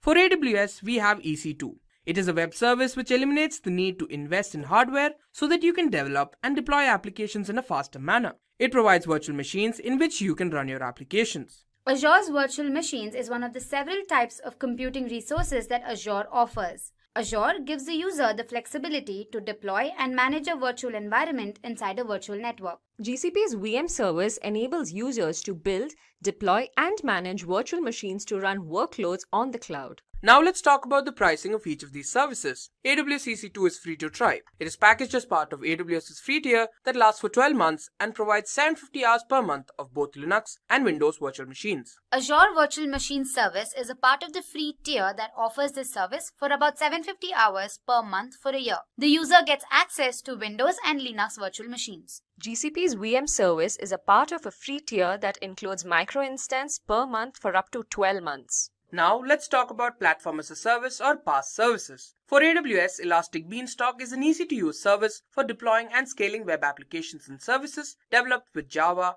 .NET, Node.js, Python, and much more. It is used for maintaining capacity, provisioning, load balancing, auto-scaling, and application health monitoring. The PaaS backbone utilizes virtualization techniques where the virtual machine is independent of the actual hardware that hosts it. Hence, the user can write application code without worrying about the underlying hardware. Google App Engine is a cloud computing platform as a service which is used by developers for hosting and building apps in Google data centers. The App Engine requires the apps to be written in Java or Python and store data in Google Bigtable and use the Google query language for this. Next, let's talk about virtual private server services. AWS provides Lightsail. It provides everything you need to build an application or a website along with the cost-effective monthly plan and minimum number of configurations. In simple words, VM image is a more comprehensive image for Microsoft Azure virtual machines. It helps the user create many identical virtual machines in a matter of minutes. Unfortunately, GCP does not offer any similar service. Next up, we have serverless computing services. AWS has Lambda. It is a serverless compute service that lets you run your code without facilitating and managing servers. You only pay for the compute time you use. It is used to execute backend code and scales automatically when required. Azure Functions is a serverless compute service that lets you run event-triggered code without having to explicitly provision or manage infrastructure. This allows the users to build applications using serverless simple functions with the programming language of their choice. GCP Cloud Functions make it easy for developers to run and scale code in the cloud and build event-driven serverless applications. It is highly available and fault-tolerant. Now let's talk about storage services offered by each of these service providers. First off, we have object storage. AWS provides S3. It is an object storage that provides industry standard scalability, data availability, and performance. It is extremely durable and can be used for storing as well as recovering information or data from anywhere over the internet. Blob storage is an Azure feature that lets developers store unstructured data in Microsoft's cloud platform. Along with storage, it also offers scalability. It stores the data in the form of tiers depending on how often data is being accessed. Google Cloud Storage is an online storage web service for storing and accessing data on Google Cloud Platform infrastructure. Unlike the Google Drive, Google Cloud Storage is more suitable for enterprises. It also stores objects that are organized into buckets. Amazon provides EBS or Elastic Block Store. It provides high-performance block storage and is used along with EC2 instances for workloads that are transaction or throughput intensive. Azure Managed Disk is a virtual hard disk. You can think of it like a physical disk in an on-premises server but virtualized. These managed disks allow the users to create up to 10,000 VM disks in a single subscription. Persistent storage is a data storage device that retains data after power to the device is shut off. Google Persistent Disk is durable and high-performance block storage for GCP. Persistent Disk provides storage which can be attached to instances running in either Google Compute Engine or Kubernetes Engine. Next up, we have disaster recovery services. AWS provides a cloud-based recovery service that ensures that your IT infrastructure and data are recovered while minimizing the amount of downtime that could be experienced. Site recovery helps ensure business continuity by keeping business apps and workloads running during outages. It allows recovery by orchestrating and automating the replication process of Azure virtual machines between regions. Unfortunately, GCP has no disaster recovery service. Next, let's talk about database services. First off, for AWS, we have RDS or Relational Database Service. It is a web service that's cost-effective and automates administration tasks. Basically, it simplifies the setup, operation, and scaling of a relational database. Microsoft Azure SQL Database is a software as a service platform that includes built-in intelligence that learns app patterns and adapts to maximize performance, reliability, and data protection. It also eases the migration of SQL Server databases without changing the user's applications. Cloud SQL is a fully managed database service which is easy to set up, maintain, and administer relational PostgreSQL, MySQL, and SQL Server databases in the cloud. Hosted on GCP, Cloud SQL provides a database infrastructure for applications running anywhere. Next, we have NoSQL database services. AWS provides DynamoDB, which is a managed, durable database that provides security, backup and restore, and in-memory caching for applications. It is well known for its low latency and scalable performance. Azure Cosmos DB is Microsoft's globally distributed multi-model database service. It natively supports NoSQL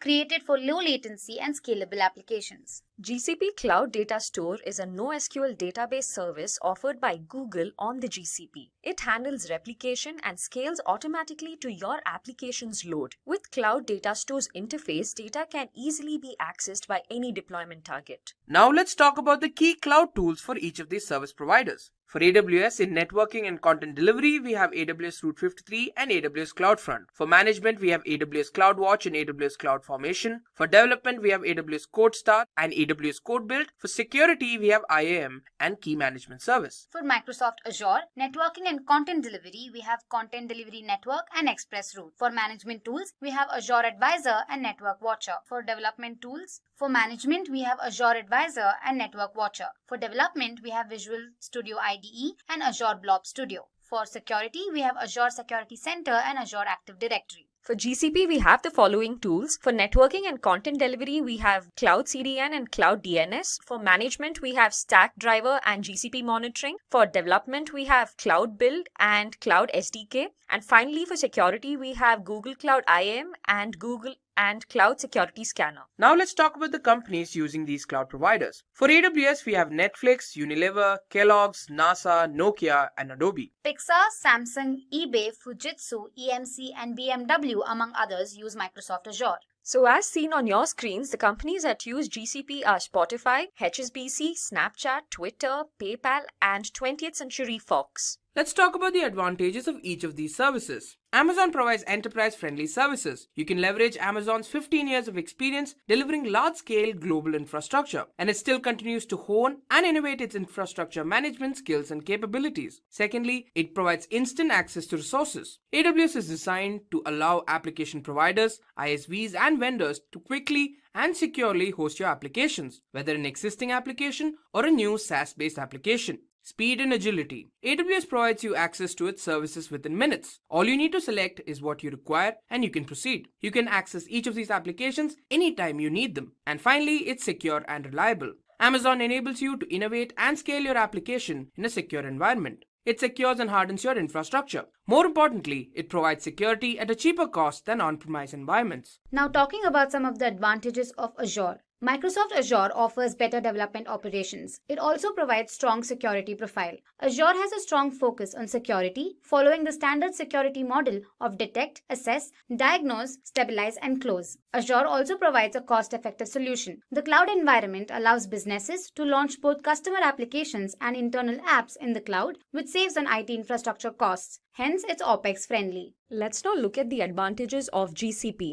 Google bills in minute-level increments, so you only pay for the compute time you use. They also provide discounted prices for long-running workloads. For example, you use the VM for a month and get a discount. GCP also provides live migration of virtual machines. Live migration is the process of moving a running VM from one physical server to another without disrupting its availability to the users. This is a very important differentiator for Google Cloud compared to other cloud providers. GCP provides automatic scalability. This allows a site's container scale to as many CPUs as needed. Google Cloud Storage is designed for 99.9% durability. It creates server backup and stores them in a user-configured location. Let's talk about the disadvantages of each of these services. For AWS, there's a limitation of the EC2 service. AWS provides limitations on resources that vary from region to region. There may be a limit to the number of instances that can be created. However, you can request for these limits to be increased. Secondly, they have a technical support fee. AWS charges you for immediate support, and you can opt for any of these packages.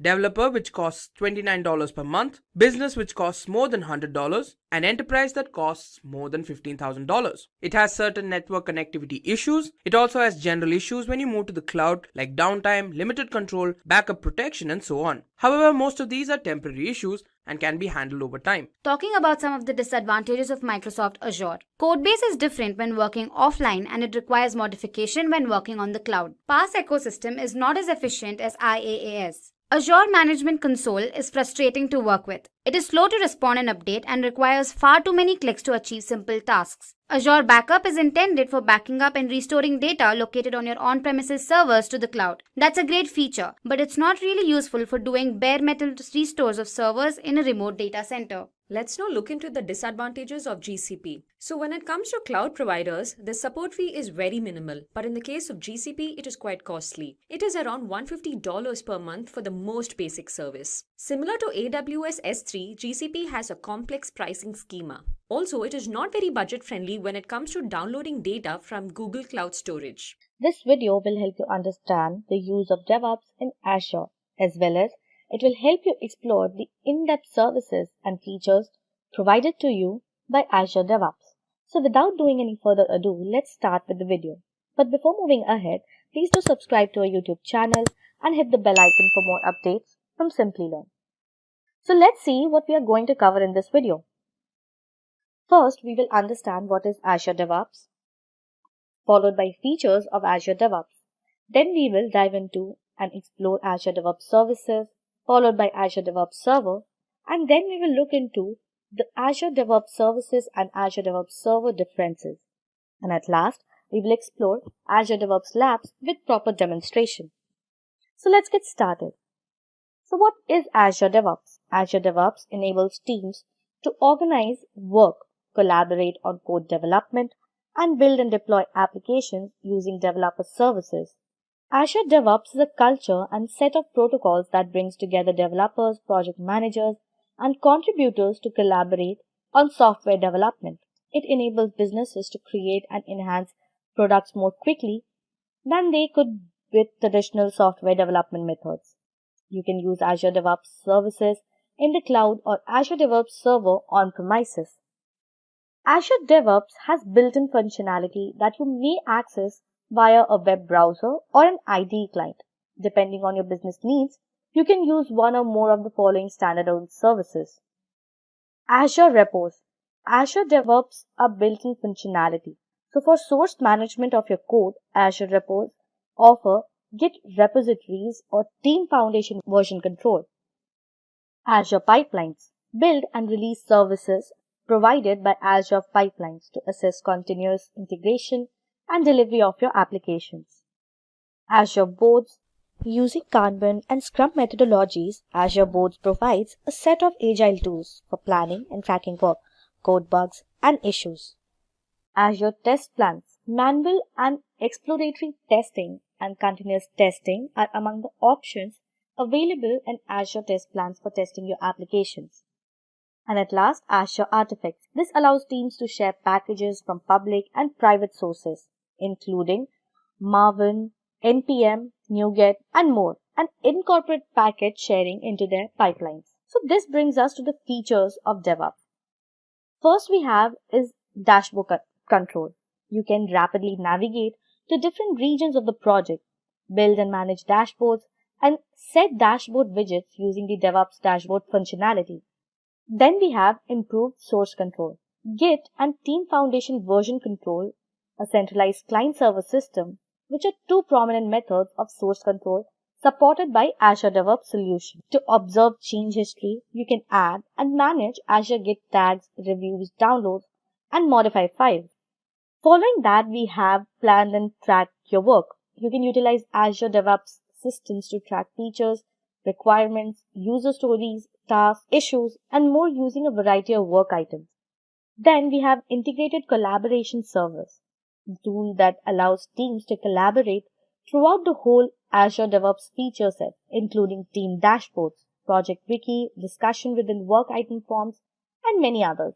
Then we have support for exploratory testing. Manual exploratory and continuous testing are made easier with Azure DevOps, which include workflow customization, end-to-end traceability, criteria-based selection, and real-time visualization that show the test activities. And at last comes continuous integration and deployment. Many developers use CI/CD, and Azure DevOps makes it so easy to do so.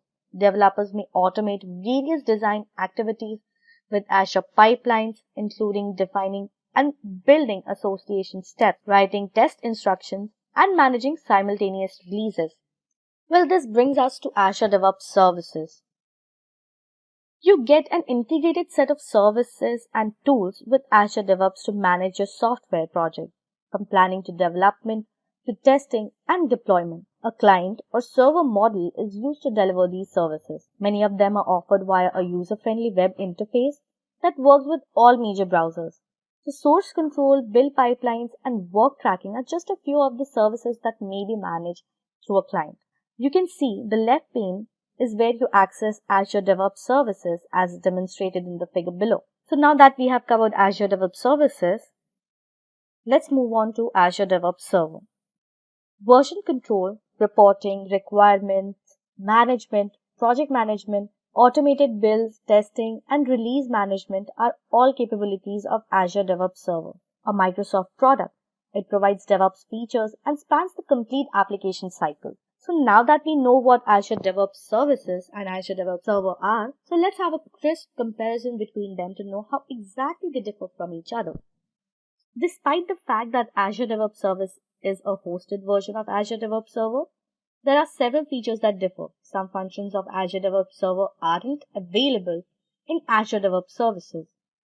So when deciding which platform to use or considering a transition from on-premises to the cloud, keep the following points in mind: scope and scale data, authentication, users and groups, and manage user access. So first is scope and scale data. Azure DevOps Services and Azure DevOps Server are slightly different. Organizations and projects are currently the only alternatives for scoping and scaling data. Azure DevOps Services organization get their own URLs and always have exactly one project collection, whereas deployment, project collection, and projects are the three methods for scoping and scaling data in Azure DevOps Server. Then we have authentication. To connect to Azure DevOps Services using the public internet, depending on your organization's arrangement, you can use Microsoft account credentials or Azure AD credentials to log in. You can also configure Azure AD to require multi-factor authentication, IP address restrictions, and other security features. But you connect to an intranet serving using Azure DevOps Server. Windows authentication, and your Active Directory domain credentials are used to log in. So this method is completely open and you will never be asked to sign in. Next we have users and groups. You may use a similar technique to grant access to groups of users in Azure DevOps services. Azure AD groups can be added to Azure DevOps services group. So you must add users one at a time if you utilize Microsoft account instead of Azure AD. On the other hand, by adding Active Directory groups to multiple Azure DevOps groups, you may grant user access to deployments in Azure DevOps Server. The membership of AD groups are kept in sync, so users gain and lose access to Azure DevOps Server as they're added and withdrawn in AD. And at last, there is Manage User Access. You manage access to features in Azure DevOps and Azure DevOps Server by assigning users to an access level. Each user in your Azure DevOps Services organization must be assigned an access level. As usual, as Visual Studio subscriber sign in, Azure DevOps Services verifies them. So without a Visual Studio subscription, you can give basic access to 5 users for free. Whereas all use of Azure DevOps Server is on the Honor system. Specify the access levels on the administration page to set access levels for users based on their license and assign unlicensed user stakeholder access only. So now that we have covered all the important features and concepts of Azure DevOps, now let's move on to the next very important aspect of Azure DevOps, which is Azure DevOps Lab.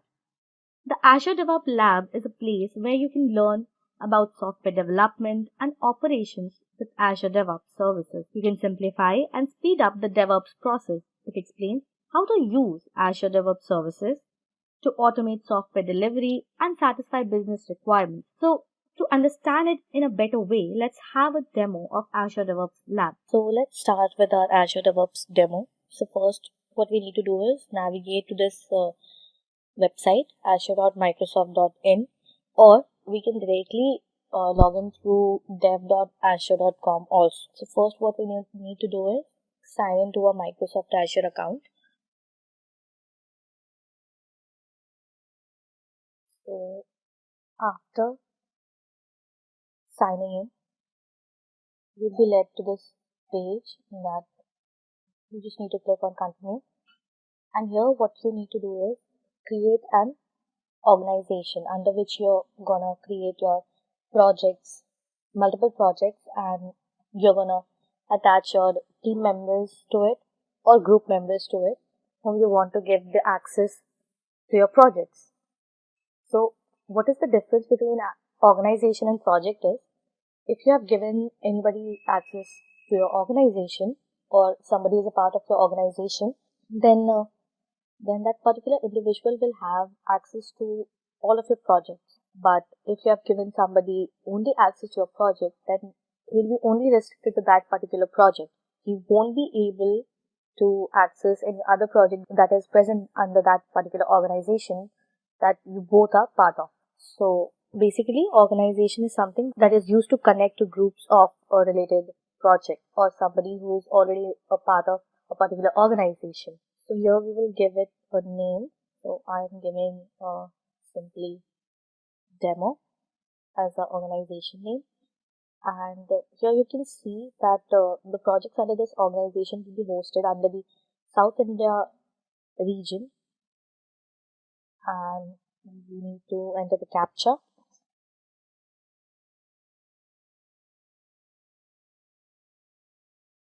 And click on continue.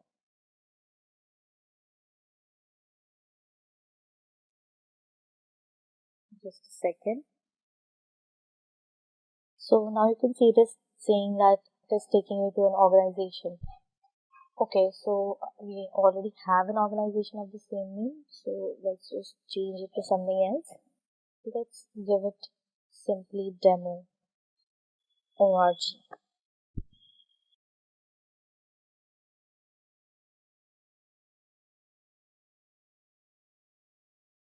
So here you can see this saying that it's taking to your Azure DevOps organization where you'll be creating your projects. So now you can see your organization name here, and here you just need to create a project name. So I'm giving it simply demo project. Now below you can see visibility. We can opt either public or private. So what is public or private?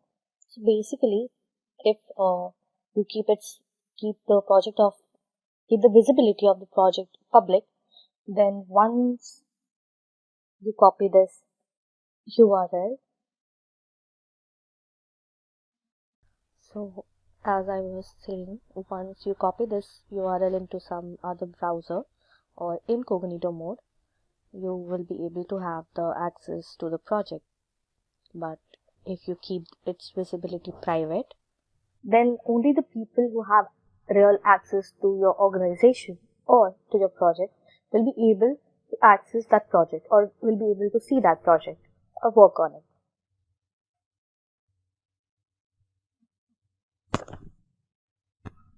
As you can see, public projects are disabled for our organization, so we can't select public. So we'll go for private and click on create project.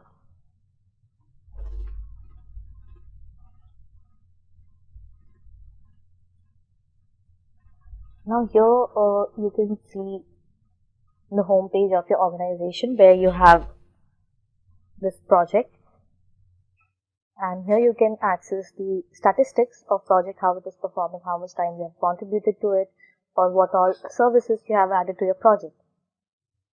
And down below you will be able to see that there is just one member, which is the root user of this project, and once you start adding more members to your project, their details will be added to this particular block. So now here you can see these are the services, boards, repos, pipelines, test plans, and artifacts services that is provided to you to add to your project. So now let's have a look at them one by one. So first one is boards. As we click on boards, you can see multiple options, your work items, boards, backlogs, sprints, queries, delivery plans. Here you can see it is all empty as we haven't added any service or we haven't worked on a project yet. So let's just click on new work item. So here you can see one is epic, issue, and task. So epic is an option that is, you can see a pro option for work items. So basically Epic represents business initiative to be accomplished, and it is basically available for basic, agile, scrum, and CMMI process templates. So what it exactly does is increases customer engagement, that whatever your project is, if it's the engagement of your project, that how it's performing and how it is performing towards the people whom you have given access to the project. Also helps to create new architecture to improve the performance of your project, and it also supports mobile applications. So basically when you're deploying any mobile application in your project or creating a mobile application as a project, so it will be able to support that as well. Let's click on Epic. So here you can see you need to enter a title for your Epic option.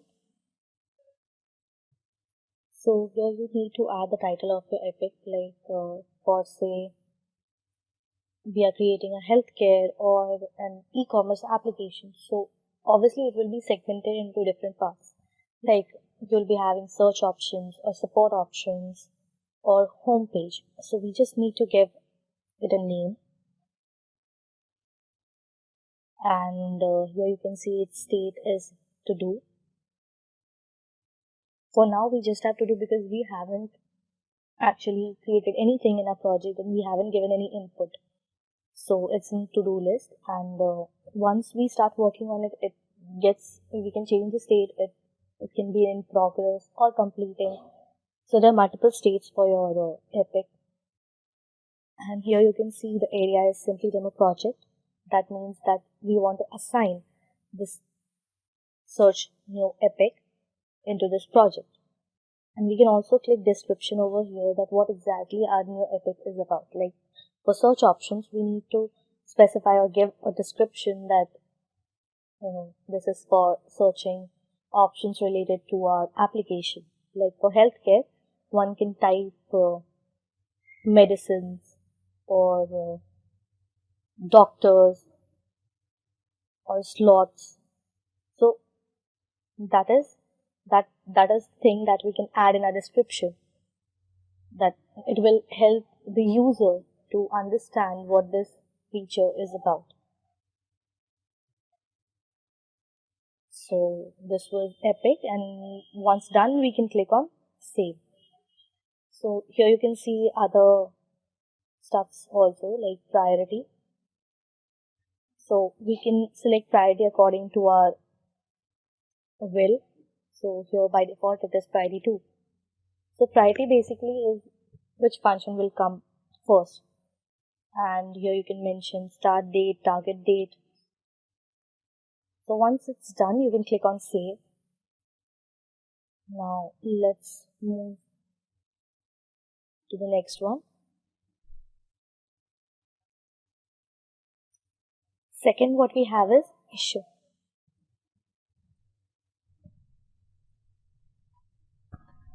So basically issues are for you to track your work, and epics are used to track the group work and the large scenarios. But this is track like we saw the project statistics, so it will help you to understand the individual progress.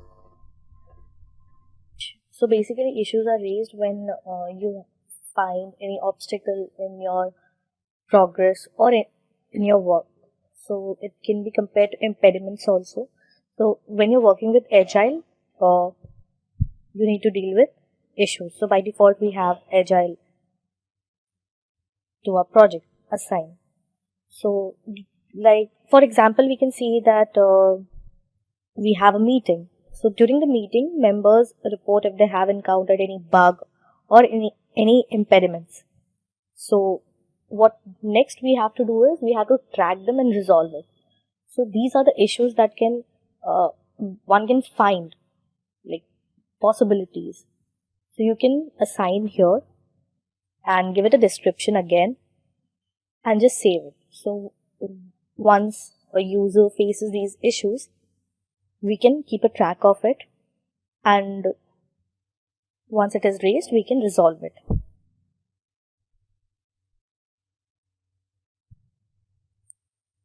Coming to the next one. Next we have is task. So by the name only we can well understand what task is. So a task is a smaller item or smaller segment to track activity that contains all the information needed to accomplish a part of an issue, or you can say user story requirements. So this option is available for basic, agile, scrum and CMMI process templates. So again we can give it a name, what task we want to assign, and give it a description, and according to that we can select the priority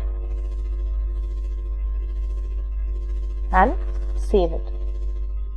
So the task will be added to your project. We are not assigning any task right now because, as I said, we haven't added any particular project or particular details or application, or we haven't deployed any application yet in our project. So that is why we are not adding anything over here again, because first we need to understand what these services are and what these services are used for.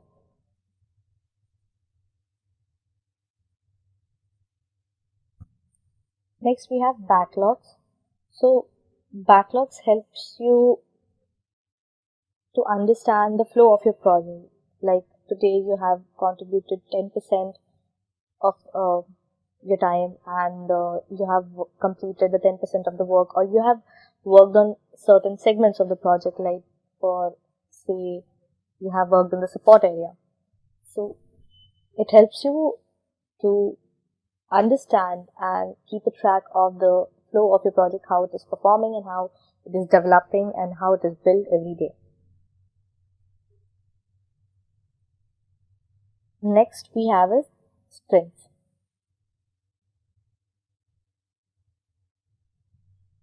So sprints are basically a time-boxed intervals that supports your team's ability to work using the agile processes and tools. So what you can do is, whether you're having, let's say you're having a healthcare application, so you just need to have a segment of it and drop it over here. So what it will do is it will get the attention of all the team members. So basically what it does, it makes your project more manageable. It increases the quality of your project and also makes it work even more faster and more frequently once you add the segment to the sprint. So you can say it in one way, it gets the priority and people need to work on it, and it gives your project more flexibility to adapt to change. Now sometimes what happens is many associates scrum sprints with agile software development. So sometimes agile are often thought to be the same thing. Coming to the next one, we have queries.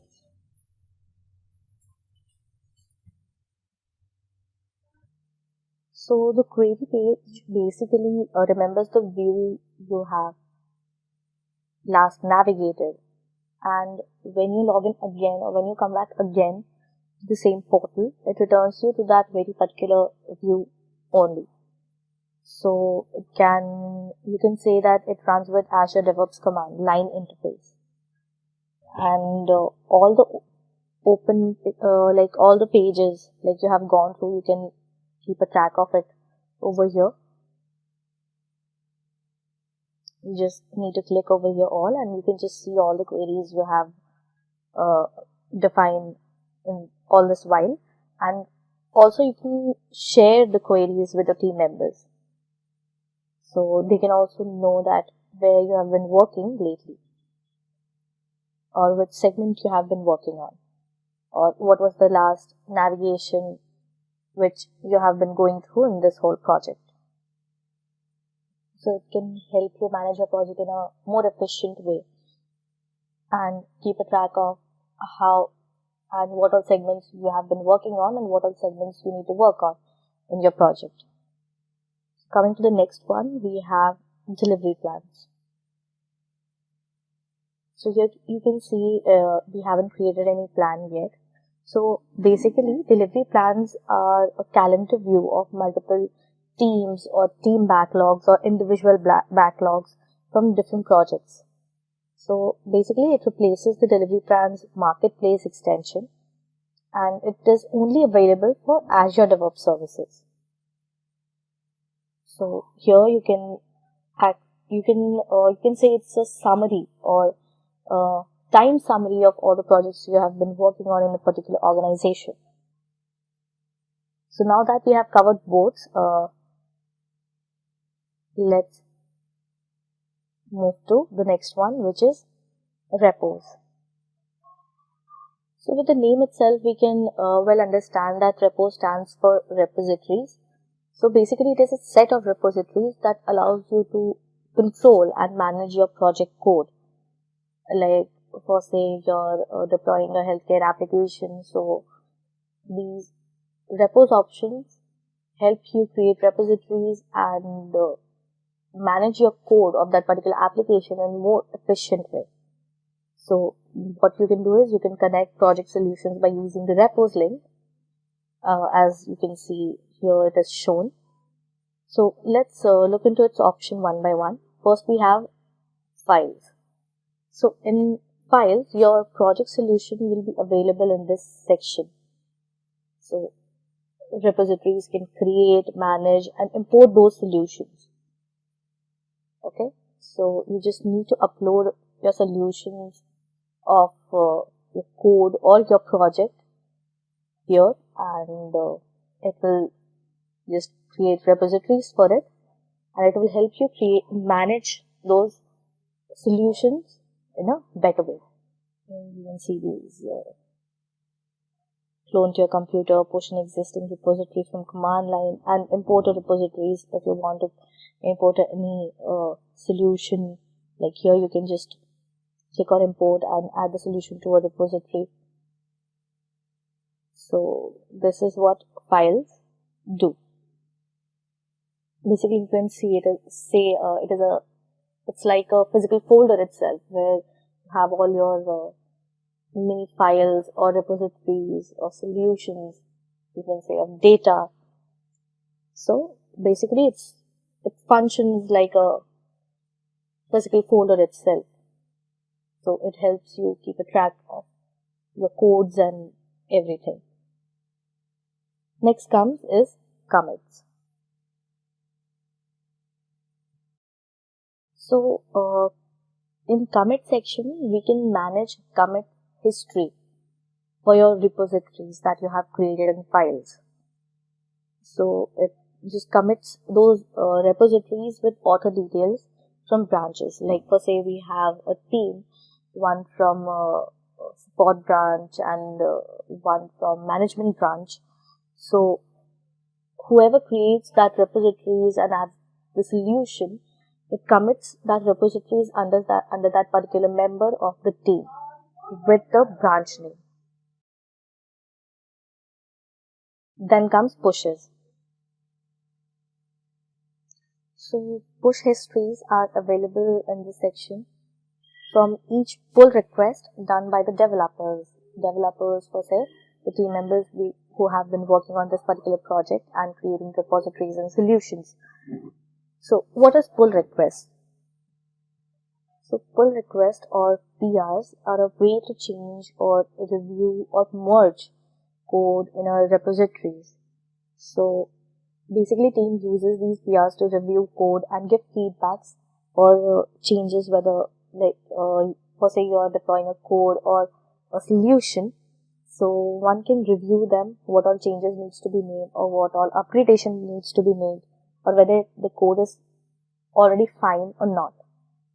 So basically teams use these PRs to review the solutions and codes stored in these repositories, or you can merge multiple solutions or multiple codes into the main branch.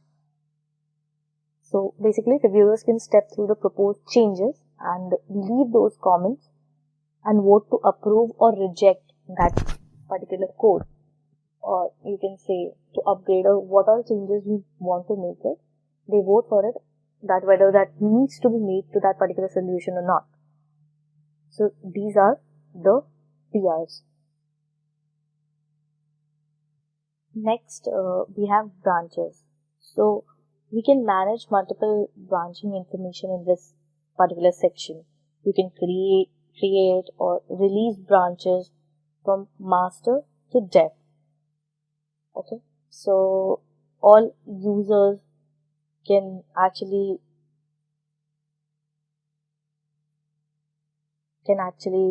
create or release branches from branching information available in this particular section.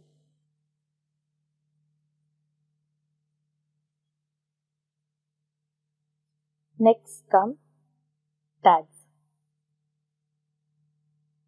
So tags are used to point out specific commits, like giving message tags and data information to branches. You can create your naming conventions to branches by using commit tags.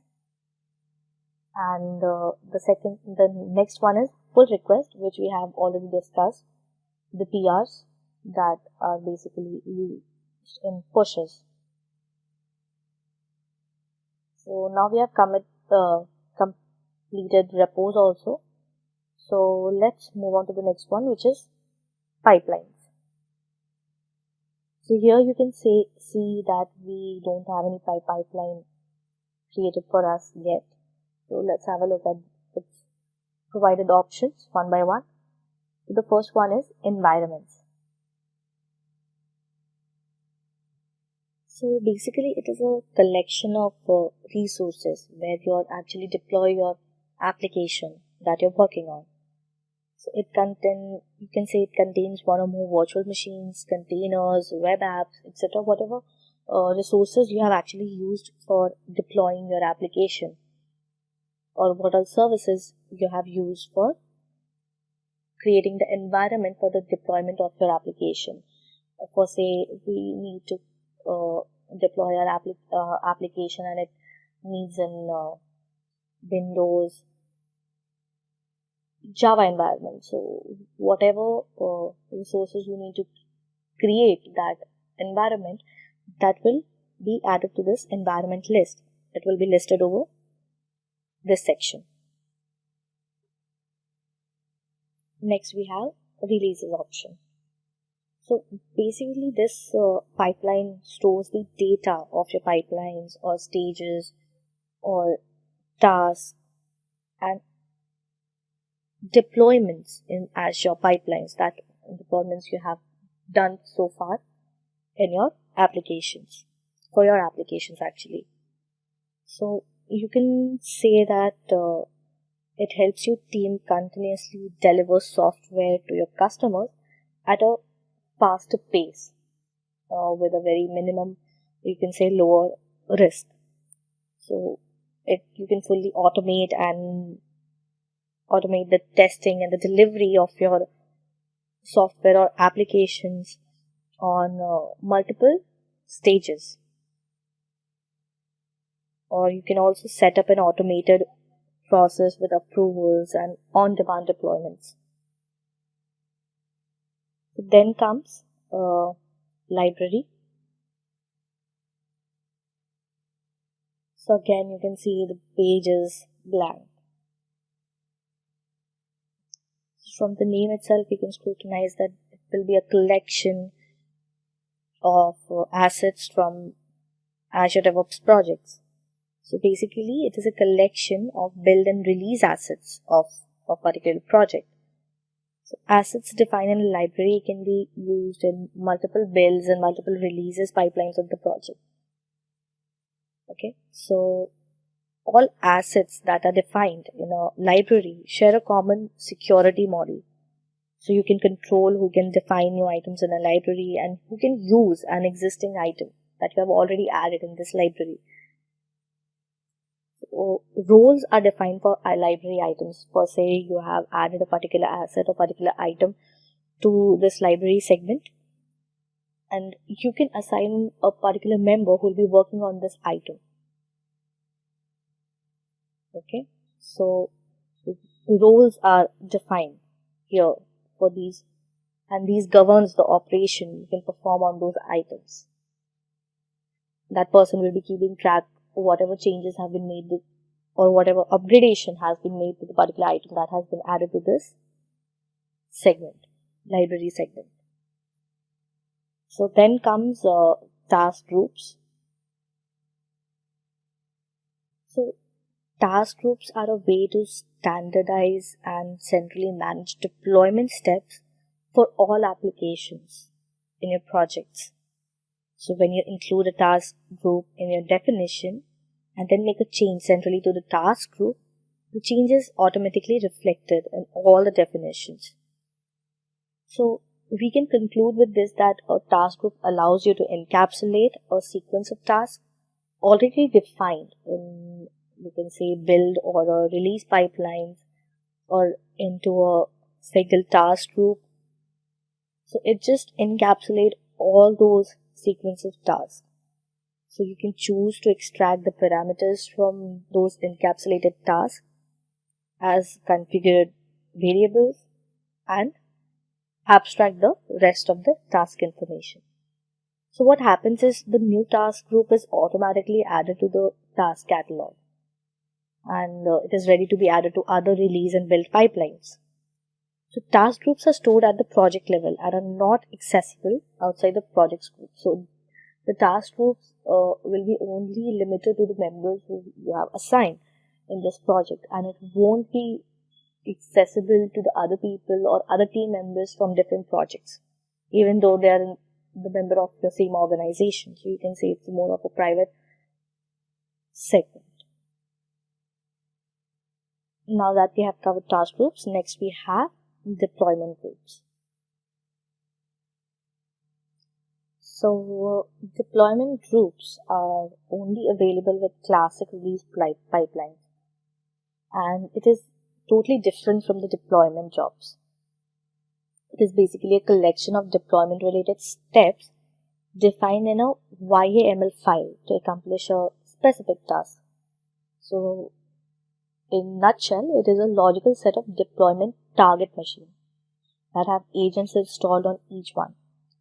The deployment groups represent the physical environment, for example, testing or development or production environment. So a development group is just another grouping of agents, much like an agent pool, you can say. So what you can do with this is you can specify the security context and runtime targets for the agents, or you can let yourself view live logs for each server as a deployment take place.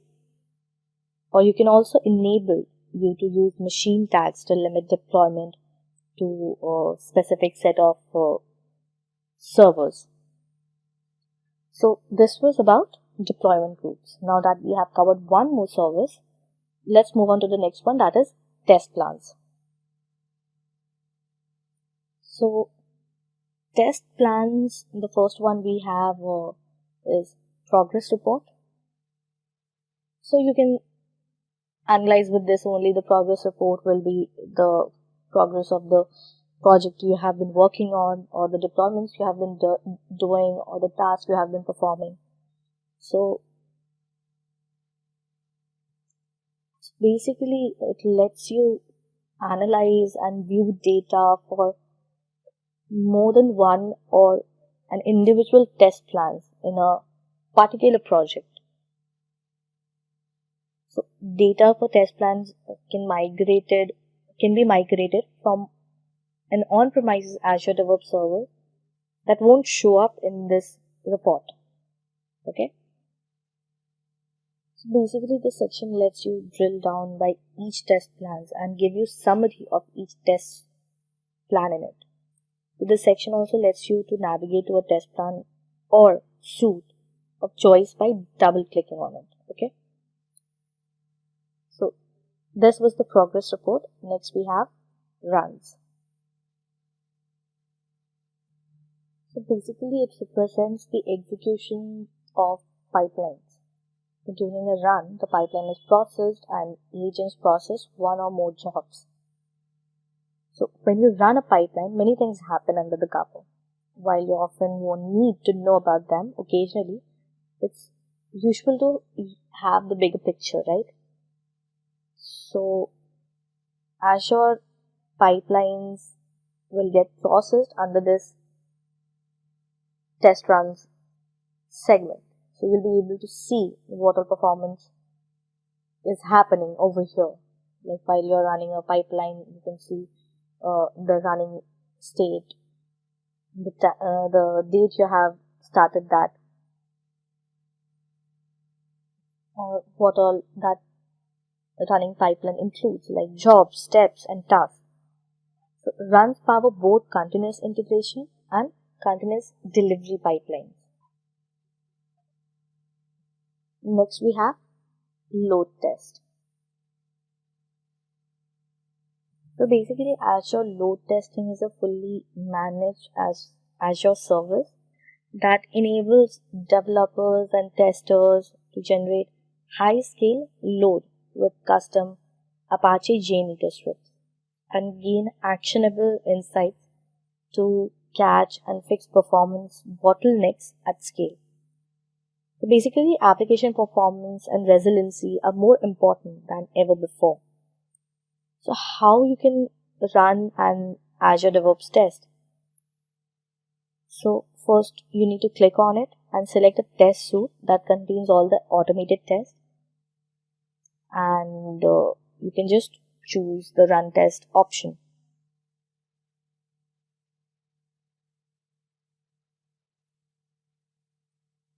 And it will start processing it.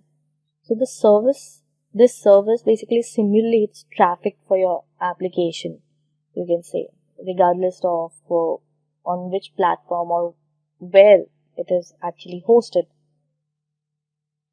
So now that we have covered test plans as well, let's move on to the next one, that is artifacts. So this is the last service that is provided to your project by Azure DevOps. So artifacts is a byproduct produced during the software development process. So it mainly consists of the project source code, dependency, or binaries or resources that could be represented in different layout depending on the particular technology. So it's like an extension that makes it easier to discover, install, or publish, and Maven packages in Azure DevOps. It's basically deeply integrated with other hubs like Build, so that package management can become a seamless part for your existing workflows. So what is exactly it is used for? So it can be used for both public and private organization with teams of any size. It basically manages your npm or NuGet packages via feeds, and it allows you to create and share your Maven. So it's a package management solution integrated with your Azure DevOps. So this was all about the services that is provided to your projects. So now that you know what all services do for your project and what are their benefits and how they function, now you can actually plan your project and start creating and working on it and start deploying with the users and what all services you want for your particular project. So what you can do is click here on project setting. Just a second. Yeah, you can just click on project setting.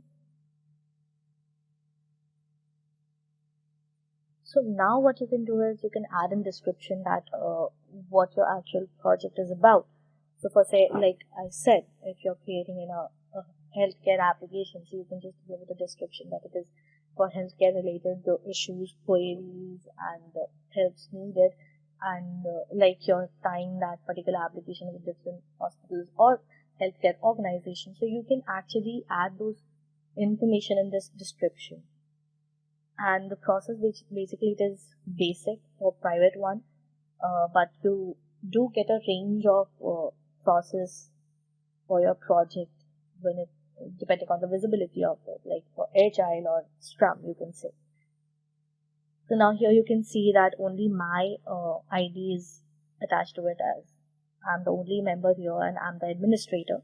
So you can add members here, and scrolling down, you can, now that you know what all services provide you or what they provide to your project, so depending on the need of your project, you can just select the services you want to assign to your particular project. Like, per se, if I don't want boards assigned to it, or you can say if I don't want the services provided by the boards, you can just click on it and select remove boards. And I just need to refresh it. So, yeah, here you can see I have overview, repos, pipelines, artifacts, but I don't have test plans and boards. As you can see, test plan is basically all the collection of whatever you're managing, which is indirectly assigned to boards. So as you remove the boards, the test plans also get removed. Okay, and once like this, you can just select what all services you want specifically, and if you want to delete your project, you can just go ahead and delete it. So this was all about the Azure DevOps services and Azure DevOps Virtual Studio, we can say, and how the demonstration of how a project actually functions in this Virtual Studio. Hey awesome viewers, come, let's leap into the world of cloud computing. Whether you're a tech enthusiast, a student, or a professional looking to upskill, the cloud technology offers endless opportunities for innovation and growth. Did you know that the global cloud computing market is projected to reach a staggering $832.1 billion by 2025? We all know that projects are essential for your career in cloud because they allow you to apply theoretical knowledge to real-world scenarios, gaining practical skills and experience. Through your projects, you can showcase your skills and depth of your knowledge. Projects are often the key to impress your employers. In this video, we are going to unveil the top cloud projects tailor-made for beginners, empowering you to kickstart your journey into the clouds with confidence. The first project in our list is website hosting. Here, you will build a website and host your website on the cloud. The steps are: sign up for a cloud hosting service like AWS, Google Cloud, or Azure. Upload your website files to the cloud storage provided by the hosting service. Then, configure DNS settings to point your domain name to the cloud server. After that, set up SSL/TLS certificates for secure HTTPS connections. At last, monitor website performance and scalability using cloud-based analytics tools. Next, we have Expense Tracker. In this project, you have to develop an app to track expenses and manage finances using cloud storage for data synchronization. Now let's see the steps. Choose a cloud database service like Firebase or AWS DynamoDB for storing expense data. Now, design and develop the Expense Tracker app interface and functionality. Implement user authentication and authorization for secure access. Then, set up real-time data synchronization between devices using Cloud Database SDKs. After which, test the app thoroughly across platforms to ensure data integrity and usability. The third one is Virtual Classroom Platform. Here, you create an online learning platform with live lectures and interactive features and host it on the cloud.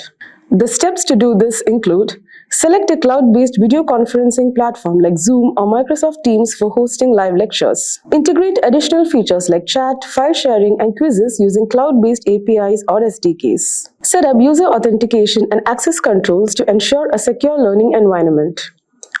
After which, you will have to customize a platform to match the branding and requirements of your educational institution. Train educators and students on using the virtual classroom tools effectively. Next, we have Document Collaboration Platform with Microsoft. Here, you can build a document management and collaboration platform using Microsoft SharePoint on the cloud. Let's see the steps. Set up a SharePoint site on Microsoft 365 or SharePoint Online. Create document libraries for storing and organizing files with metadata and content types. Configure access controls and permissions to manage document security and sharing. Customize the platform with workflows, forms, and templates to streamline document management processes. Train users on how to use SharePoint for document collaboration and version control. The next is Health Tracker app with Google Fit API. In this project, you will develop a health tracking app that syncs data from fitness devices using the Google Fit API. The steps are: obtain API credentials and set up authentication for accessing the Google Fit API. Design the app interface and functionality for tracking user health metrics like activity, sleep, and heart rate. Integrate the Google Fit API into the app to retrieve and display user health data. Implement features for goal setting, progress tracking, and personalized recommendations based on health data. Test the app on different devices and ensure compliance with privacy and security regulations. The next is image recognition with Google Cloud Vision. In this project, you have to build an application that identifies objects and text in images using Google Cloud Vision API. Steps are: set up a Google Cloud Platform project and enable the Cloud Vision API. Obtain API credentials and configure authentication for accessing the API. Develop the application interface for uploading images and displaying recognition results. Integrate the Cloud Vision API into the application to analyze and process image data. Enhance the application with additional features like text translation or object detection based on recognition results. Seventh on the list is Chat application with Firebase Firestore. Create a real-time chat application using Firebase Firestore for data storage and synchronization.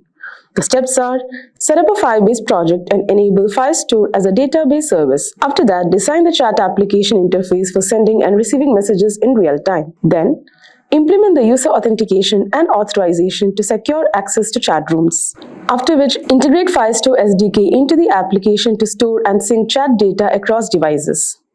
Now, test the application thoroughly to ensure reliability and real-time synchronization of messages. Next, we have continuous integration or continuous deployment pipeline with GitHub. Here you have to set up a CI/CD pipeline for automating software development processes using GitHub Actions. For that, create a GitHub repository for your project and enable GitHub Actions. Define workflows in YAML format to automate tasks like testing, building, and deploying. Configure triggers to initiate workflows based on events such as code pushes or pull requests. Now, integrate third-party tools or services for additional tasks like code quality analysis or deployment to cloud platforms. After which, monitor workflow runs and troubleshoot any issues that arise during the CI/CD process. Next in our list is IoT data analytics with IoT Hub and Stream Analytics.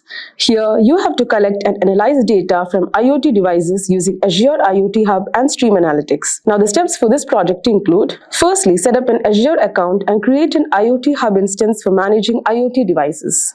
Connect IoT devices to the IoT Hub and configure message routing for data ingestion. Now, create an Azure Stream Analytics job to process streaming data from IoT devices. Define queries and transformations to analyze and aggregate IoT data in real time. And then visualize the analyzed data using Azure services like Power BI or Azure Data Explorer for actionable insights. Last project on the list, we have Budget-Friendly Travel Planner. In this project, you are required to develop a travel planning application that helps users discover budget-friendly destinations and manage trip expenses. Now, the steps include: firstly, design the user interface of the travel planner application, allowing users to search for destinations and plan itineraries. Integrate APIs like Google Maps, Open Weather Map, and Skyscanner to provide travel information such as flight prices, weather forecasts, and accommodation options. Now, implement features for budget tracking, expense management, and itinerary customization based on user preferences. Test the application across different devices and platforms to ensure usability and performance. And at last, deploy the travel planner application to a cloud hosting platform for accessibility and scalability, and continue to iterate based on user feedback and usage metrics.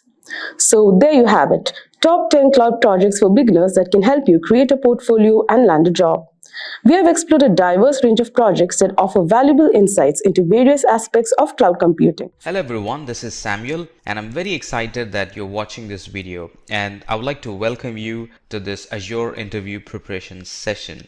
Knowing Azure is one thing, having worked on Azure is another thing, and being able to answer interview questions in Azure is a totally different thing. Although one helps the other, it's still different skills. And our aim through this video is to prepare you with common product and scenario based interview questions. So why wait? Let's get started.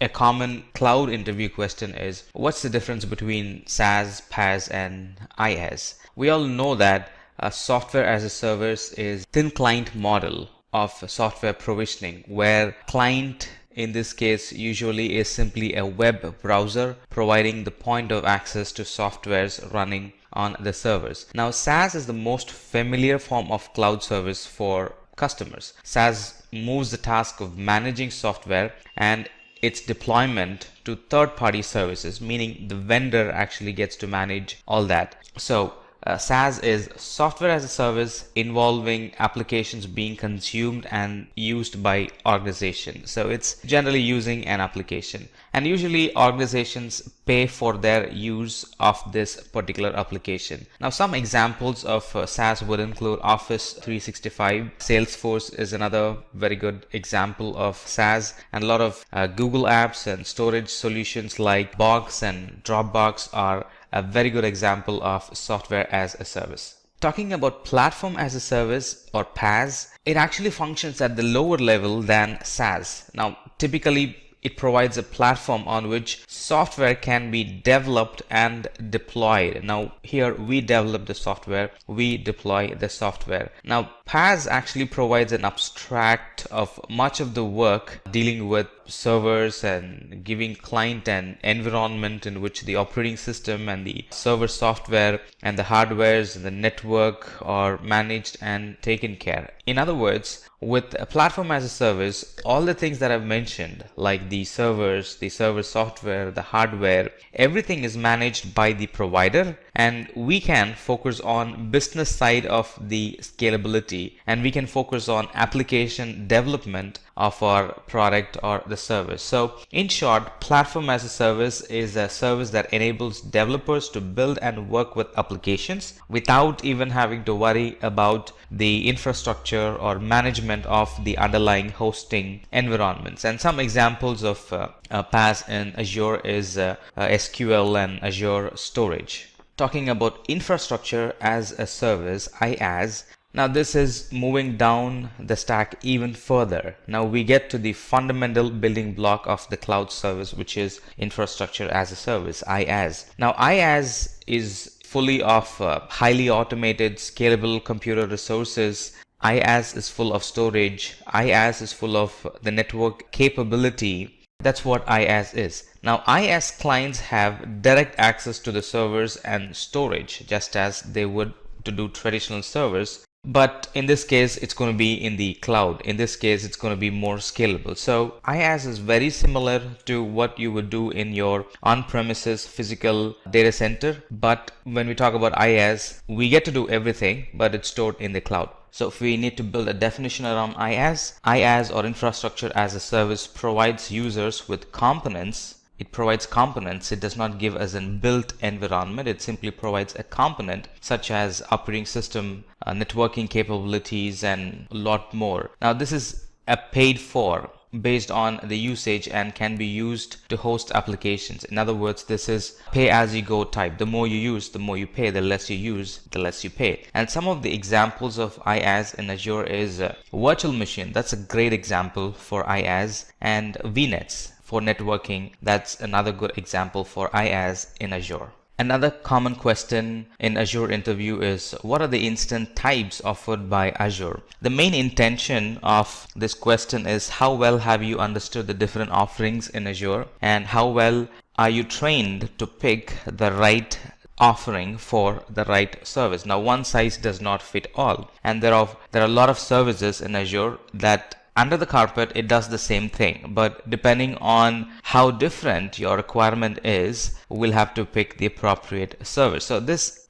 question, what are the different instant types offered by Azure, it's to test how well have you used the product and services available in Azure, and how well have you applied them for the given requirement. You shouldn't be provisioning more, you shouldn't be provisioning less at the same time. So it's kind of matching the right service to the right requirement. So what are the instant types offered by Azure? As you see in the list, we have general purpose, compute optimized, memory optimized, storage optimized, GPU virtual machines, and high performance compute virtual machines. Now, answering just the names won't be enough in an interview. You'll have to go further and explain why and in what scenario you would use general purpose, and what are the use cases, what type of servers is a good fit for a general purpose, and what type is a good fit for compute optimized, so on and so forth. And that's exactly what we're going to do now. So the general purpose VMs, they provide a balanced CPU to memory ratio, and it's very good for testing, very good for a development environment, very good for small and medium databases, and also for low to medium traffic web servers. And some of the use cases are, like we said, test servers, low traffic web servers, small to medium databases, some enterprise grade applications. It's also good for relational database. It's also good for servers used for in-memory caching. It's also good for some small analytic database, very good for microservices. And if you're trying to build a proof of concept for an idea that you just have or just parked, this is another good server for doing proof of concepts, because you're not going to send actual traffic to it. I just want to show that your idea works. So general purpose server is a very good use case for those scenarios. And the largest instance size we can get in general purpose is standard D64 V3. Which comes with 256 gigabit of memory and 1600 gigabit of SSD temporary storage. On the other hand, compute optimized VMs have a high CPU to memory ratio and are very good for medium traffic web servers, very good for batch processing servers, very good for application servers. Now, because it's compute optimized and compute means a CPU, it's an excellent choice for workloads that demand faster CPU. but does not need as much memory or temporary storage virtual CPU. Some of the workloads that run very well on compute optimized are analytic workloads, gaming servers require more CPU, they run really well. Batch processing are some of the applications that can be placed in compute optimized, and by doing that we get the actual benefit of the compute optimized instance. And the largest instance size or the largest instance size type is standard F72's V2, and here we get 144 gigabit of memory and 576 gigabit of SSD temporary storage in compute optimized VMs. In the same lines, memory optimized VM, they offer high memory to CPU ratio and that are great for databases. Databases require more memory, so it's a great fit for database, and it's a great fit for medium to large scale caches, applications that require in-memory analytics. So this memory optimized, memory is more, so it's very good for in-memory analytics applications. And the largest instance size we get here is standard M128M, and look at the gigabit of memory. It's 3892 gigabit of memory, and look at the temporary storage. It's 1400 gigabit of temporary storage. On the same lines, storage optimized. Now I guess I don't have to explain to you what storage optimized is used for. You might have easily guessed looking at the flow. Yes, storage optimized VM offer high disk throughput and IO and are very ideal for big data, SQL, NoSQL databases, data warehousing servers, large transactional databases, and a lot more. And some of the examples of the applications that can be launched on storage optimized are Cassandra, MongoDB, Cloudera, Redis. These are some familiar applications that can get benefited when we run them on storage optimized. And one difference between storage optimized and the other servers are they are generally optimized to use the local disk on the node attached directly to the VM rather than using an durable disk, which is actually a remote disk space. Now what does this allow? This allows for greater input outputs per second or throughput for the workload. So that's what we get. A greater throughput, a greater input outputs per second is what we get when we use storage optimized. And the largest instance size available in storage optimized is standard L32S, and the memory is 256 gigabit. And look at the temporary storage, it's 5630 gigabit of temporary storage. GPU type VMs, easy to guess. GPU optimized VMs are specialized virtual machines available with multiple GPUs attached to them. Now these sizes are designed for, or these VMs are designed for compute intensive, graphic intensive visualization workloads that require a lot of graphical processing unit attached to it.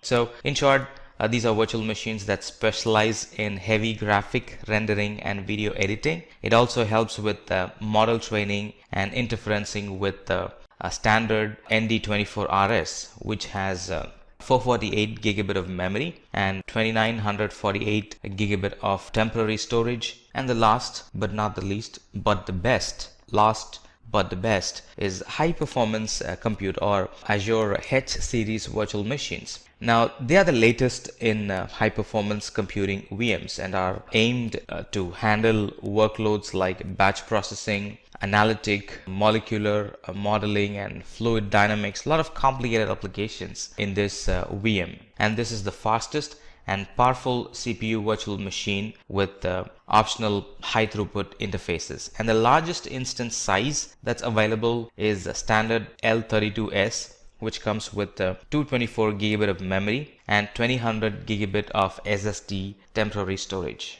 And a third common question is, what are the deployment environments offered by Azure? There are two main deployment environments. One is the staging environment and the other one is the production environment. Now in staging environment, let's talk about staging first. So when you're deploying your web app or web app on Linux, you can deploy them to a separate slot instead of the default production slot when running them in standard premium or isolated app service plan tiers. Now the deployments slots are actually live app with their own host name. And at a later point, the staging environment can be swapped with the production environment. So why do we need an staging environment? What are the benefit of it? So the benefit of deploying our application to a non-production or staging environment, it provides a platform to validate changes to our application before it can be made live in the production environment. And in the staging environment, the app can be identified using the Azure's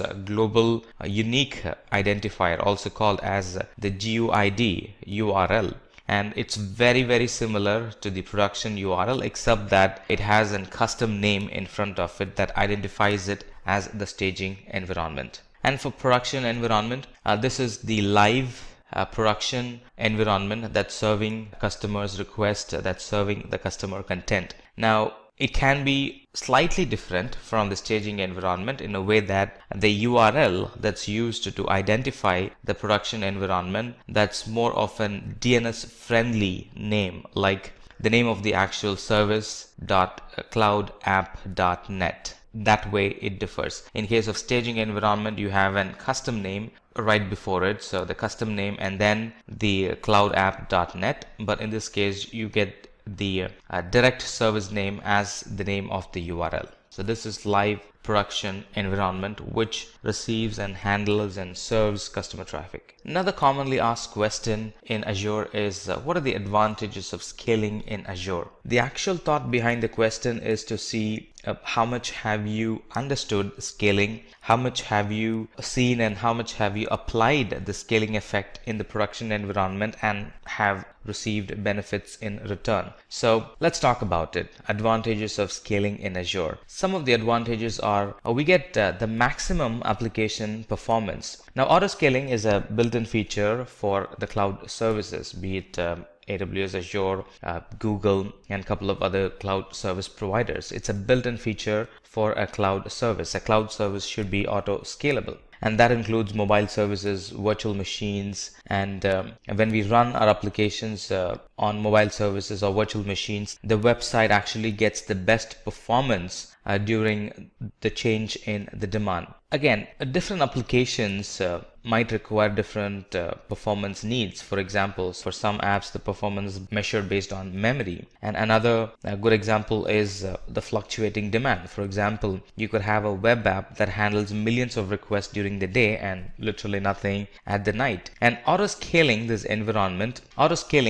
any of these environment will automatically scale or fatten your environment so to receive all the incoming traffic, and during lean period it actually gets slimmer and slimmer so to help you with the cost. So it actually maximizes the performance. That's what auto scaling does. And like we said, auto scaling scales up and scales down based on demand. It not only scales up but also scales down so to help you with the cost. And if you know the particular pattern in which the application is going to receive traffic, then we can very well go ahead and schedule scaling to our application or schedule scaling that infrastructure based on time. If we already know that Monday to Friday, that's the traffic that I would get, and it's a constant one. It's not a public facing, but it's an internal application. So I know all the 500 users or the 1,000 or the 5,000 users who will be using it. So at any given point, it's just 5,000 users. It's not going to go beyond that. And during Saturday and Sunday, literally nobody's going to be in office.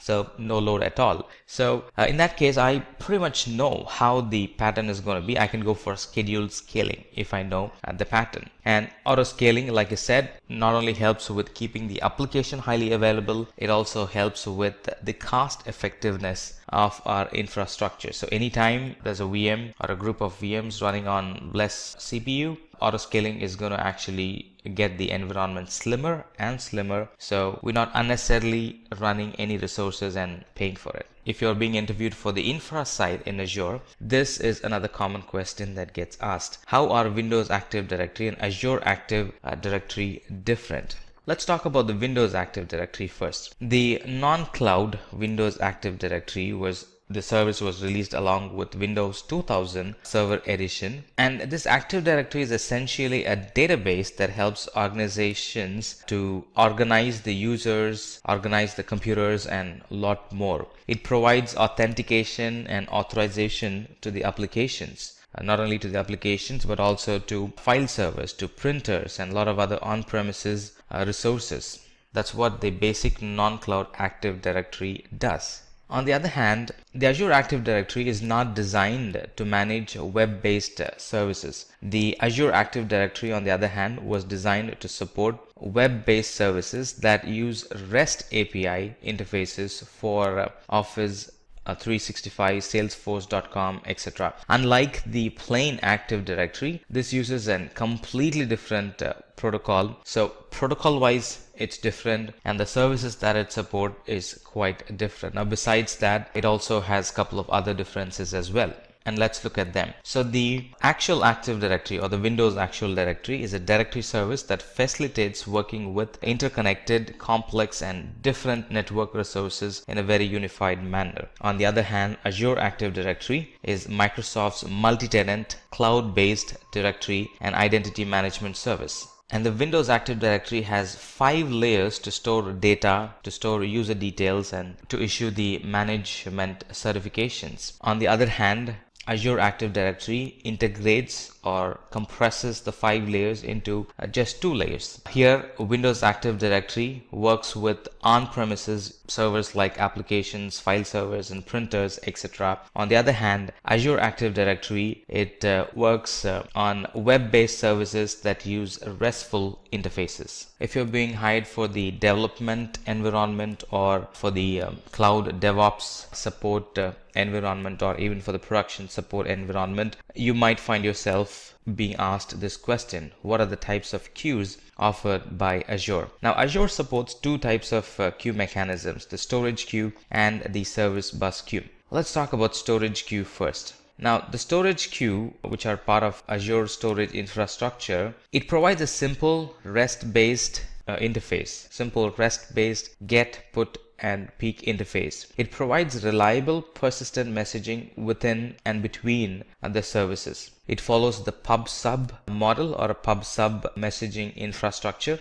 and it's best suited for users that need to store more than 80 GB of messages in the queue. It can provide logs for all the transactions executed against the user's queue. So that's what we get with storage queue. And on the other hand, service bus queue, the service bus queues are built on top of broader messaging infrastructure, and they are designed to integrate applications and applications component that can span multiple communication protocols. So that way it differs. So this is good for applications and components that may span multiple communication protocols and even totally different network environments. So in short, these service buses, or the service bus queues in Azure, are part of Azure's messaging infrastructure, and they integrate applications or application components that can actually span multiple different protocols and multiple different network environments. It also provides an first in first out style for delivery, and the user's queue size has to remain under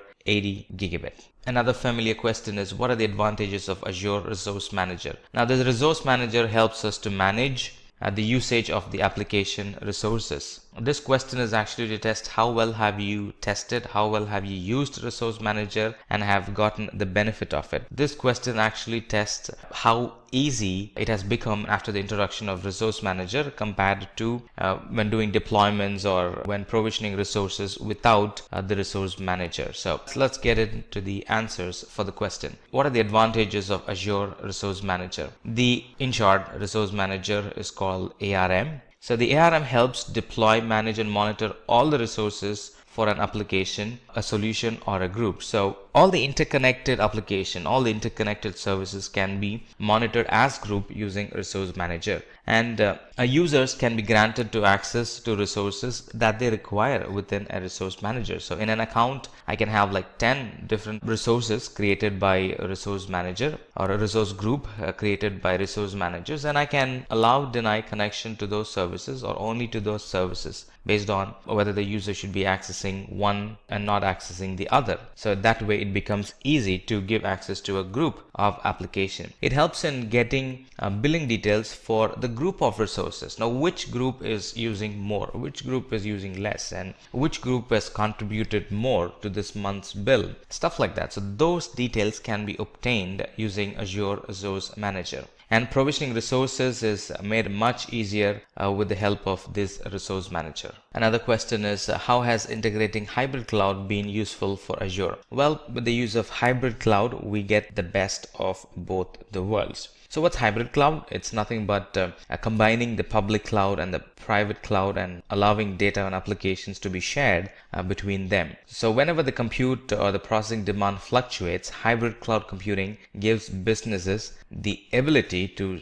seamlessly scale their on-premises infrastructure in the public cloud and handle any kind of overflow in the requirement or overflow in handling the application. So it really helps. It boosts the productivity of our on-premises application. So with the hybrid cloud, we get a greater efficiency with combination of Azure services, DevOps processes and tools for the application running in on-premises. And by having a hybrid cloud environment, users can take advantage of a constantly updated Azure service and other AWS marketplace applications for their on-premises environment. And the other benefit is with hybrid cloud environment, we can simply deploy applications regardless of its locations. In case of on-premises, we'll have to worry about the location, but when we expand our on-premises environment in the cloud, and we can pick any of the locations and simply deploy it in them.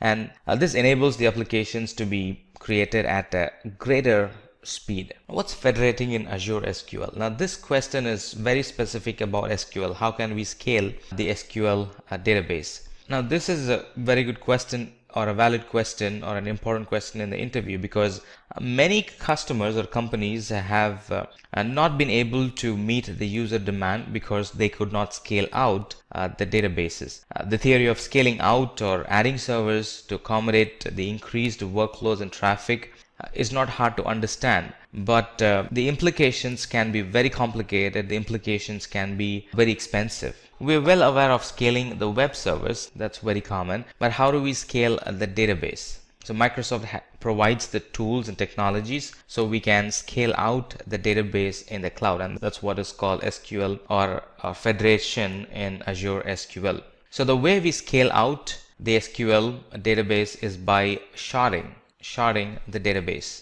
So sharding actually enables users to take advantages of the resources in the cloud. Not only that, it allows users to have their own database or a shared database amongst each other. Because we're creating a highly available database, because we're having shards in a database, it actually reduces the possibility of a single point of failure for our database. And more importantly, because we're sharding, because we're using federation in Azure SQL, it provides an cost-effective scaling of our databases by using cloud resources, or by using billing only for the cloud resources that we have used. So no pre-provisioning, no over-provisioning. It provisions the right amount and we pay the right amount. Let's talk about this one. What are the different types of storage offered by Azure? Now the different types of storage offered by Azure are, as you already know, and as you can see, they are Azure blob storages, table storages, file storage, and queue storage. So let's expand one after the other.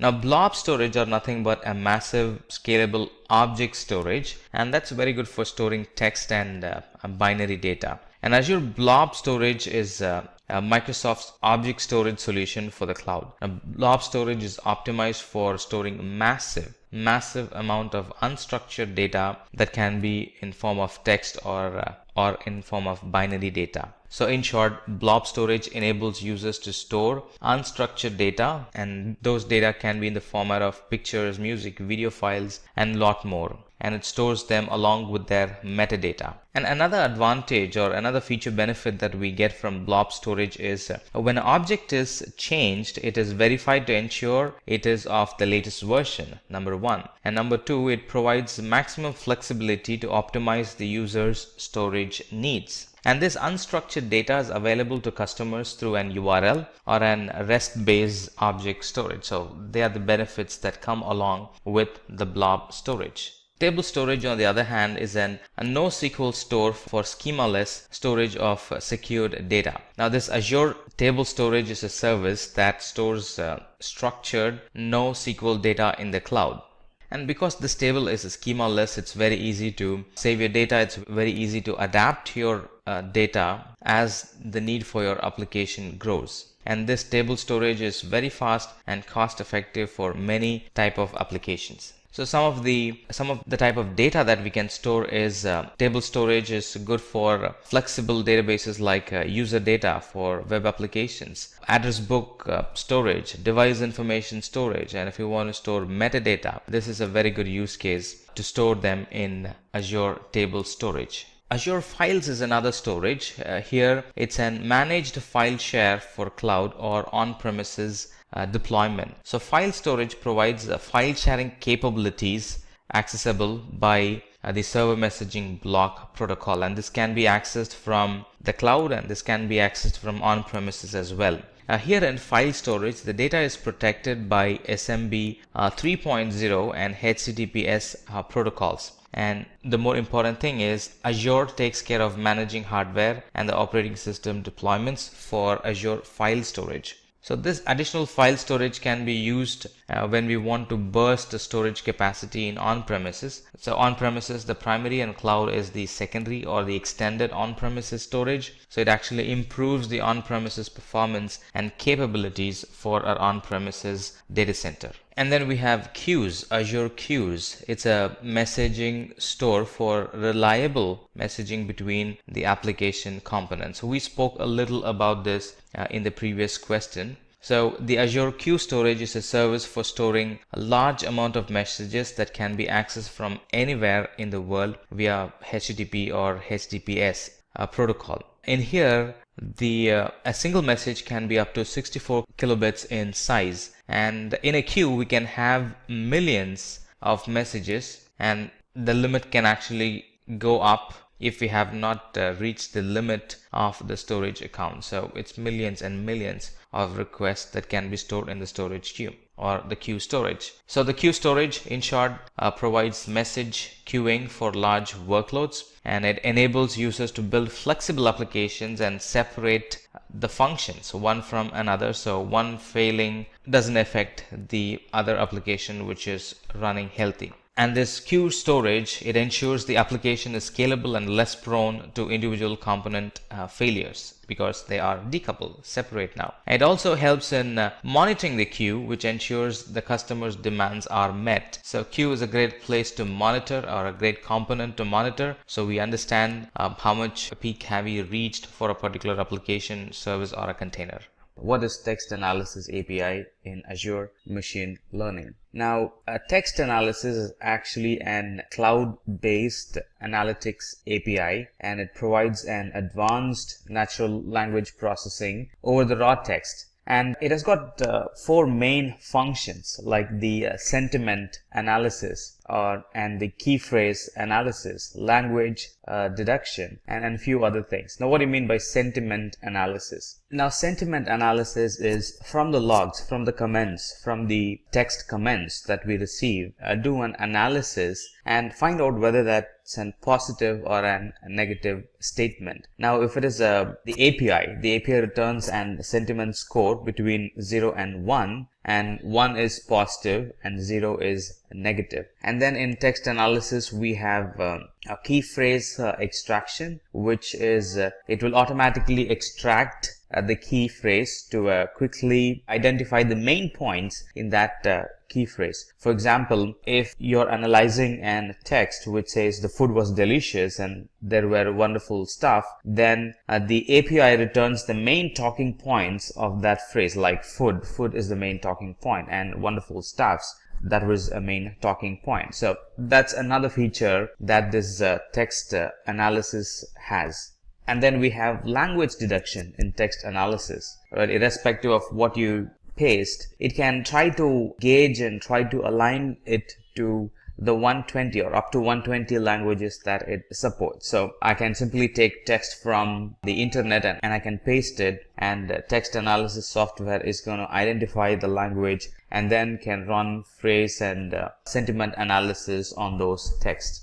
Right. So in short, text analysis is an API, a set of web services that can be used for text analysis. It can be used to analyze unstructured statement, sentiment analysis, key phrase extraction, and lot more. And the results are generally between 0 and 1 being positive and 0 being the negative sentiment. There is no much training, or in other words, this is not as complicated as a couple of other text analysis softwares are available in the market. We can simply paste, we can simply upload the text, and we can call the service and it runs a sentiment analysis on it all by itself. Let's look at this question. What are the advantages of Azure Queue Storage? If you're going to work in a development environment, if you're going to work in an environment that embraces DevOps, this could be a question. What are the advantages of Azure Queue Storage? Now, Azure Queue Storage is built to flexibly operate the applications and separate the functions between the applications that run large workloads. So when we design applications for scale, these applications can be decoupled so that they can scale independently.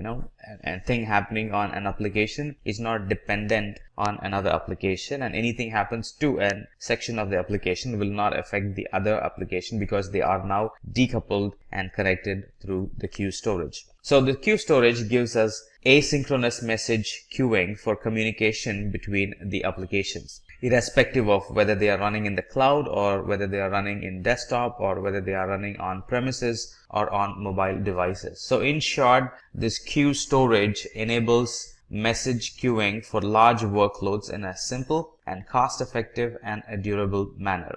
Talking about the advantages is it provides rich client libraries for Java, Android, C++, PHP, Ruby, and a lot other services getting added during every new release from Azure. And the main advantage again is it enables users to build flexible apps and separate the functions for bigger or greater durability. Again, introduction of queues into our application, it ensures our users' applications are scalable and less prone to individual component failures, meaning one component failing is not going to take the whole application down. Right? If one component fails, it's just that component that fails. The rest are healthy and the rest are going to function. It also helps us to monitor the queues and ensure the servers aren't overwhelmed by sudden traffic bursts. So how much do I have in the queue kind of determines the traffic for my application. And if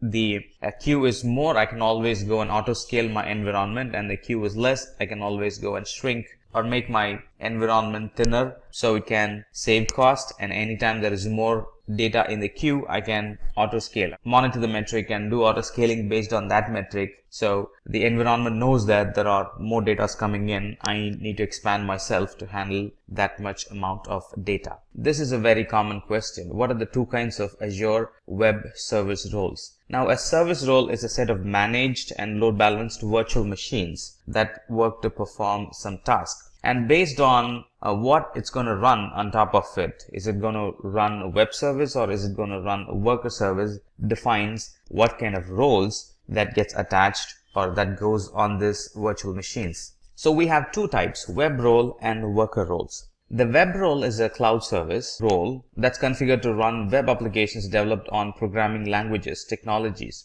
And majorly they support IIS, Internet Information Service, and they support ASP.NET, PHP, Windows Communication Foundation, and so on. So that's web roles. And these web roles, it automatically deploys and hosts application through the user's IIS, Internet Information Service. On the other hand, worker roles are roles that runs applications and service level tasks which generally do not require IIS. So IIS is actually the differentiating factor. So in worker roles, IIS is not installed by default. The worker roles are mainly used to perform supporting background process along with web roles and do tasks automatically compressing or uploading the images, running scripts, and or doing some changes in the database, getting new messages from the queue and processing, and a lot more.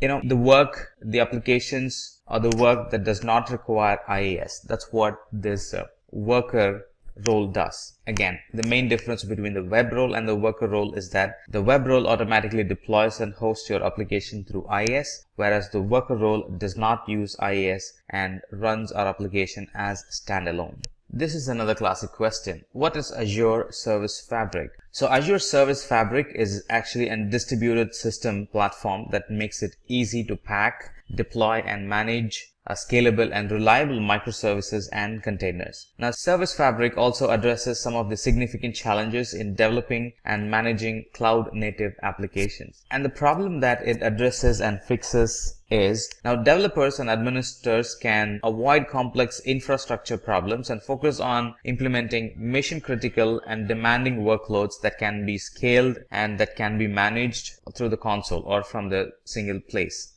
In short, Service Fabric provides a platform that makes the process of developing microservices and managing application lifecycle a lot easier. And the advantages of Service Fabric is that now we can produce application with faster time to market because all the worry about the infrastructure is taken away from us. We don't have to design an infrastructure. All that we need to worry about is simply the application and the application lifecycle. Again, the advantage is it supports Windows, it supports Linux. Not only that, it supports servers on premises and in the cloud. With Service Fabric, we can scale up our environment to even 1,000 machines in just a single command. Or if there is an immediate need for 1,000 machines, I can immediately scale them up to 1,000 machines. That's possible with Service Fabric. Now let's look at this question. You can expect this question if the customer is running hybrid environment, meaning having some of the applications in on-premises and running some of the applications from the cloud. And for some reason,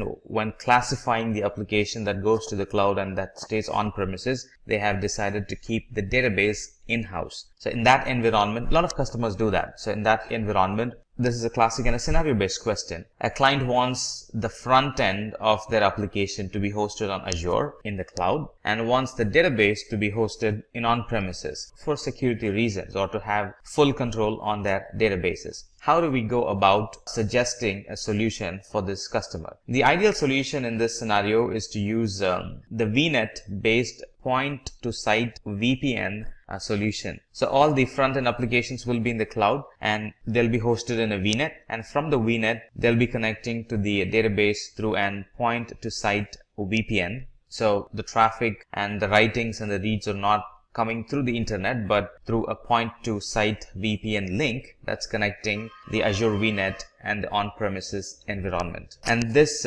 model or this approach or this solution is best suited for scenarios where there are only a limited number of resources that needs to be connected between on-premises and the cloud. This is a very common question. What's Azure Traffic Manager? Of course, we no more running applications on a single server. We no more running applications on or from a single environment. Right? The same application is being run from multiple environments within Azure, and it can be running from Azure and on-premise as well. So multiple environments between Azure and on-premises. And a lot of customers have such environment. And if you're facing an interview with such customer, this could be an ideal question. What is Azure Traffic Manager? Now, the Azure Traffic Manager is a DNS-based traffic load balancer that actually enables us to distribute traffic between services across Azure global regions. And by doing this, it provides a good availability and a good responsiveness to the application.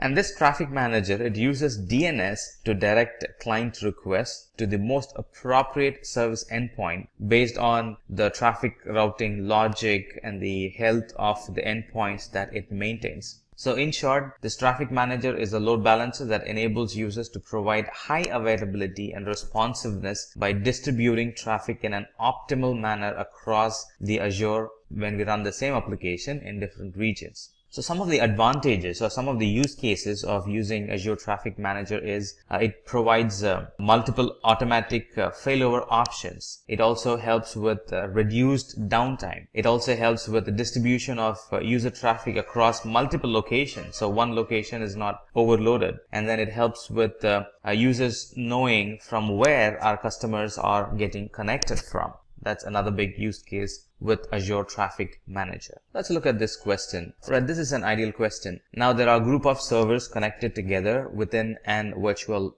network, and now we need to move them or create a separation between them. How do you go about achieving it? So the question goes like this. You need to isolate network traffic among VMs in a subnet, which is part of a virtual network with little downtime and impact on the user. So that's the given scenario. And the best way we can do it is create a new virtual network and move all the VMs in that subnet to the new virtual network. Now, this feature is not possible with a lot of other cloud service providers like AWS and a lot of other providers. Now, in those environments, we might need to shut down, we might need to stop the VM, create a new VM based on the image, and it's an hefty process. But here in Azure, I can simply move the VMs from one subnet to another virtual network without needing for any additional security like the network security group. I can simply isolate them if I need to by creating a simple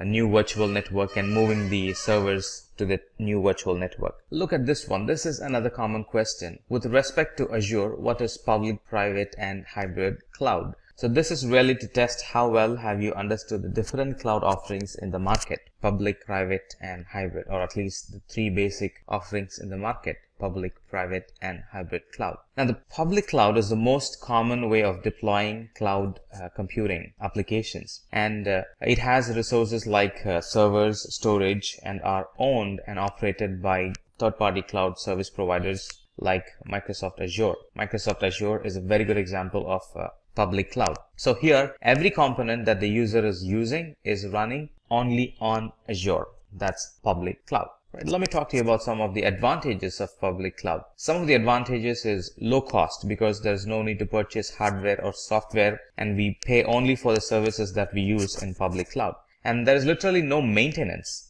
because the service provider maintains the environment for us. And with public cloud, we have nearly unlimited scalability, meaning we can get resources on demand and can meet our business requirements on demand. And the public clouds are very highly reliable because they have a vast network of servers and they ensure that our application does not fail. So there are some advantages of public cloud. Let's talk about private cloud. Now, private cloud consists of compute resources used extensively by one business or one organization. Now, this private cloud can be physically located at our organization's on-site data center, or it can be hosted by a third-party service provider. Whichever the case, the private cloud services and infrastructure are always maintained on a private network, and they're maintained on hardware and software that are dedicated solely for one organization or solely for your organization. So in short,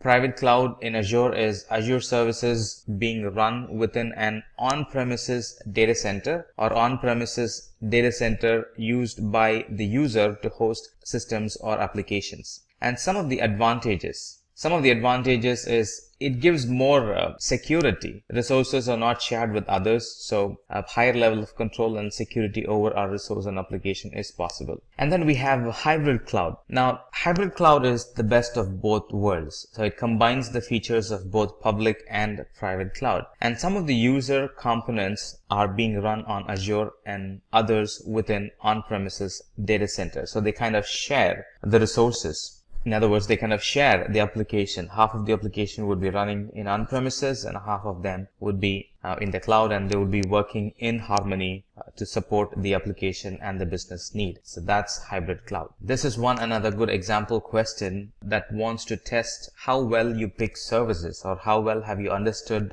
Azure products and services and are picking the right service for the need. So the question would go like this. What kind of storage is best suited to handle unstructured data?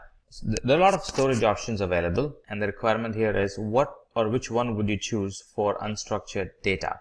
The answer for that question is blob storage, because blob storage is designed to support unstructured data. It works in this way. It places the data into different tiers based on how often they are accessed. different tier means different performance. Different performance means different cost associated with it. So a lot of add-on advantages will we get when we use blob storage for unstructured data. In addition to it, any type of unstructured data can be stored in blob storage. This is not true with a couple of other storage options that we have in Azure. Only with blob storage we can store any type of unstructured data. And the data integrity is maintained every time an object is changed in the blob storage. And the best part is the blob storage helps increase applications performance and reduces the bandwidth consumption for that application. So they are the benefits that we get for blob storage, and blob storage are the ones that are well suited for unstructured data, and that's what your answer should be. It's really an 5-step process, and if you have done some labs, some basic labs with Azure, you can easily answer this question. So it's a 5-step process. First step is to log into the Azure. The second one is to create an resource or a resource manager. And within the resource manager, you would be selecting the resource. And then pick the operating system. Do you want Windows or Linux? And within Windows, what's the flavor you want? Or within Linux, what's the flavor you want? So decide on it. And then entering the relevant information like the name of the instance or the VM that we're going to launch, and the password, the URL that goes with it, and a couple of other relevant information that gets itself attached with the VM. And then select the size of the virtual machine. Different size, different types available for the kind of application and for the intensity of the application that will be running on top of it. So select the size of the virtual machine, review everything, whether they're good or not. If there are any changes required, go back and edit them, and then come back and launch,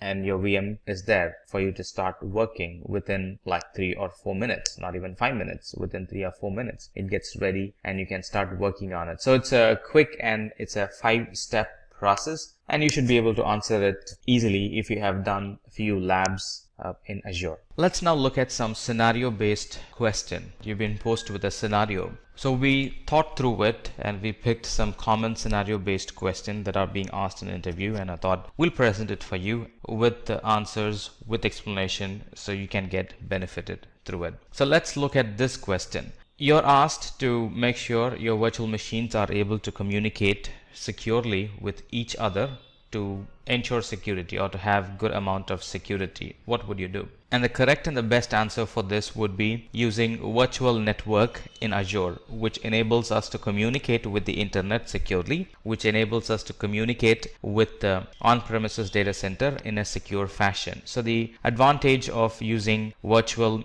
network is users can create their own private network, users can pick their own private IP ranges, users can create their own subnet, users can create their own routing between those two subnets. A lot more goes into that virtual network, so it's very customizable, and the users are provided with an isolated and highly secure environment for applications. It's completely isolated from other customers, it's completely isolated from other applications that are running in other virtual network that we own. So within our account we can have multiple virtual networks, and one application running on a virtual machine is completely isolated from other applications running on other virtual machines. And of course all traffic stays within the Azure network, Azure virtual machine, or within the Azure network, depending on how you set up the routing. If you have set up a routing to go or reach the internet, it's going to go, otherwise it's going to stay within Azure. If you have set up routing to reach on-premises, then it's going to go and reach on-premises, otherwise it's not going to go and reach on-premises, it's going to stay within the Azure. And it also allows users to design their own network, like we already discussed, picking up IPs, picking routing, picking subnets, how many servers should be present in that particular subnet, or how many servers should that subnet accommodate, the size of the subnet, the IP ranges, the NATing, the masking of IPs, creating of VPN, all that's possible with the virtual network. So it really allows users to design their own network, and using virtual machine is how we secure applications in the cloud. Let's look at this other scenario. How do you ensure that every time a user logs in, they are not asked to re-enter the password as part of authentication. So you really don't want your users to re-enter the password every time they log in to a different application. Well, all the applications have their authentication mechanism in place. All of them wants to authenticate the user before they log in. Ensuring the user does not log in every time does not mean that wiping away all the authentication and authorization that's present in that application. You still need that in place, but how do you make the user hassle-free so they're not asked to re-enter the password or the same password again and again? Let's look at the options available. The first one is to enable Microsoft account authentication. Well, it's not going to fix, because with that the user will still need to re-enter the username and password. Deploy express route. It's not going to fix either, because express route is a network level service that connects on-premises to the cloud. So that has got nothing to do with prompting or not prompting for password. And then we have set up VPN between on-premises data center and Azure, set up AD domain controller in VM, and implement integrated Windows authentication. Well, you can use the same username and password for on-premises and the cloud, but this setup, the VPN and the AD controller setup, it's not going to stop you asking for repeated passwords. So this is all about using the same password in on-premises and in the cloud, and this has got nothing to do with not prompting the user to re-enter the password. All right, so that's same password is different from not prompting the user to re-enter the password. They are two different scenarios, so that is also out of the equation. And the last one is configure AD sync to use single sign-on. That's the right one. So when we configure the AD to use single sign-on, then it's not going to ask for the username and password every time we access an application, because we have logged in, and that login is going to stay active for like 24 hours or so, depending on how you configure it. And within that time, you can access a lot of other applications, and it's not going to ask for the username and password, because you already have a single signed on and you have signed in using the right credentials. Let's look at this one. You need to ensure that virtual machines remain available while migrating to Azure. What would be the appropriate service to use? Right, let's look at the options. Traffic Manager. Traffic Manager is literally a DNS service. And then let's look at the other one, Update Domains. It again has to do with Traffic Manager, updating the URL. So the Traffic Manager gets updated and then starts sending requests to that particular URL. It's going to take some downtime, because when we update the URL, they will have to be populated to all different places, and it takes time. So within that time, any user trying to access, it's going to fail. And then we have Express Route and Cloud Services. Express Route could be in fact, it's the right answer, because Express Route, it's an extension of our on-premises and cloud environment. And in this question, it really comes out from a customer who's having an hybrid environment. So they have applications running in on-premises, they have applications running in the cloud, and they want to have a way to migrate applications from on-premises to the cloud. In other words, kind of do a cutover between on-premises and the cloud. And this Express Route is a service that connects between on-premises and the cloud.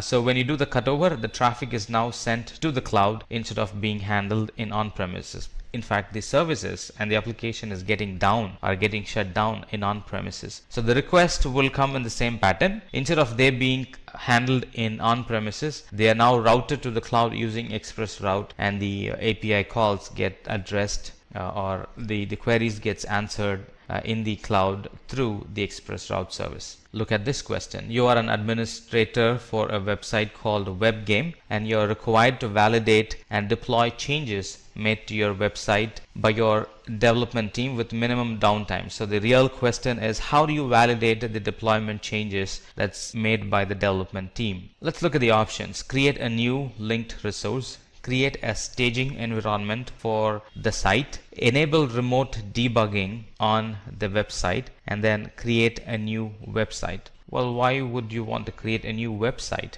Just to validate the changes. And doing a remote debugging is not going to help, because debugging only captures logs of the changes happening. It does not do anything with validating the changes. Create a staging environment could be, or is the right answer, because when we have staging environments, anything that we run on production can be run on staging environment, and any failures that would happen in production, if we simply run it in production, can be captured when we run the application in the staging environment. So that way, staging environment is a very helpful and useful service, and that way I can catch any errors. In other words, I can validate the changes that were done by my development team before I move it to production, and that reduces the downtime in the production environment. Look at this one last question that we have for you. It's our standard tier application is used across the world and uses Azure Website Standard Tier. It uses large amount of image files, so you can get it. This could be an e-commerce website which has a lot of pictures in it,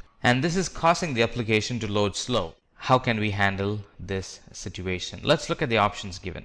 Configure blob storage with custom domain. Well, this application has pictures, but only the pictures is not all that the application has. Right? So configuring blob storage might not help. This could be an very interactive website and that can't be run from blob storage. Let's look at the other options. Configure Azure Website Auto Scaling to increase instances at high loads. Now, it's the picture that's causing issues for the website. It's not the CPU or it's not the memory unavailable, memory not enough, that's causing the application to be slow. So we need to identify what's causing the application to be slow. So it's not the CPU, it's not the memory. So configure Azure for auto scaling is not going to help. And then what are the other options? Let's see. Configure Azure CDN to cache all responses from the application's web endpoint.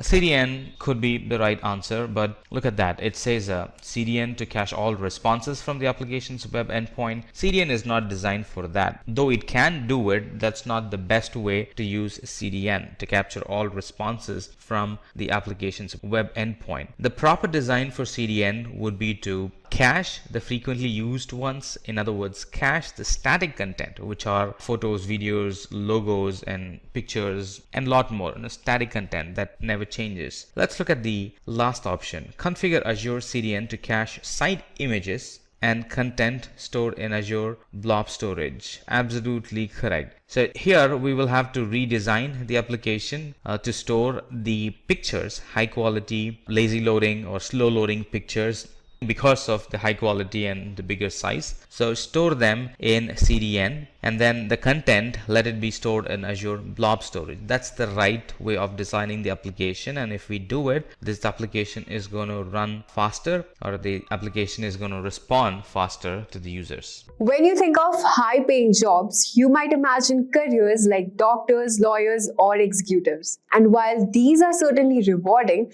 there's another field that's becoming a top contender for the highest salaries, and that's technology. But what makes tech jobs, especially computer science roles, so different and so lucrative? Today, we are going to explore why tech is taking over as a high-paying field and reveal the top 5 highest-paying jobs within computer science for 2025.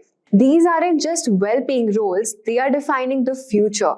The truth is that every field you can think of is becoming more and more dependent on technology. In healthcare, doctors rely on digital records and AI to diagnose and treat patients. In finance, algorithms and data help professionals manage investments. Even in education, online platforms and data-driven insights are reshaping how we learn. A recent study from the World Economic Forum suggests that over 97 million tech jobs will be created globally in the next few years. And guess what? Computer science is right at the center of this shift. So what makes computer science different from other fields? Well, unlike many jobs, computer science skills are incredibly flexible. Whether you're interested in solving security issues, working with big data, designing software, or managing cloud systems, computer science has a role for you. And because these roles are so adaptable, they are highly valued by companies looking to stay ahead in a digital-first world. And here's the kicker. By 2025, computer science professionals are expected to earn at least 20% more than other sectors. Major companies like Google, Amazon, and Microsoft are investing millions in their tech teams because they know these skills are essential. In fact, Amazon reported a 65% increase in demand for cloud engineers alone last year. Simply put, computer science roles aren't just jobs, they are the building blocks of the modern world. Computer science is a broad field covering everything from data analysis and cybersecurity to software development and cloud computing. Each discipline offers unique opportunities and challenges, and they are all seeing huge growth in both demand and salary potential. Let me break down a few of these key disciplines to understand why companies are willing to pay top dollar for talent in these areas. For instance, cybersecurity has seen a massive surge in demand, with businesses spending over $150 billion on security solutions just last year. Data science is another big one. Companies need skilled data analysts to make sense of the huge amounts of data they are collecting. And cloud computing, nearly half of all the IT spending by 2025 is expected to go toward the cloud. Each of these disciplines is crucial. But today, we are going to focus on the 5 highest paying roles within computer science. So while all these computer science disciplines are rewarding, there are 5 specific roles that stand out not only for their salary, but also for their impact. These are the jobs that are shaping the future of technology and offering some of the highest paychecks in the industry. So starting at number 5, we have DevOps engineers. These experts are the reason for your favorite apps and services work smoothly. From coding to deployment, they manage the entire software lifecycle to make sure everything runs well like a well-oiled machine. This role is crucial as more companies shift to cloud-based services. In fact, over 50% of the tech companies report that DevOps is essential to their success. With companies like Amazon, Netflix, and Google investing big in DevOps, salaries are impressive, averaging around $120,000 per year in USA and around 8 to 20 lakhs in India. To succeed in DevOps, you'll want to master tools like Docker, Kubernetes, and cloud platforms like AWS, plus scripting skills in Python or Bash. So if you're ready to pursue this path, consider enrolling in Simplilearn's professional certificate program in cloud computing and DevOps, designed to build your expertise and set you up for success. You can find the link mentioned in the description. Now moving on, at number 4, we have cybersecurity engineers, who are basically the digital bodyguards of organizations. With cyber threats on the rise, companies like Microsoft, IBM, and Palo Alto Networks are investing heavily in cybersecurity talent to protect data and prevent attacks. It's no wonder that cybersecurity spending hit $150 billion last year, and it's not only going up in the USA. Cybersecurity engineers earn around $130,000 annually, while in India they make 10 to 15 lakhs per annum. So if you're interested in this role, focus on network security, penetration testing, and tools like Wireshark. Knowing Python and security compliance standards will also set you up for success in this high-impact role. If you're ready to secure your future, enroll in Simplilearn's Cybersecurity Expert Program, ranked 1 by Career Karma, and prepare for top certifications with hands-on labs as well. Our number 3 spot goes to machine learning engineers, the brains behind AI technologies and self-driving cars and facial recognition. AI is transforming industries, from healthcare to finance, and companies like Google, Tesla, and OpenAI are leading the charge. The demand for machine learning experts is soaring, with job openings expected to grow 30% in the next few years. Machine learning engineers earn about $135,000 per year in the USA and around 12 to 30 lakhs in India. So if you're interested in building smart technology, focus on mastering Python, frameworks like TensorFlow and PyTorch, and developing a strong foundation in data structures, algorithms, and statistics. If you're ready to boost your AI career, consider Simplilearn's postgraduate program in AI and machine learning with Purdue University and IBM. Taking the runner-up spot are cloud architects, the people who design and manage the infrastructure for our favorite apps and platforms. As companies like AWS, Google Cloud, and Microsoft Azure adopt a cloud-first approach, the need for cloud architects has skyrocketed. In fact, 70% of all the companies are now using cloud services, making this a critical and well-paid role. Cloud architects make around $140,000 annually in the USA, while in India, they earn up to 15 to 35 lakh. To excel in this role, focus on platforms like AWS, Google Cloud, or Azure, as well as networking and DevOps practices. This role is all about ensuring we have the tech backbone to support our digital world. So, if you are interested in becoming a certified cloud architect, check out Simplilearn's Cloud Architect Certification Program. Gain expertise in AWS, Microsoft Azure, and GCP with an included Azure exam voucher to help you master cloud architectural principles. Finally, the top spot goes to data scientists. In a world where data is as valuable as oil, data scientists are essential. They analyze massive data sets to help companies make data-driven decisions, improve everything from user experience to product development. Companies like Facebook, LinkedIn, and IBM are relying on data scientists to stay competitive, and the demand for data skills is projected to grow 20% each year. Data scientists make around $150,000 a year in the USA and between 10 to 30 lakh in India. To get into this role, master Python or R, data visualization, tools like Tableau and SQL. This role isn't just about crunching numbers, it's about turning data into insights that drive meaningful change, making it both rewarding and high-paying career. So if you're ready to start a career in AI, enroll in Simplilearn's professional certificate course in generative AI and machine learning with IIT Kanpur and gain hands-on skills in machine learning, deep learning, and NLP. So there you have it, the top 5 highest paying jobs in computer science for 2025. These roles aren't just about high salaries, they're about being part of something bigger, shaping the future of technology and the way we live. So if you are considering a tech career, these roles offer some of the best opportunities out there. So that's a wrap on our full course on Azure. If you found this video helpful, do appreciate it with a thumbs up and share it with your fellow mates. Thanks for watching. Hi there, if you like this video, subscribe to the Simplilearn YouTube channel and click here to watch similar videos. To nerd up and get certified, click here.